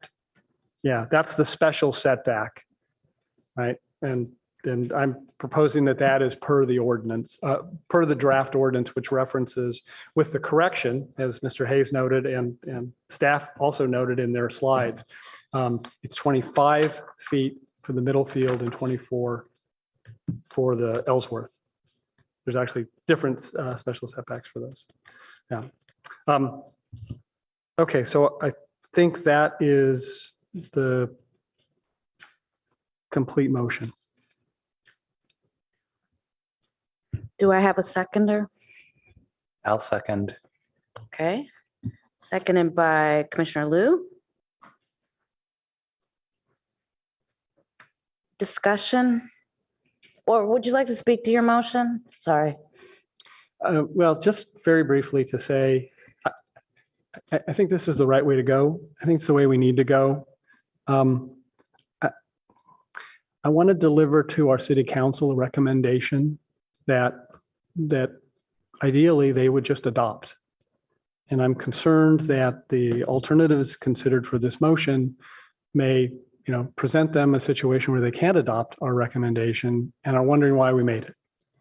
So I have, somewhat of a concern about our credibility with the council and wanting to avoid risking that, recognizing that they have the ability to themselves explore a wider initial portion of the road than we might recommend. Commissioner Liu, did you want to speak to your second? I generally agree with Commissioner Heckman. I think urban infill is generally how we should build. And I mean, especially when you compare it to the open space project that we were just looking at. I think the concessions from the applicants are reasonable. I think the safety issues are largely pre-existing. I think there's still a lot of problems that need solving, but it's hard for me to clearly reconcile how this project makes those worse. So yeah, I second. Thank you. I don't see any lights. So I will say that I think the council would find equally credible the very small difference between 24-foot street and 26-foot street, a fence further back, or as Commissioner Heckman recommended, a fence that is largely open, really largely open, but sort of symbolic of like, don't come across up this. But what I find entirely missing from this is any idea, that it does not address my concern that this is something that could evaporate because it does not contain any new easement or even a condition of approval for the PC that would give certainty that this was available for everybody to use as part of the road. And my example earlier was, what if somebody someday decides they want to put pots of geraniums in the 18 inches or 2.5 feet or whatever it is? And I think built into a PC zone is the idea of public benefit. And I think negotiating that, I have never known negotiating the public benefit to be considered not legal for some reason. I never have. I mean, it is a real negotiation. So I don't find the lack of credibility compelling. I find a slight difference in the two things, but with the fence and the 26 versus 24 feet. But it completely lacks any certainty that the additional, whatever it ends up being, part of the street would be guaranteed for everybody to use, including people in the apartment building and anybody who lives in any of the Ellsworth addresses or owns them. So that's where I'm at. Comments? Commissioner Chang. Thank you.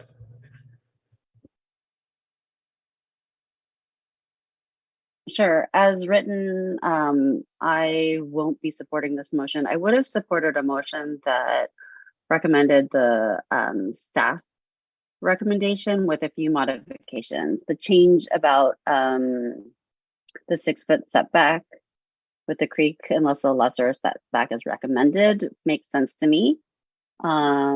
The wrought iron fence, I would support a fence that's largely, see-through up front. That would be fine. Or no fence, or a very short fence.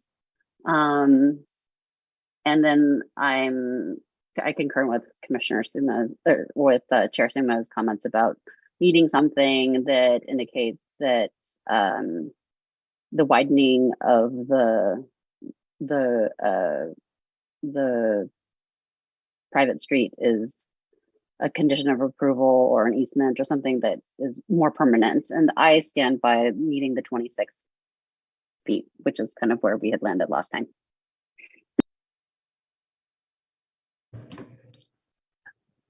Commissioner Liu? I'll just agree that we should make the language about the easement explicit in the recommendation.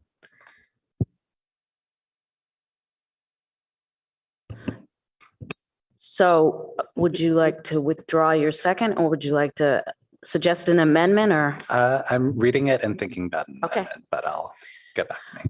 Other comments? Yeah, I have a couple.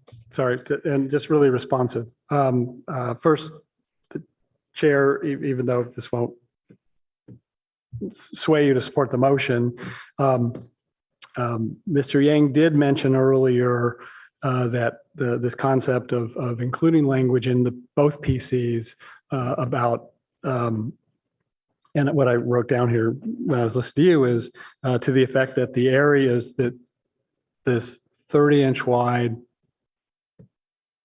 I don't know if it's 35 or 37 foot long strip on the Middlefield parcel, and this 18-inch wide 42 foot long strip on the Ellsworth property parcel that will be paved and blended into the pavement of the road, be kept clear of impediments to traffic travel.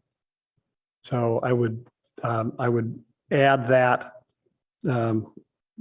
make that amendment to my own motion to address that. It doesn't solve the permanence.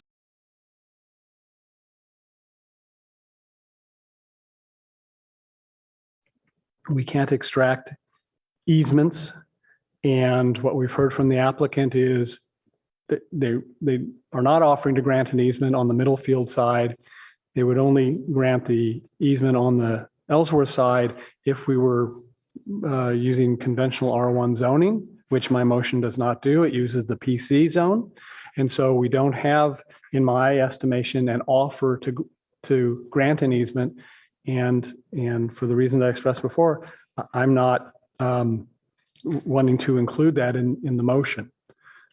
So our protection will be the PC zoning. The same reason that people are here today to make a change to the PC zoning that exists, the 2343, this is the process that you would have to go through to get rid of that 30-inch strip on the Middlefield side or the 18-inch strip. Right? You'd have to apply to the city for a permit. There would be public hearings and notice to neighbors. And that's our protection, that it's permanent unless something different comes along and a decision-making body of the city decides that different thing justifies a change.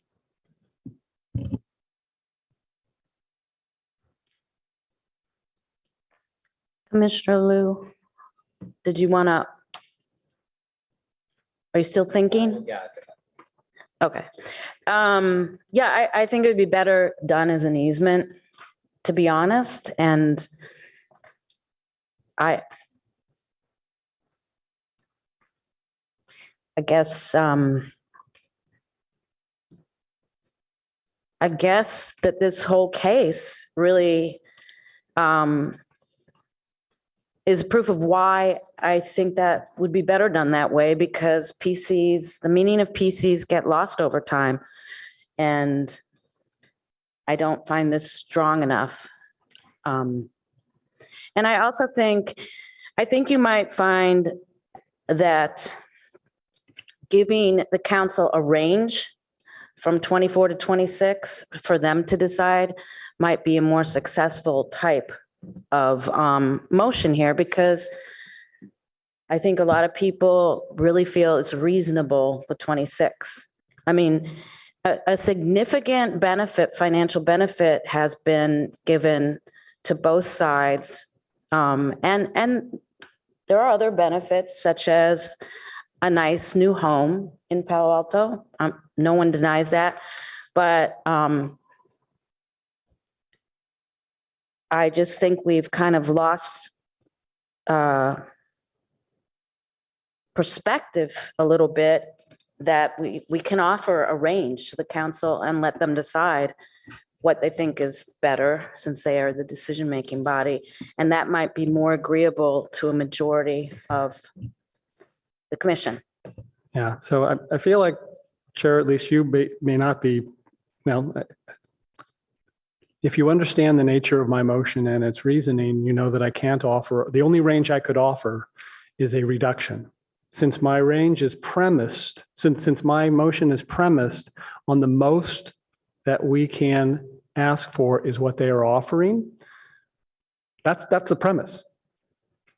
So I can't make a motion consistent with that premise that includes more than they are offering.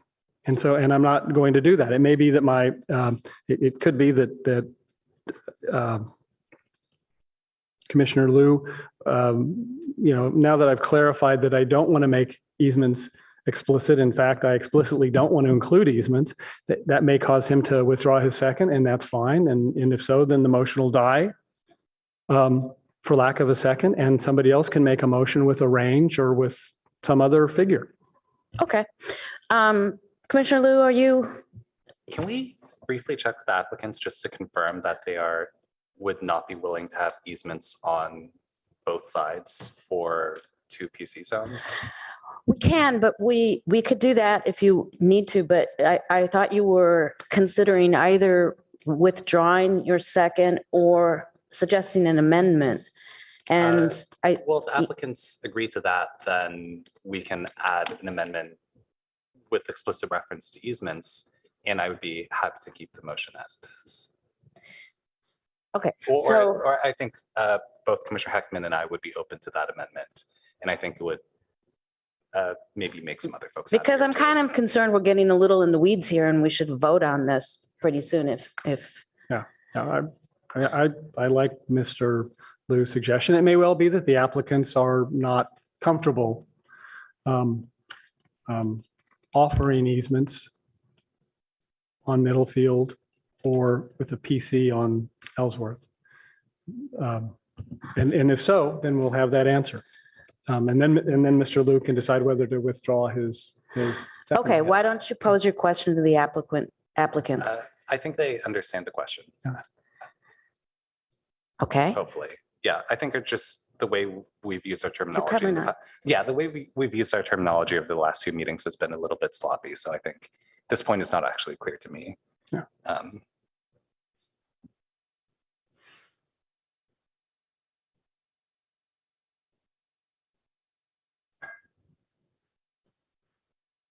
I'm sorry, I had to take a minute there.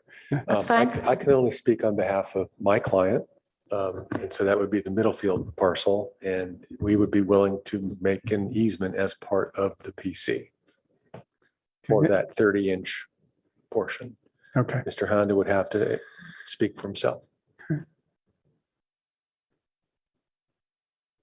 You know, for my parcel, I would still prefer if we can do it as R1 zoning, and then we can do it as an easement. But if that doesn't work and, you know, that option is completely out of table and the only way forward is to make it as a easement as PC, then, you know, then it is what it is. So the option of R1 is not on the table right now. So if you would like to answer the Commissioner Liu's question, it might be helpful.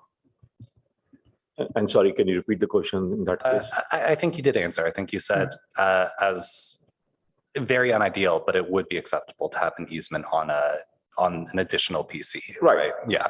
Yeah, sure. If that's the only way to move forward, you know, then. Sure. Yeah, okay. Thank you, Mr. Handa. And so then I would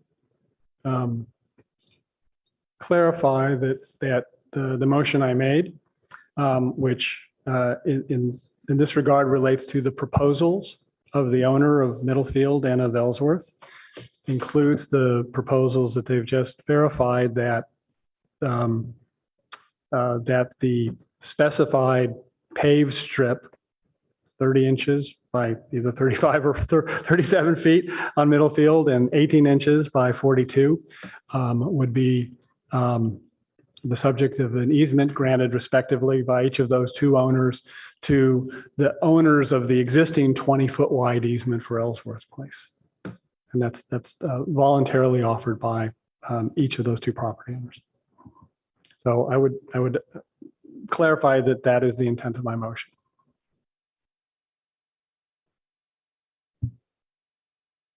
Thank you, Commissioner Heckman. I'm just going to read it really quickly.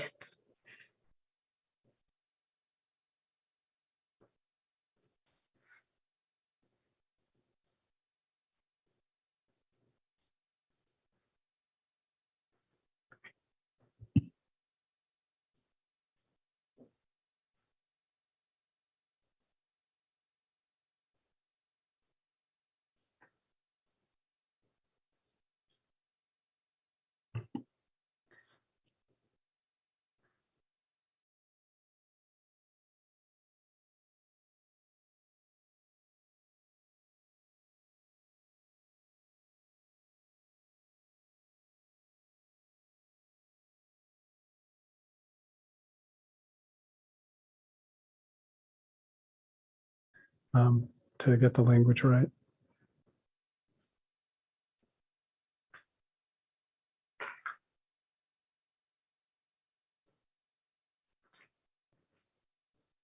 You ready?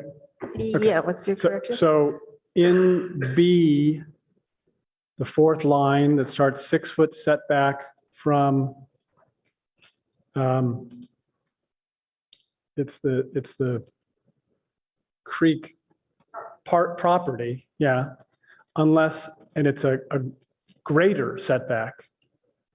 is recommended by the stability analysis rather than a lesser. So it could be more.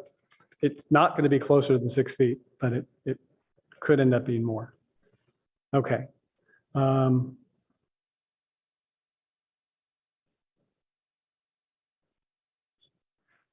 right, and in B, the next line, expansion of the paved, let's put paved width of Ellsworth Place. By 18 inches for, it's the first 42 feet, the first 42 feet length.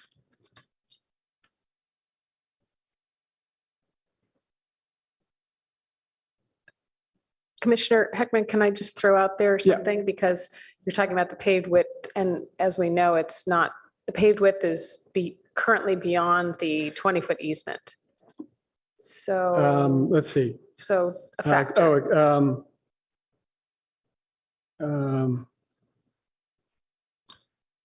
By 18 inches, I guess we would say from the edge of the 20-foot easement. That should work.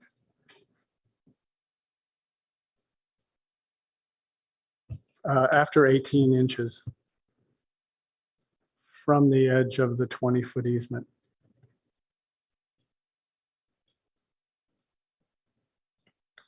Commissioner Heckman, do you want to add language that is analogous to the 42 feet for the other? Yeah, I do. Yeah. I do. So I just want to make sure we get this right. Yeah, so now let's go up to A, and it's expand the, so in the second line, expand the paved width of Ellsworth Place roadway on the property at 2901 to 2905 Middlefield by, here's what we're going to add, by 30 inches from the edge of the 20, it's actually from the property line, right? Which, because that easement runs, right? For the first, and here staff, is it 35 or 37 feet? 37 is to the guy wire. Okay, 37 feet for the first 37-foot length. That's to the guy wire. Yeah, okay, the first 37 length as proposed by applicant. Okay. So because we've, and then C, we have now the specified paved strips would be the subject to an easement which has been voluntarily offered to the residents on Ellsworth by both applicants respectively.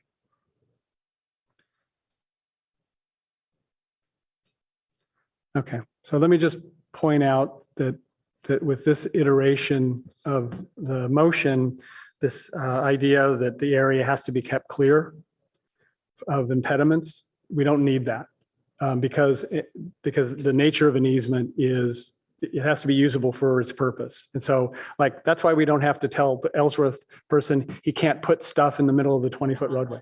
Yeah, so I'm just saying that's why I'm not including it here. Yes, because thanks. We've now got it covered in C in a better way. And I thank the applicant, both of them, for considering this. Hopefully, this is the path forward. We'll see. All right, so that is my revised motion. And I guess the question for you, Commissioner Liu, is are you standing by your second? Yes. Awesome. Thank you for that. And thank you to the applicants for being flexible. So unless somebody has something to say, I'm going to ask for the vote. I did just want to clarify one last item on B. Just at the end about the 3-foot wrought iron fence, if there's any sort of specific location as was discussed earlier, that should be referenced to. So Meaning, is this respective to the site distance triangle or other locations shown on the plans? So my intention was to utilize the location of the fence shown on the plan submitted for 702 Ellsworth, which, as I understand it, are 4 feet behind the sidewalk. Is that right? Yeah. My motion does not propose a relocation of that fence beyond what from the location proposed by the applicant. Okay, thank you. Everybody ready to vote? Okay. Commissioner Aiken, With great reluctance, yes. Vice Chair Chang, No. Commissioner Heckman, Yes. Commissioner Liu, Yes. Commissioner Rekdal, No. Chair Suma, No. motion fails 3-3. So, in order, Commissioner Chang, Commissioner Rekdal, would you like to speak to your no votes? Sure. I think I said it before. I mean, my reason for the 26, I know it feels small, but at the sidewalk, the 26 is really important for safety. There's a reason it's in our code. I feel strongly about the safety of Midtown. I think it is incumbent upon us as the Planning and Transportation Commission to look out for the safety of our residents. Thanks. Yeah, I would echo that. Also, the site triangle, I think we need to have nothing above 1 foot in the south site triangle. I would agree with my colleagues who just spoke. So I think, given the hour, we should make a decision about whether we're going to hear the third thing, because now we have to continue with this.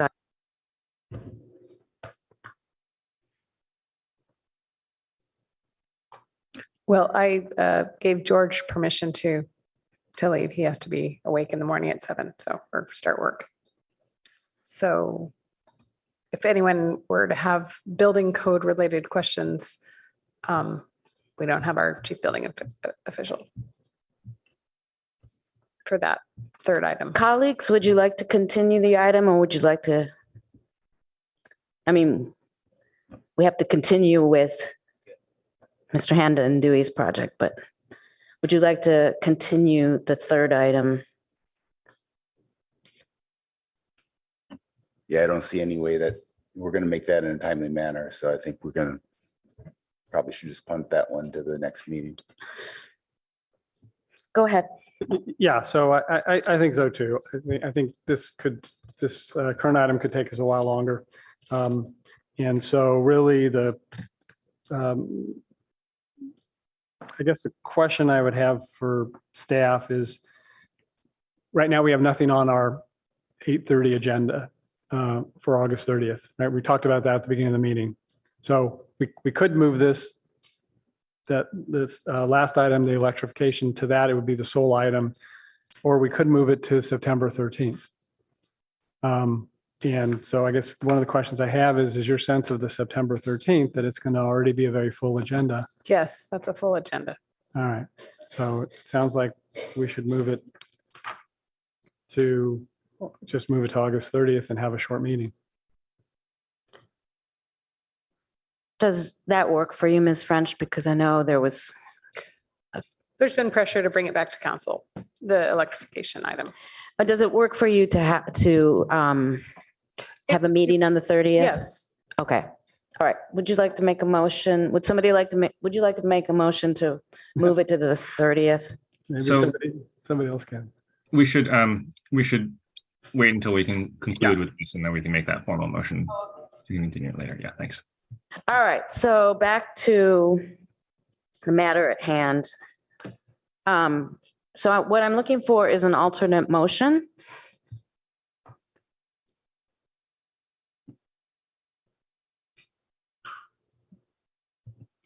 Would, oh, you want to go for it? It seems like from what I've heard from the commissioners who voted no, the interest by those commissioners would be at a minimum to increasing the 30 inches on Middlefield and the 18 inches on the Ellsworth. And it wasn't really clear to me whether the intention there, since we're 2 feet short, since 24 was that motion, and there's commissioners looking for 26, whether they were thinking it was 1 foot on each side or 2 feet on just one side.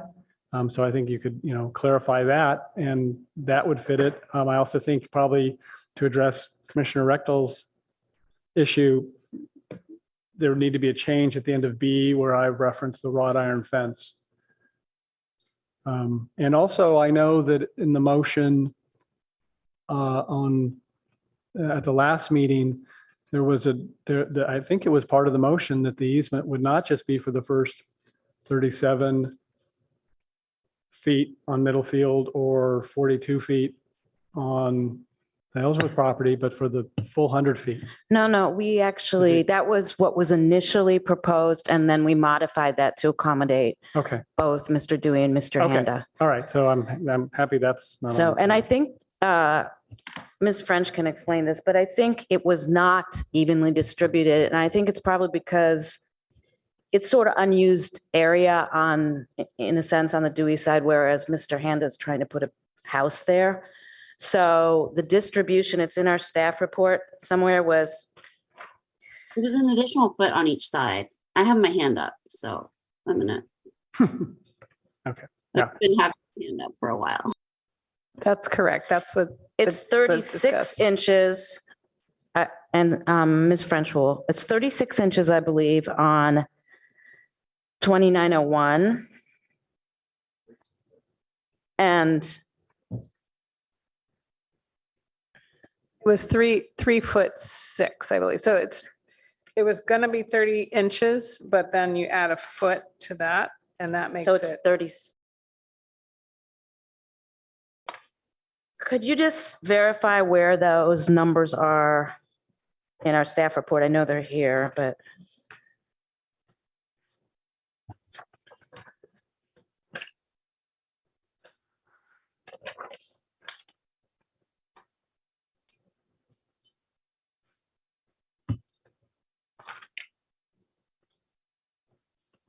I was thinking it might be in the motion, so packet page. Sorry.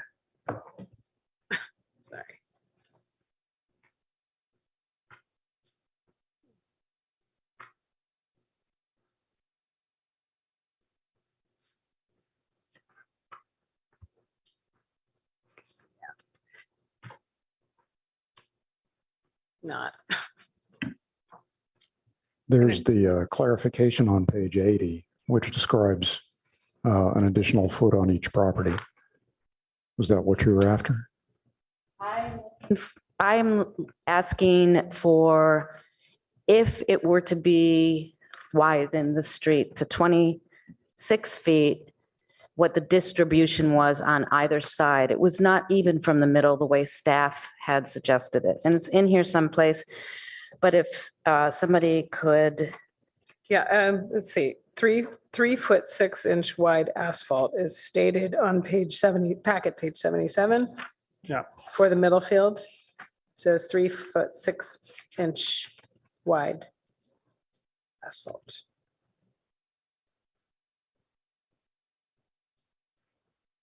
Okay. Which is the same as saying 42 inches, right? And then what is it for Ellsworth? Well, then it would be Yep. 30 inches because it's No. 8, right? No, well, yeah, 30 inches. 18 inches plus 12 inches. Yeah, okay, that's what I was doing. Yeah, is it's on adding up. packet page 89, actually, the draft resolution, which refers to a 2'6", which is 30 inch. Right? So it was an addition of 12 inches on each of the parcels.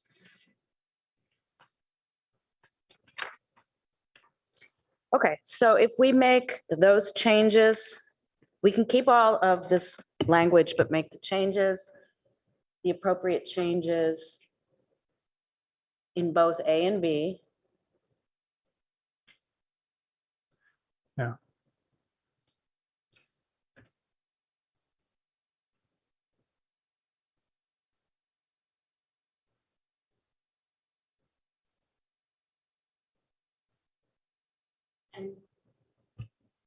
Commissioner Rekdal, would you like to work on language for the site triangle on Ellsworth while Can, Ms. Dow is working on updating the motion? can we assume that the term site triangle is well defined?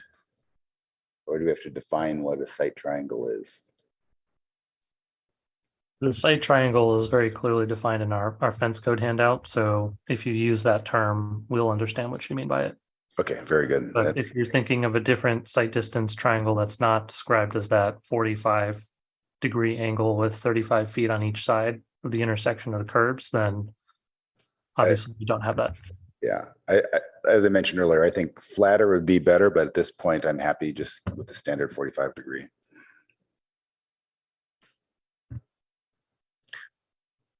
Chair, let me mention that in the motion that we're looking at now, the draft motion that somebody might make, you need to take out of A and B as proposed by the applicant, because this version is not what they proposed.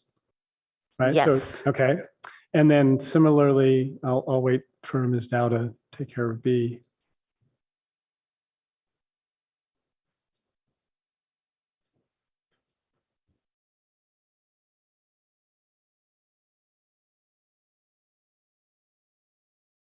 I think you just have to take out everything after easement, because those easements have not been offered.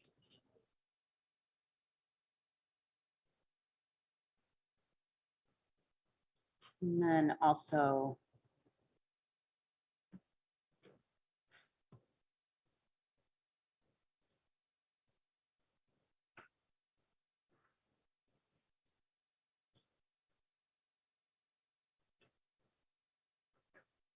the bit about the fence needs to be changed a bit too. That's, yeah, And keep that's working on that. Yeah.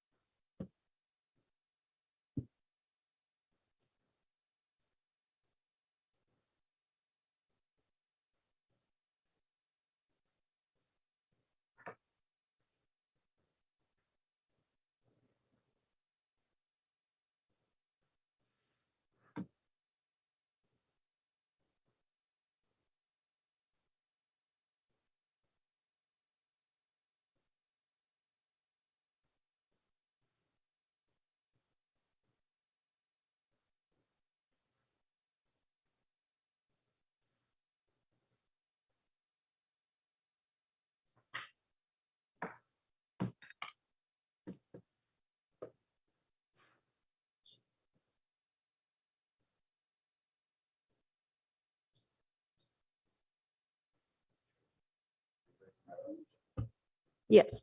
Oh, okay, sorry. Okay, so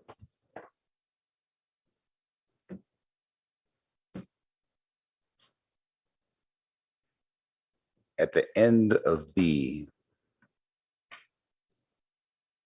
delete everything starting and restrictions on the front yard fence. And say the site triangle on the south side of Ellsworth.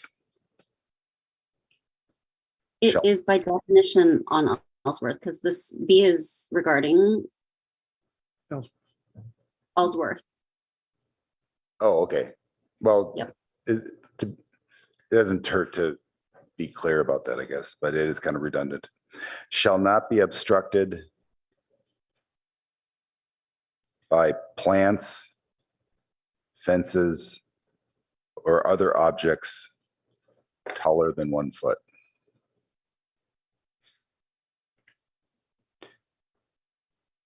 Site should be SIGHT. Oh, yes. Just to be clear, because I think we always get confused. Yeah.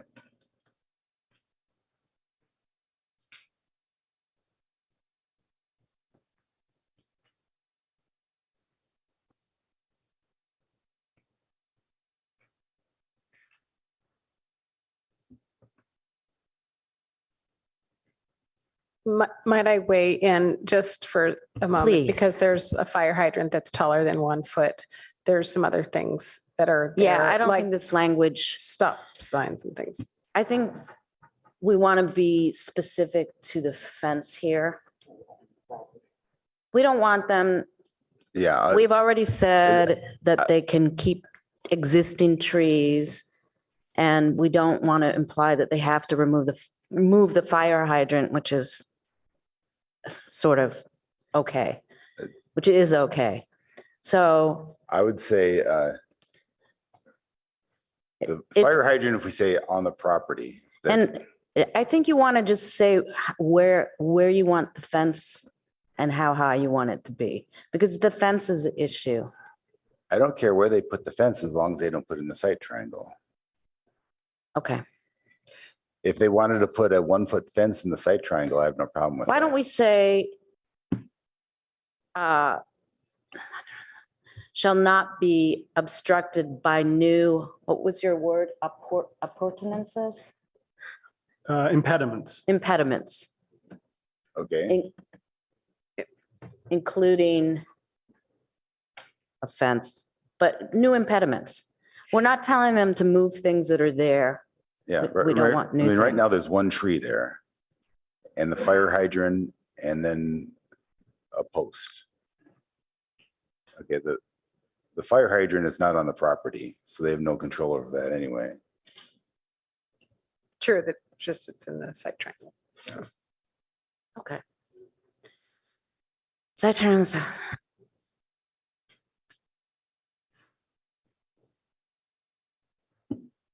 Everybody happy with that language? Okay.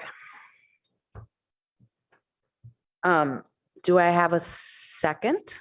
Just before you second, I think, and again, I'm not supportive of this motion. I'm just helping to craft it so it's clear. Thank you. In C, I think I had us take out a little too much language because we have to say who the easement is to be granted to, and that's to, maybe we can go back up to the motion that failed and see, I thought we made a reference to the residents on Ellsworth. Okay, so back down to this one, to an easement granted to the residents on Ellsworth. That's helpful. Thank you. Yeah. Would it be residents or property Well, it's owners? actually, it's the property owners, right? It's actually, it's not even the property owners, it's the parcels. The easement's granted, right? It runs with the land to the, yeah.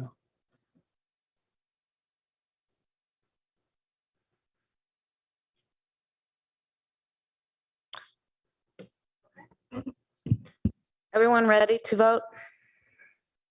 Okay, Ms. Dow, would you please call the vote? Who is it moved by and who's it seconded by? Oh, good point.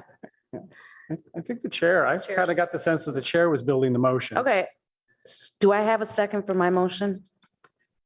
I'll second. Okay, seconded by, would you like to speak to your second? I think this is a better compromise that I hope we can make stand in council. Okay, thank you. I don't need to speak. And if I may now ask Ms. Dow to, Chair Suma, yes. Commissioner Rectal, Yes. Commissioner Liu, No.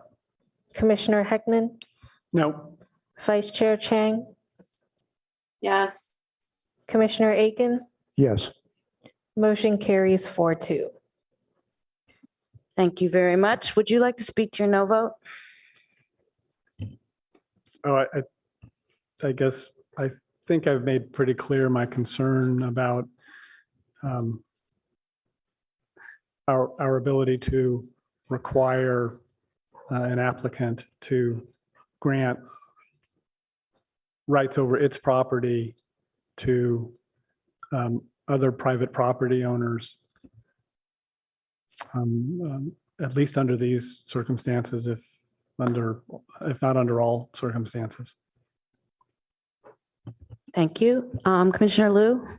I think my position is also mostly clear. I'm not so hung up on the 26 versus 24 foot, but I think the side triangle language is a bit new and pretty uncertain on how that would actually pan out. And so I'm not comfortable recommending that to council. Okay, thank you very much. And thank you very much to the applicants and all the other interested parties who attended tonight, and our staff for being so helpful. So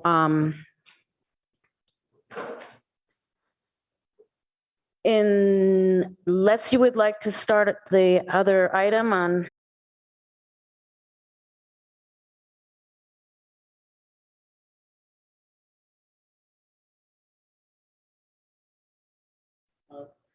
Sure. I will move that the PTC continue action item number 4, legislative recommendation to City Council regarding proposed amendments to Palo Alto Municipal Code, Title 18 and Title 9, Chapter 9.10, to facilitate the installation of electrification equipment for residential development to a date certain of August 30th, 2023.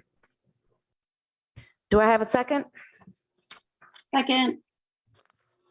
Thank you very much. Could we, does anybody need to speak to their motion or second? Okay, so we can just go ahead and vote, please. Commissioner Aiken, Yes. Vice Chair Chang, Yes. Commissioner Heckman, Yes. Commissioner Liu, Yes. Commissioner Rectal, Yes. Chair Suma, Yes. motion carries 6-0. Thank you so much. We have one last item, which is approval of Planning and Transportation Commission draft verbatim minutes of July 12th. So do I have a motion? I move that we approve the minutes as Thank you. Do I have a indicated. second? Second. Thank you. We can go ahead and do the vote, please. Commissioner Aiken, Yes. Vice Chair Chang,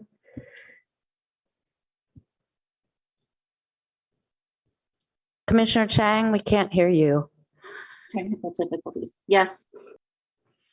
Commissioner Heckman, Abstain.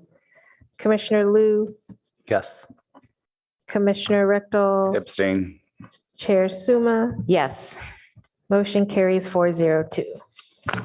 Thank you very much. Do we have any commissioner comments, questions, or observations? I'll make a quick comment. Please do. So as we all know, our housing element was not approved.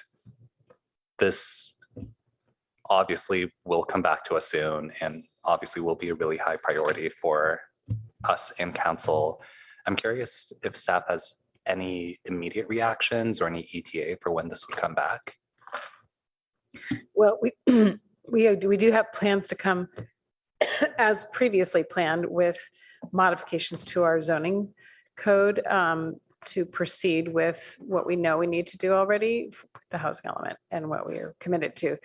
I don't really have comments yet on the effort it's going to take. We do not have a housing planner.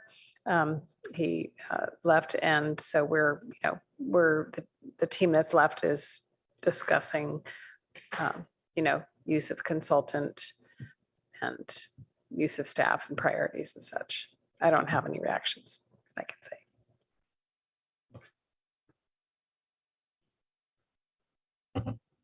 Anyone else? Nope. Okay, thank you very much, everyone, and I will call this meeting adjourned. Thank you.